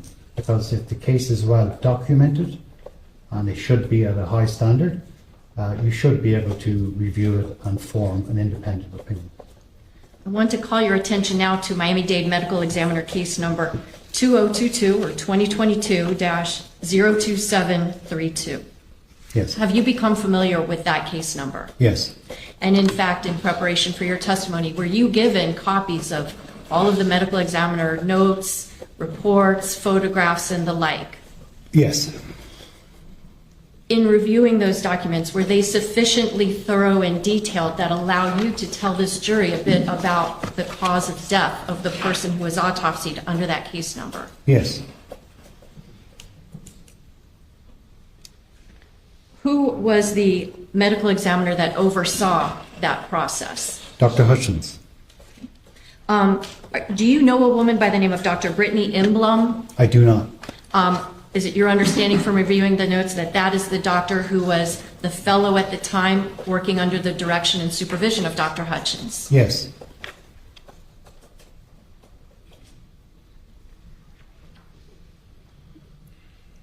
First, I want to ask you about that case number that I read to you, 2022-02732. Can you explain what the significance of that medical examiner case number is? Each case, when it arrives to the department, each case is assigned a unique number. They come in a sequence, so there's a case before and a case after, but there's a sequence of numbers, but they're all unique to that case. No other case will have that number. And when you say case, are you referring to person? I am referring to a person or an investigation of a death that may involve a whole, part, or some person, yes. Now, in order to ensure that, let's say, photographs or specimens that are collected from that person or case will be only dealing with that person or case, is there anything done with that case number to ensure that it doesn't get confused with any of the other cases? Well, in each case, the number ascribed to that case, for example, in the photographs, they'll all have the unique number present in the photographs. All samples will be labelled with that number. The case file will be labelled with that number. Everything that's generated for that case is attached with that number. Do you know the name of the person who was assigned that case number? I don't offhand, I do not. Would reviewing the medical examiner autopsy report Yeah, help and you? please, I just want to be clear, it's no disrespect to the deceased. We have to remain impartial, so I try not to learn the personal aspects of it.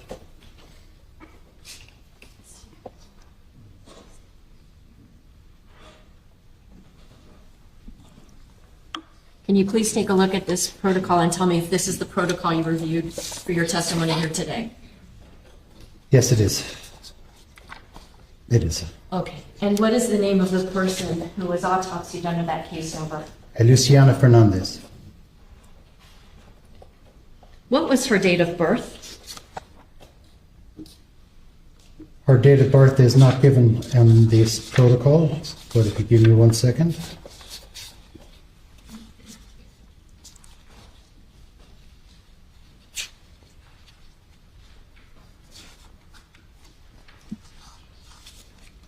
Would that be noted in the investigations report It's that in went the- along with this? Which I do not have, correct.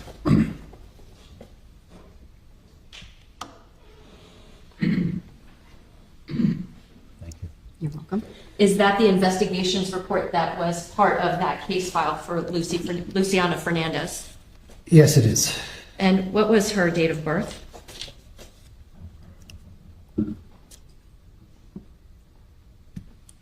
It states that she's 17 years old. It does not give me a specific date of birth on that, on this file. At least I don't see it.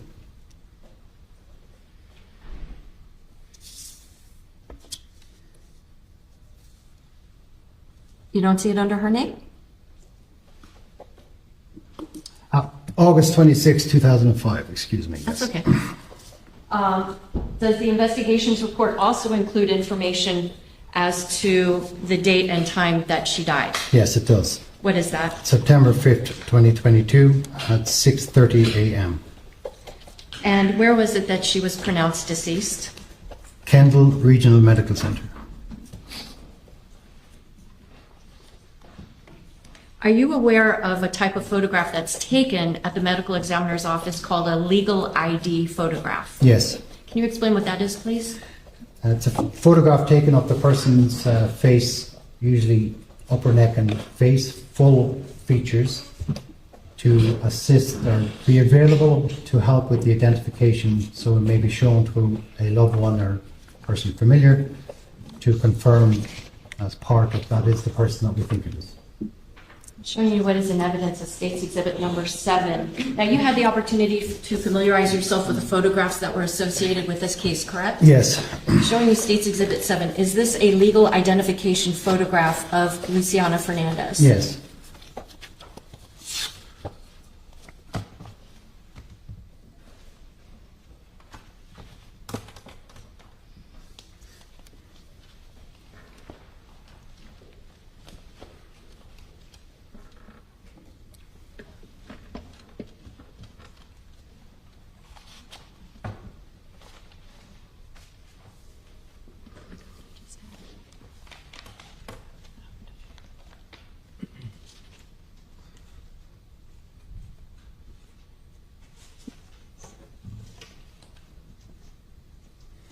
I'm going to show you an exhibit. It's State's Exhibit number 1 in evidence.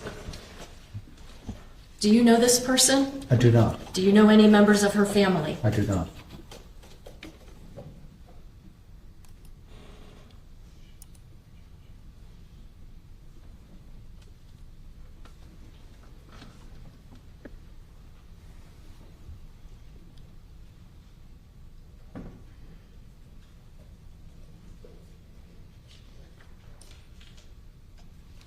Let's start with some basic information about Ms. Fernandez. How tall was she? 5'5". How much did she weigh? 135 pounds. When she was brought to the office of the medical examiner, did she have a condition known as anasarca? If I'm She not did. mispronouncing it. No, you're pronouncing correctly. She did have a condition called anasarca. Could you explain what that is? Anasarca is a condition where the body swells, fluid seeping into all tissues.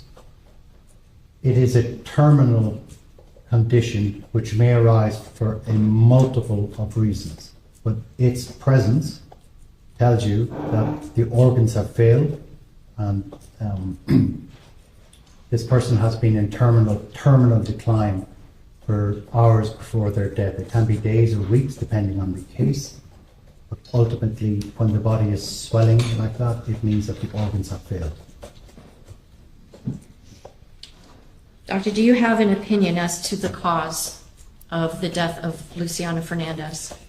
Having reviewed all of the evidence that was provided, the photograph, the autopsy protocol, the circumstance of the case, which is clearly very important to us, the cause of death in this case was determined to be drowning. I would agree with that. I would have used slightly different language, complications of drowning, but that's a style, not a difference of opinion. Why would you say complications of drowning as opposed to drowning? I use that term if the person, if you retrieve the heart function, depending on the circumstance, if the heart function is restored, technically they're still alive. However, the consequences of the damage done for whatever is the initial insult cannot be overcome, and therefore it ultimately causes the death. So I call it a complication of it. It could be blunt force trauma, it could be gunshot wounds, but in this case, it's drowning. Would you please describe the evidence of medical intervention that was done to try to keep Ms. Fernandez alive? Objection, Your Honor. 401, 403. Go ahead. Well, there were many things done. So once she was recovered from the water, attempts at CPR were initiated. They were quite aggressive, as you would expect it to be. It was quite sustained. It went on for quite a period of time, from time of retrieval to transfer to hospital. On arrival to hospital, these attempts continued at resuscitation, which included attempts to restart the heart, which were successful. They would have done many other things, taken blood samples, added fluids, and so on. Got an airway, which is putting in a tube to start allowing for air to be, oxygen to be put back into the lungs. So all of these are done as part of resuscitation. After Ms. Fernandez died and her body was transported to the office of the medical examiner, will there be a photograph known as the receiving photograph? Yes. Can you explain what that is, please? On arrival, the body or patient or person is photographed as we received it. Literally, the way it came in, we take a photograph so that we document this is how we received the person. When Ms. Fernandez was brought to the office of the medical examiner, did she have injuries that were consistent with sustained attempts at, or sustained amounts of CPR, cardiopulmonary resuscitation? She did. Can you describe what you're talking about? The main injuries that you have present, which are common in CPR, are fractured ribs. We see it a lot. And the older you are, the more likely you are to have fractured ribs. Young people tend to do a bit better, but in CPR, it's not a criticism of anyone. They're doing their best. It's a very emotional event. You're trying to recover someone. Sometimes people press too hard, and they will break ribs.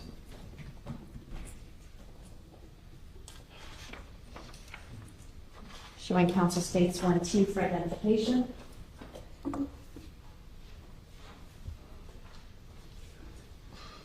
Doctor, I'm showing you states 1T for identification. Do you recognize this photograph? I do. And aside from the fact that the breasts of the individual in this photograph are pixelated, does this fairly and accurately depict the body of Luciana Fernandez at the time that she was autopsied? It does. At this time, I move states 1T for identification into evidence. Objection. State Exhibit 1T, previously marked for identification, will become State Exhibit 115.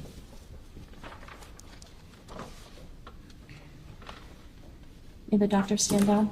Yes.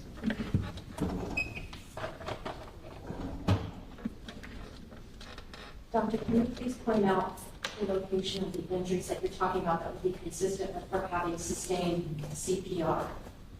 To the center of the chest, you'll see a red mark, a red abrasion, and that's very typical of the device. It's called a Lucas device.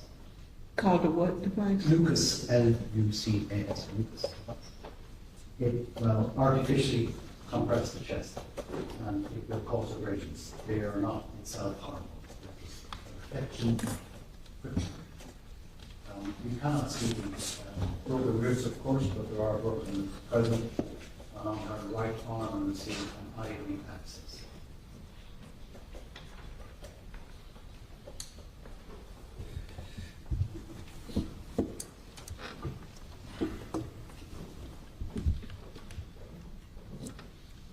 Did Ms. Fernandez have any injuries to her head?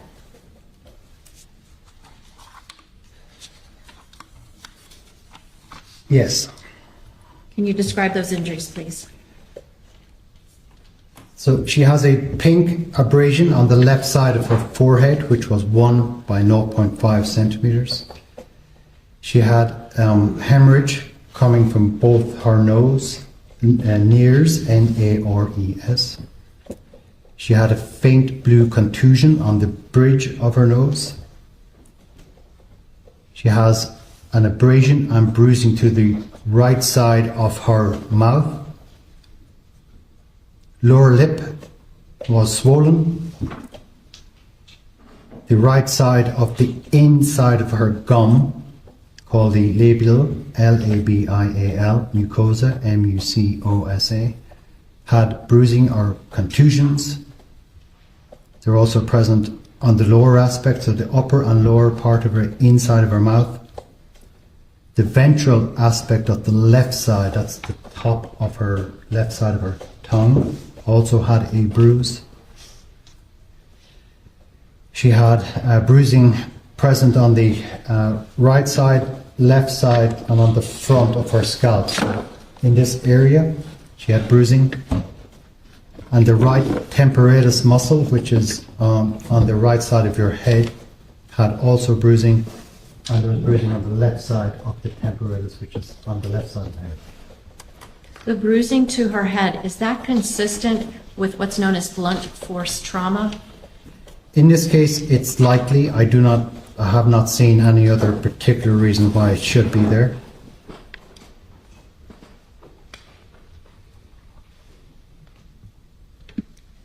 Did Ms. Fernandez have any injuries to her neck area?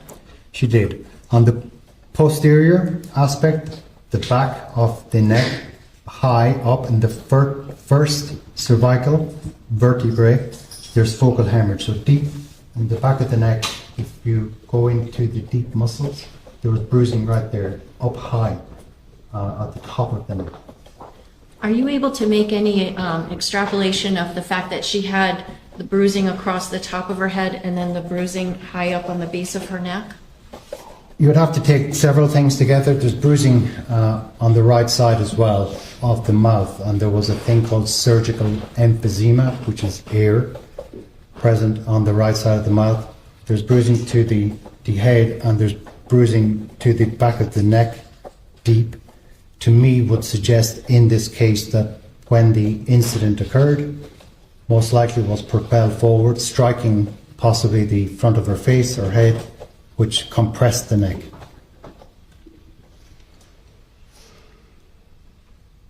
Were there any injuries to Ms. Fernandez's torso, meaning the front and or her back? Yes. On the lower aspect of her left side of her back, there were red abrasions. Towards the middle of the lower back, there's also abrasions. And on the right buttock or gluteal region, there's also abrasions. For the record, I'm showing counsel states 1, U for identification.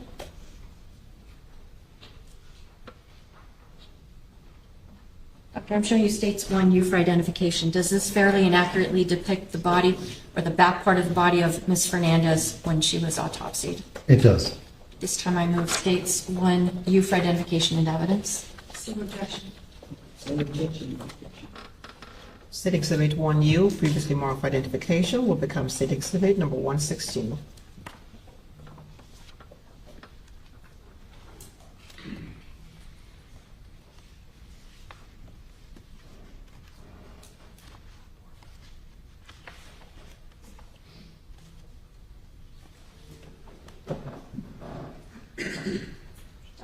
step down for a moment, please?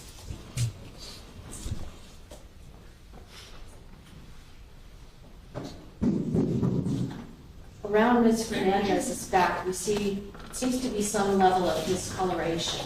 Can you explain to the members of the jury what we might be looking at here? This is called postmortem lividity or discoloration. So when we pass away, our circulation stops.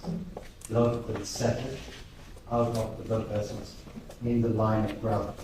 So if you're lying on your back and you pass away and you continue lying on your back for a number of hours, the blood will settle towards gravity. So that discoloration is that red blood cells coming out of blood vessels and settling into the tissue.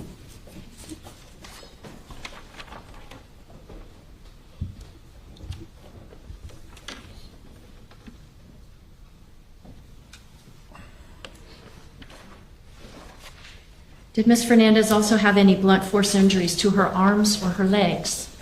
She did. She had several bruises to her upper arms, left and right. She also had abrasions to her right hip on the right side. There were also a number of bruises and abrasions on both lower legs, left and right.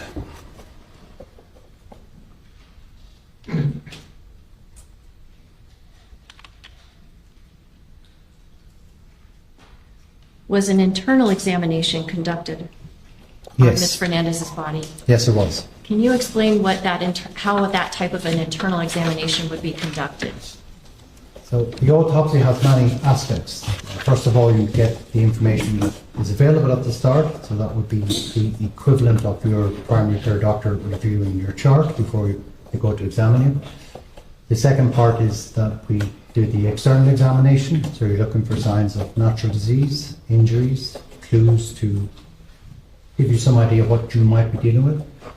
And then we move to an internal examination, and the internal examination involves getting access to the body to examine all of the organs. That's all of them, from brain, neck, chest, abdomen. We go through all of your organs in detail, looking for disease, injuries, or clues as to why this person may have passed away. Were the findings both from the external and internal examination of Ms. Fernandez's body consistent with her having blunt force trauma, perhaps to the head, and then subsequently drowning if she was in water? Yes, so drowning is a diagnosis of exclusion. There is nothing in an autopsy that you will do and point your finger and go, aha, this is drowning. Drowning is a diagnosis of exclusion. It means that you must have ruled out other causes for the death. If I may explain. Anybody could be in water, swimming, walking, and have a heart attack, for example. If the heart attack is your cause of death and you happen to be in water, then it's not that you've drowned, it's that you've suffered an event which has put you in a dangerous environment. So that's the reason why. We also would look at to make sure you're not intoxicated or there was some other reason that you didn't get out of the water. So once you have ruled out other causes, and the only thing you're left with is the environment where the person was found, in this case underwater, in the result of an event that happened with a boat, we can reasonably conclude that, having ruled everything else out, that the cause of death is drowning. Now, was a toxicology screening conducted of Ms. Fernandez's blood? Yes, all cases get screening. The blood sample that was used, was that ante-mortem or post-mortem, meaning prior to death or after death? It was ante-mortem. Was the tube of blood that was analyzed, or tubes of blood that were analyzed in this matter, dated and given a time? Yes, they all are when they're ante-mortem. And in this case, it was the September 4, 2022, and the hour was 20 hours and 28 minutes, which is 28 minutes past 8 p.m. And was the packaging of those tubes of blood consistent with the blood having been drawn at a hospital? Yes. What were the results of that toxicology testing? A comprehensive screen for drugs and alcohol was performed, as is in all cases, and in this case there were no drugs or alcohol detected. Now, if that's the case, does that rule out the possibility that Ms. Fernandez could have consumed alcohol earlier that day? It does not, no. Okay. Can you explain to the jurors why it might be possible that she could have consumed alcohol earlier in the day, yet by the time 8:30 rolls around, no alcohol is found in her body? Objection 401, 403. I'm sorry. Dr. Garavan, are any of the injuries that Ms. Fernandez sustained as a result of this boating crash fatal in and of themselves? I would not think so. If that's the case, then why did she die? It's the environment that she was in. According to information provided, is that there was a boating event or incident, and as a result of this, she was thrown from the boat, was under the boat or trapped under the boat. The injuries that are present, particularly to the head, the mouth, her neck, and to her forehead and sides of head, I think it's very possible that she may have been knocked unconscious, at least, particularly with the neck injury. It tells me from experience a lot of force went through her head. So if you take into account the speed and the laws of momentum, that if she was thrown forward, that means she struck whatever she struck at that speed and then immediately went into water. If she's unconscious, and there's no reason to think that she was inhibited in any other way, then within a few minutes, if she's not recovered from that environment and brought to land or has access to breathe, she will succumb to lack of oxygen. Effectively, that's what happens to you when you are underwater and when you drown. No further questions. No questions, Judge. Your excuse, thank you. Thank you, Your Honor.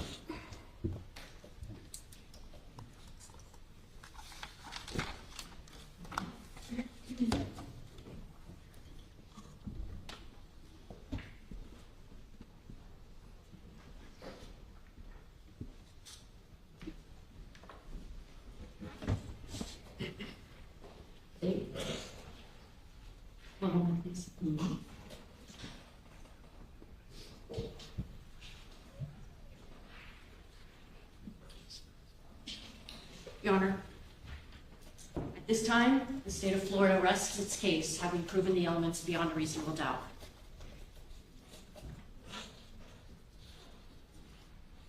All right, there you go. All right, given time, ladies and gentlemen, I think we're going to end for today. The state is now rested. Please put your notepads inside your envelopes. You have to return tomorrow. Please be here at 9:15, 9:30, 9:30 tomorrow. As you were able to do so today, if you run into any difficulties, traffic issues, or any kind of problems, please let us know. All right, please contact the office and keep us informed as to your time. And 9:30 tomorrow, report to the jury room on the 7th floor. I remind you, please do not discuss this case at all with each other or with anyone else. Don't let anyone try to speak with you or in your presence about the case. If you think you see or hear anything, social media, television, newspaper, ignore it. Okay? If anyone attempts to speak with you, as I already said, about the case, please remind them you're on the jury, not speak with them. If they persist, report that to Renee, who will bring it to my attention. You see us, we're going to also continue to ignore you. And all of us are invested in maintaining the integrity of these proceedings. Tomorrow we should have a pretty full day, and again, I'll have you back at 9:30. Please take the envelopes, you have your notepads inside the envelopes, take them with you and give them to Renee. Thank you. All rise. Be helpful, but we do move for judgment of acquittal. Sure. Why don't you take 10 minutes? Thank you. Very good, thank you. Sure. Can we use the jury room? Did we use the jury room, Judge? Sure.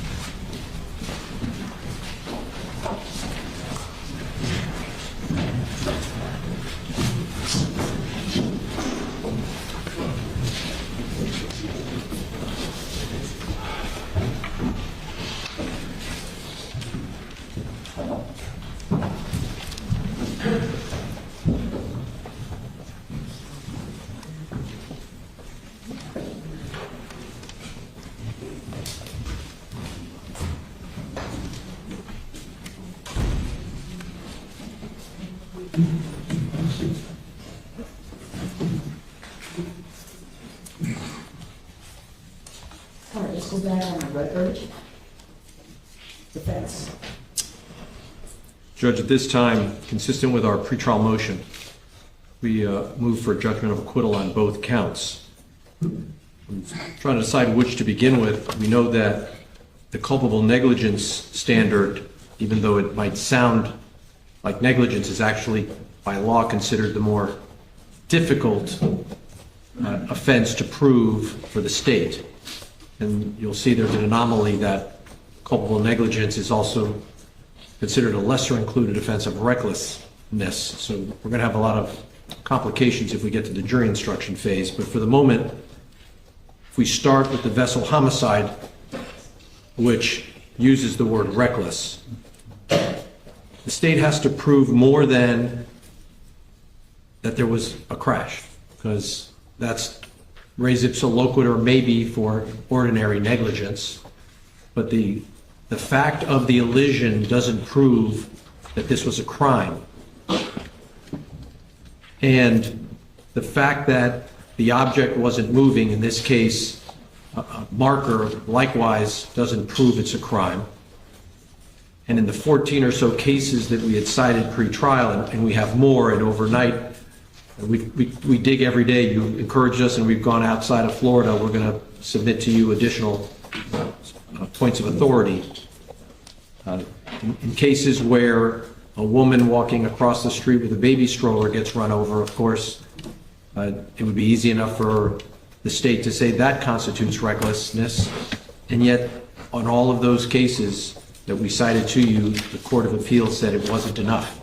And those were cases that the trial judge let it go to the jury convicted, appeal, reversed in 14 cases.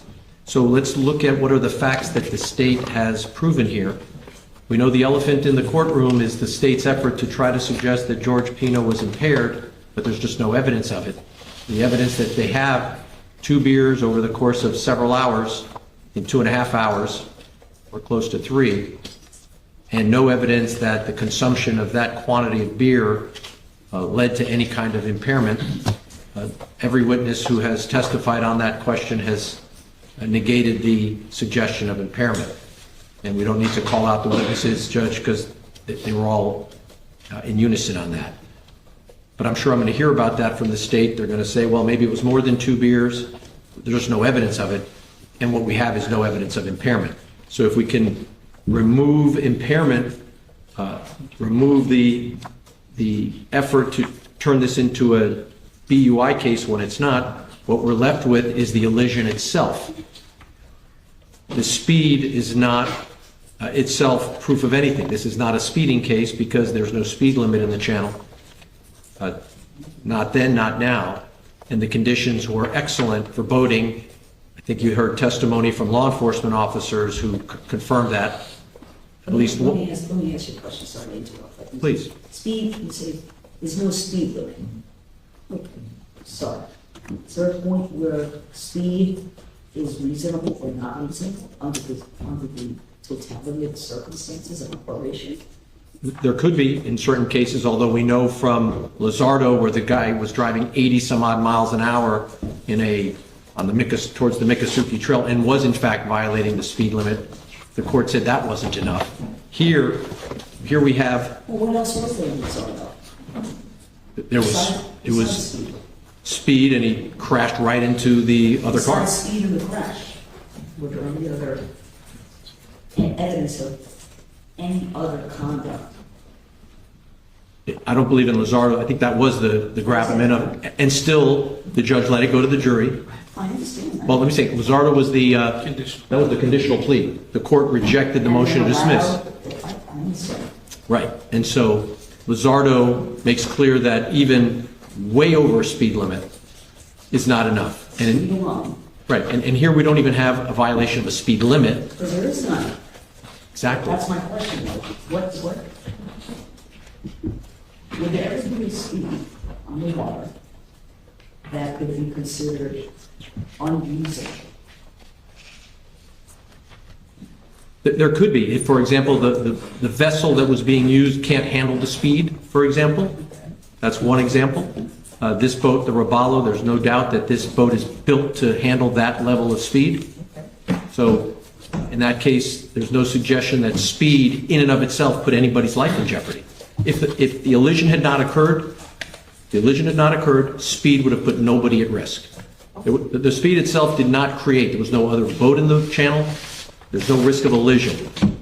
I mean, there's no risk of collision, there was an elision. And so the speed itself did not jeopardize the lives of anybody on that boat. Now, we have the evidence of the law enforcement officers who themselves were operating at that speed. I think one officer said he was traveling between 40 and 45 miles an hour with passengers, the less injured passengers on the bow, seated on the floor of the boat, and thought it was perfectly safe. So you have that evidence to consider in terms of whether George Pino drove in a way that's any more dangerous than the way law enforcement says was not dangerous. This suggestion that having 7 passengers on the front seating, the way the boat is designed, again, no evidence that put them at risk under the conditions that we have. So by way of example, we didn't hear anything about choppy seas, precipitation, conditions were ideal. So this boat was built for this speed, with this number of passengers. So we take alcohol impairment, not proven. Speed, not excessive, not unreasonable for the conditions that happened here. Whether there had been 7 passengers in the bow or just 1 passenger in the bow, the elision it's the elision that caused the injuries and the death. It wasn't the number of passengers or the speed. Had the speed been 30 miles an hour and you go into a fixed object, someone could be seriously hurt if not killed. So the speed isn't the issue. The issue, I think, what the state's best case is that the operator, George Pino, didn't see the marker. Because I think everybody agrees had he seen it, he would not have never intended to hit it, and he would have avoided if he had seen it. And so the question is, I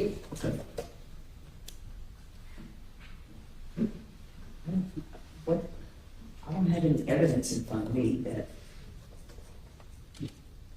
no evidence that Mr. Pino, I don't believe, because I think the state's charges would have been different. Mr. Pino, viewing seeing the marker, drove that boat into the marker. that was their point in opening statement, that it would have been a murder charge, right? That's their point. So we assume that their theory is he did not see it, because if he had, they'd be charging a much different crime. And so if you assume that he just didn't see it, for whatever reason he was distracted, that doesn't prove culpable negligence, doesn't prove recklessness. That's negligence at best. You didn't see the stop sign. You ran the stop sign. Your defense, why did you run the stop sign? Because I didn't see it, Your Honor. And I ran the stop sign. 99 times out of 100, nobody gets killed when there's a stop sign run. But on the one time that someone is running the stop sign, that's plain view, the driver says he didn't see it, does not result in homicide charges. I didn't see the light. I missed it. Yes, I've been through that intersection 100 times. The light turned red. I was distracted. I went through the intersection. Someone gets killed. That is not culpable negligence. That's not recklessness.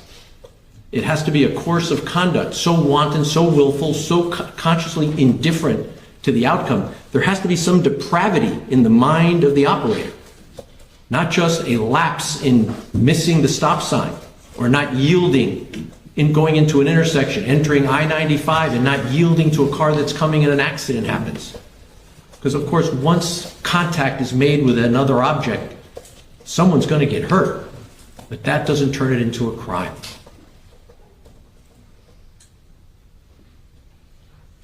And whatever your view is about recklessness, Judge, as to culpable negligence, if McCreary, the state of Florida Supreme Court, means something, we're not quite sure what it means, it has to be even, I guess, more depravity of heart in the way that the operator was operating the vessel.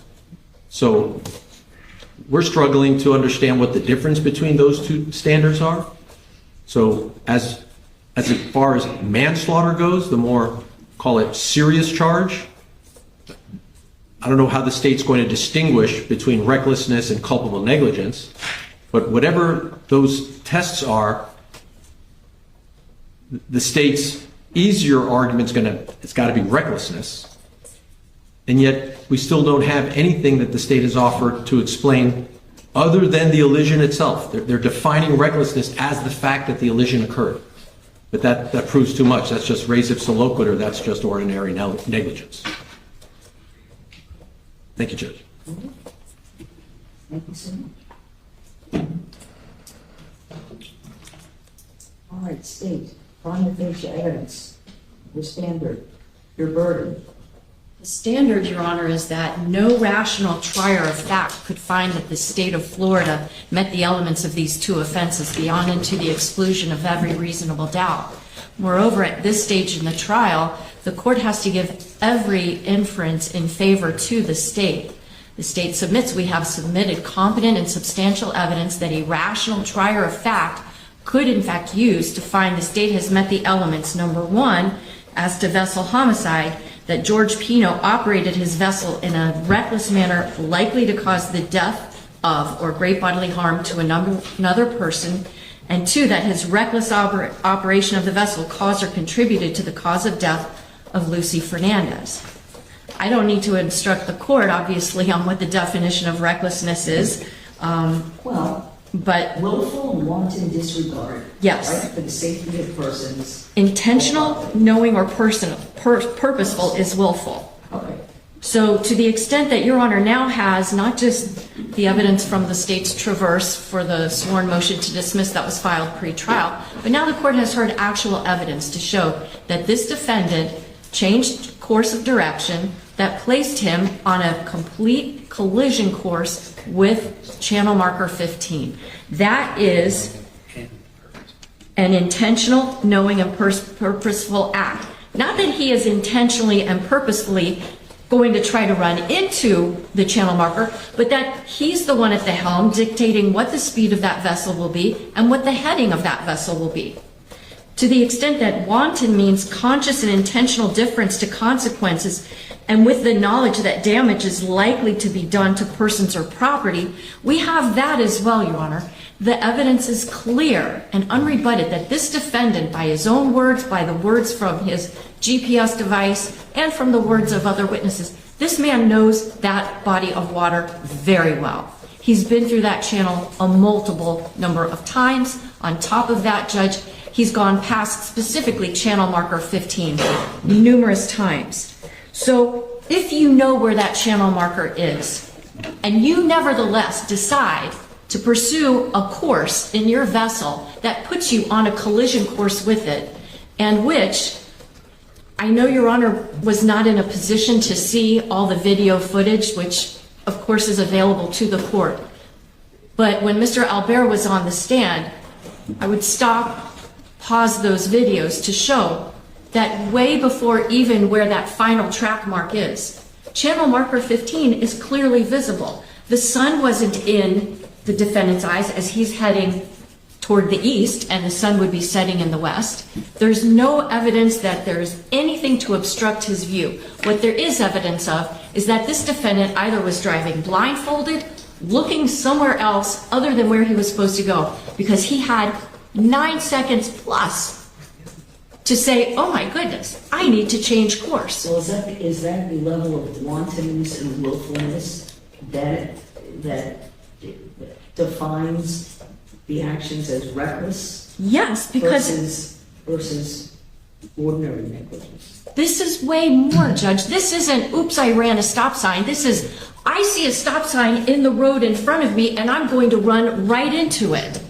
This isn't a momentary lapse of reason. This is a course of conduct that anyone, especially someone with his level of boating experience, would know. If you run into a stationary steel pole that is in the bay for the purpose of keeping you safe, that has a day glow green marker, and you just run into it when it's right in front of you in broad daylight, how is that possible? Other than, as I said in my opening statement, you're checked out, you're zoned out. I don't know what was going on. The defense has done an admirable job defending the defendant against a charge of boating under the influence manslaughter. But I've never charged him with that offense. I've never said that he was impaired. He's the one that put into issue that he had been drinking alcohol, and that was corroborated by his wife and by 2 other witnesses, Mr. Fernandez as well as Carolina Monterey. So the fact that he had alcohol in his system is clearly an issue that goes along with the knowledge of this location. Well, do you think that establishes a failure to use ordinary care? In other words, I asked the state, what evidence have you presented to establish that Mr. Pino exhibited a failure to use, beyond a failure to use ordinary care? If the court thinks that the only thing ordinary... That's negligence. That's it. If the court believes that running for 9 seconds right into a channel marker that's clearly and highly visible in broad daylight at this... What were the efforts to avoid? Was that the last, was there from the GPS data? There was no effort to avoid until like a second before impact, when I guess he finally snaps to it and is like, oh my goodness. And that's why we have that one last track mark. But at the rate of speed that he was traveling with the weight of all those passengers on that vessel is not agile to the point where it can not hit that channel marker. He put into play a series of events that led to him striking that channel marker. And it's not res ipsa loquitur. The fact that he ran into it in and of itself, of course, is not proof that he was reckless. But we don't have just res ipsa loquitur. We have GPS. We have testimony about his knowledge of that location. We have testimony about the weight added to his vessel. Well, there have to be certain willful decisions, right? And how about a willful decision not to course correct when you see that you have a deadly channel marker ahead of you if you don't course correct? Inaction in this situation was the action. That's where I was getting. Would that be, in terms of evidence, the evidence of failure to act, cause the conduct or lack of conduct to rise to the level of something beyond ordinary negligence? Absolutely. And Judge, I would strongly urge the court, because of, unfortunately, the makeup and the design of this courtroom, it's impossible for the court to see. No, I can see it. On the screen? Oh, from the mirror, Your Honor could see it? Okay. I take that back, sorry. That being said, then, I would think that the court can all the more appreciate that if a person has every reason in the world to see a hazard up ahead and has all the means available to avoid that, and that person doesn't take any action, then that person is choosing a course of conduct that is going to likely result in death or serious bodily injury. And that is wanton. So have I established with competent substantial evidence that the defendant was reckless because he was willful and wanton? Yes, but the crime of vessel homicide requires the state only to prove that he was willful or wanton. I submit the evidence shows both. And as to the charge of manslaughter, the state charged the defendant with manslaughter under 2 theories. Yes, one of those theories is culpable negligence, which, yes, we know from case law is considered a higher burden of proof than even recklessness. Well, isn't that interesting, because isn't that the lesser for the vessel homicide? The opposite, vessel homicide. Vessel homicide being the lesser of the manslaughter. It can be, yes, depending on how the charges are pled. In this particular case, the state chose to charge the defendant with each of those offenses separately. And it's my intention to argue to the jurors that, yes, this evidence is competent, substantial to prove beyond a reasonable doubt that the defendant acted recklessly. However, I am willing and prepared to go the extra step and say, but not only was it reckless, it also rises to the level of, and this is where I get to the point of the way that the state charged the defendant with manslaughter. I charged him with manslaughter by causing the death of Lucy Fernandez through his own culpable negligence, but I also charged him with manslaughter by intentionally committing an act or acts that caused the death of Miss Fernandez. And here, the act or acts was his decision to continue to plow forward as fast as that vessel could go, given the weight that was on that vessel, headlong into a channel marker that he knew was there, with a boat full of 17-year-olds, many of whom had been engaged in consumption of alcohol, so that if, heaven forbid, there's an emergency, their ability to react to it is going to be less, which, in addition, that none of them are wearing life jackets. You know, you come back to that. In part because it seemed that the court understood that recklessness is not just the way that you drive your boat, it's all of the factors taken into account. Well, again, not just the way you drive a boat, but when you talk about all of the factors, it's not a type of contributory negligence, because the girls were drinking or not drinking. You wouldn't say anything? See, I don't know how the ability of the girls to respond or not respond go to the criminality, if it is, of Mr. Pino. Because if Mr. Pino is on notice that the passengers on his vessel are going to be less able to react in an emergency, but he nevertheless places them in a position where they are going to be facing an emergency, then his decision to consciously disregard their vulnerability goes to him being A, reckless, and B, culpably negligent. So not taking steps beforehand to prepare all of the circumstances, given all the circumstances, to prepare for a worst case scenario. Anticipate. When you have precious cargo, when you have vulnerable cargo, if a person is driving with, 100 cartons of eggs, they're going to be a little more careful than if they're driving around with 20 cans of, vegetables. You got to be aware of who your passengers are. And he was acutely aware of who they were, first of all, because he's known many of them for years. Second of all, because he and his wife were supplying many of them with alcohol. And third, because we can see the girls are obviously having a good time, and they've already talked about the fact that they were consuming. I'm not charging him with,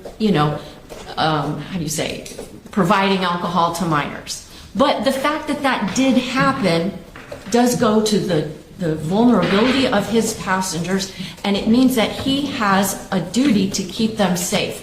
And could he have maybe done that better by driving slower, by maybe operating his vessel on the proper side of the channel? All of those things are things that go to his culpable negligence. And the concept that... So he becomes culpably negligent, in your argument, and it's gross and flagrant, because it has to be gross and flagrant and apparent, by, for example, not supplying life vests to all girls, by not driving slower. Is that what you? What I would say, Your Honor, is this. If there was no one on that vessel besides the defendant and his wife, and if his wife was in a life jacket, but he was traveling at this rate of speed, following this course that we know down the Cutter Bank Channel, and slammed into that channel marker, if God forbid his wife had died, he would be guilty of reckless homicide. He would be guilty of vessel homicide because his decision to operate his vessel in that way, where it was likely that death or great bodily harm would result, was reckless. But what makes this cross that threshold from reckless into culpable negligence is the fact that the boat wasn't just with one other person. And the other people on that vessel were not wearing life jackets. The people on that vessel were minors. The people on that vessel, many of them, had been consuming alcohol. The defendant himself admits that he had been consuming alcohol. And so that's what makes this, for lack of a better term, reckless plus. And that is why the state charged him not just with vessel homicide, but also with manslaughter. Also factoring in, forget about the navigational rules for a charge of vessel homicide. But we know what they are. The jury's heard evidence of it. The court obviously can take judicial notice of what the navigational rules are. And then when we compound that recklessness with the fact that he is obviously not keeping lookout, when we compound it with the fact that he's operating at a speed that's not safe, that he did not do anything to avoid A, the risk of a collision, or B, to avoid the collision itself, that's what places this case in the category of reckless plus. And that's why the state submits, Judge, that viewing the light most favorable to the state, this court has to deny the motion for a judgment of acquittal.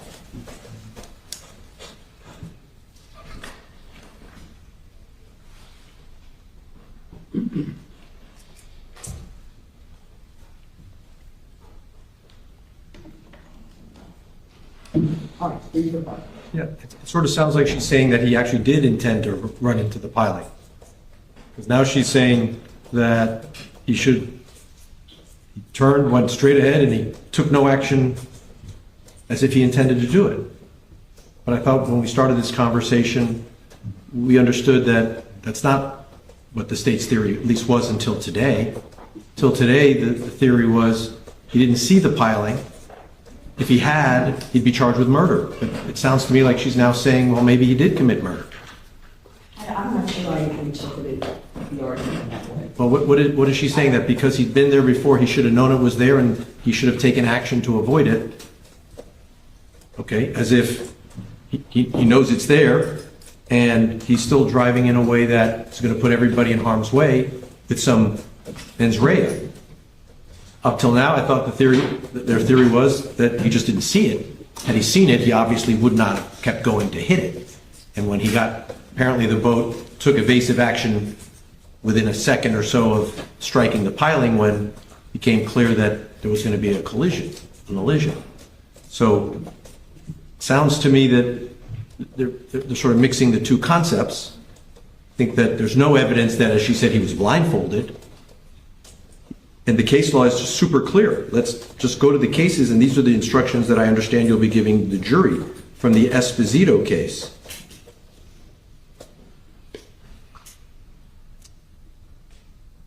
Neither carelessness nor ordinary negligence in the operation of a vessel are sufficient to sustain a conviction for vessel homicide. Simple negligence cannot by itself give rise to criminal liability. Quote, the degree of culpability required for a vehicular homicide, vessel homicide, is more than a mere failure to use ordinary care.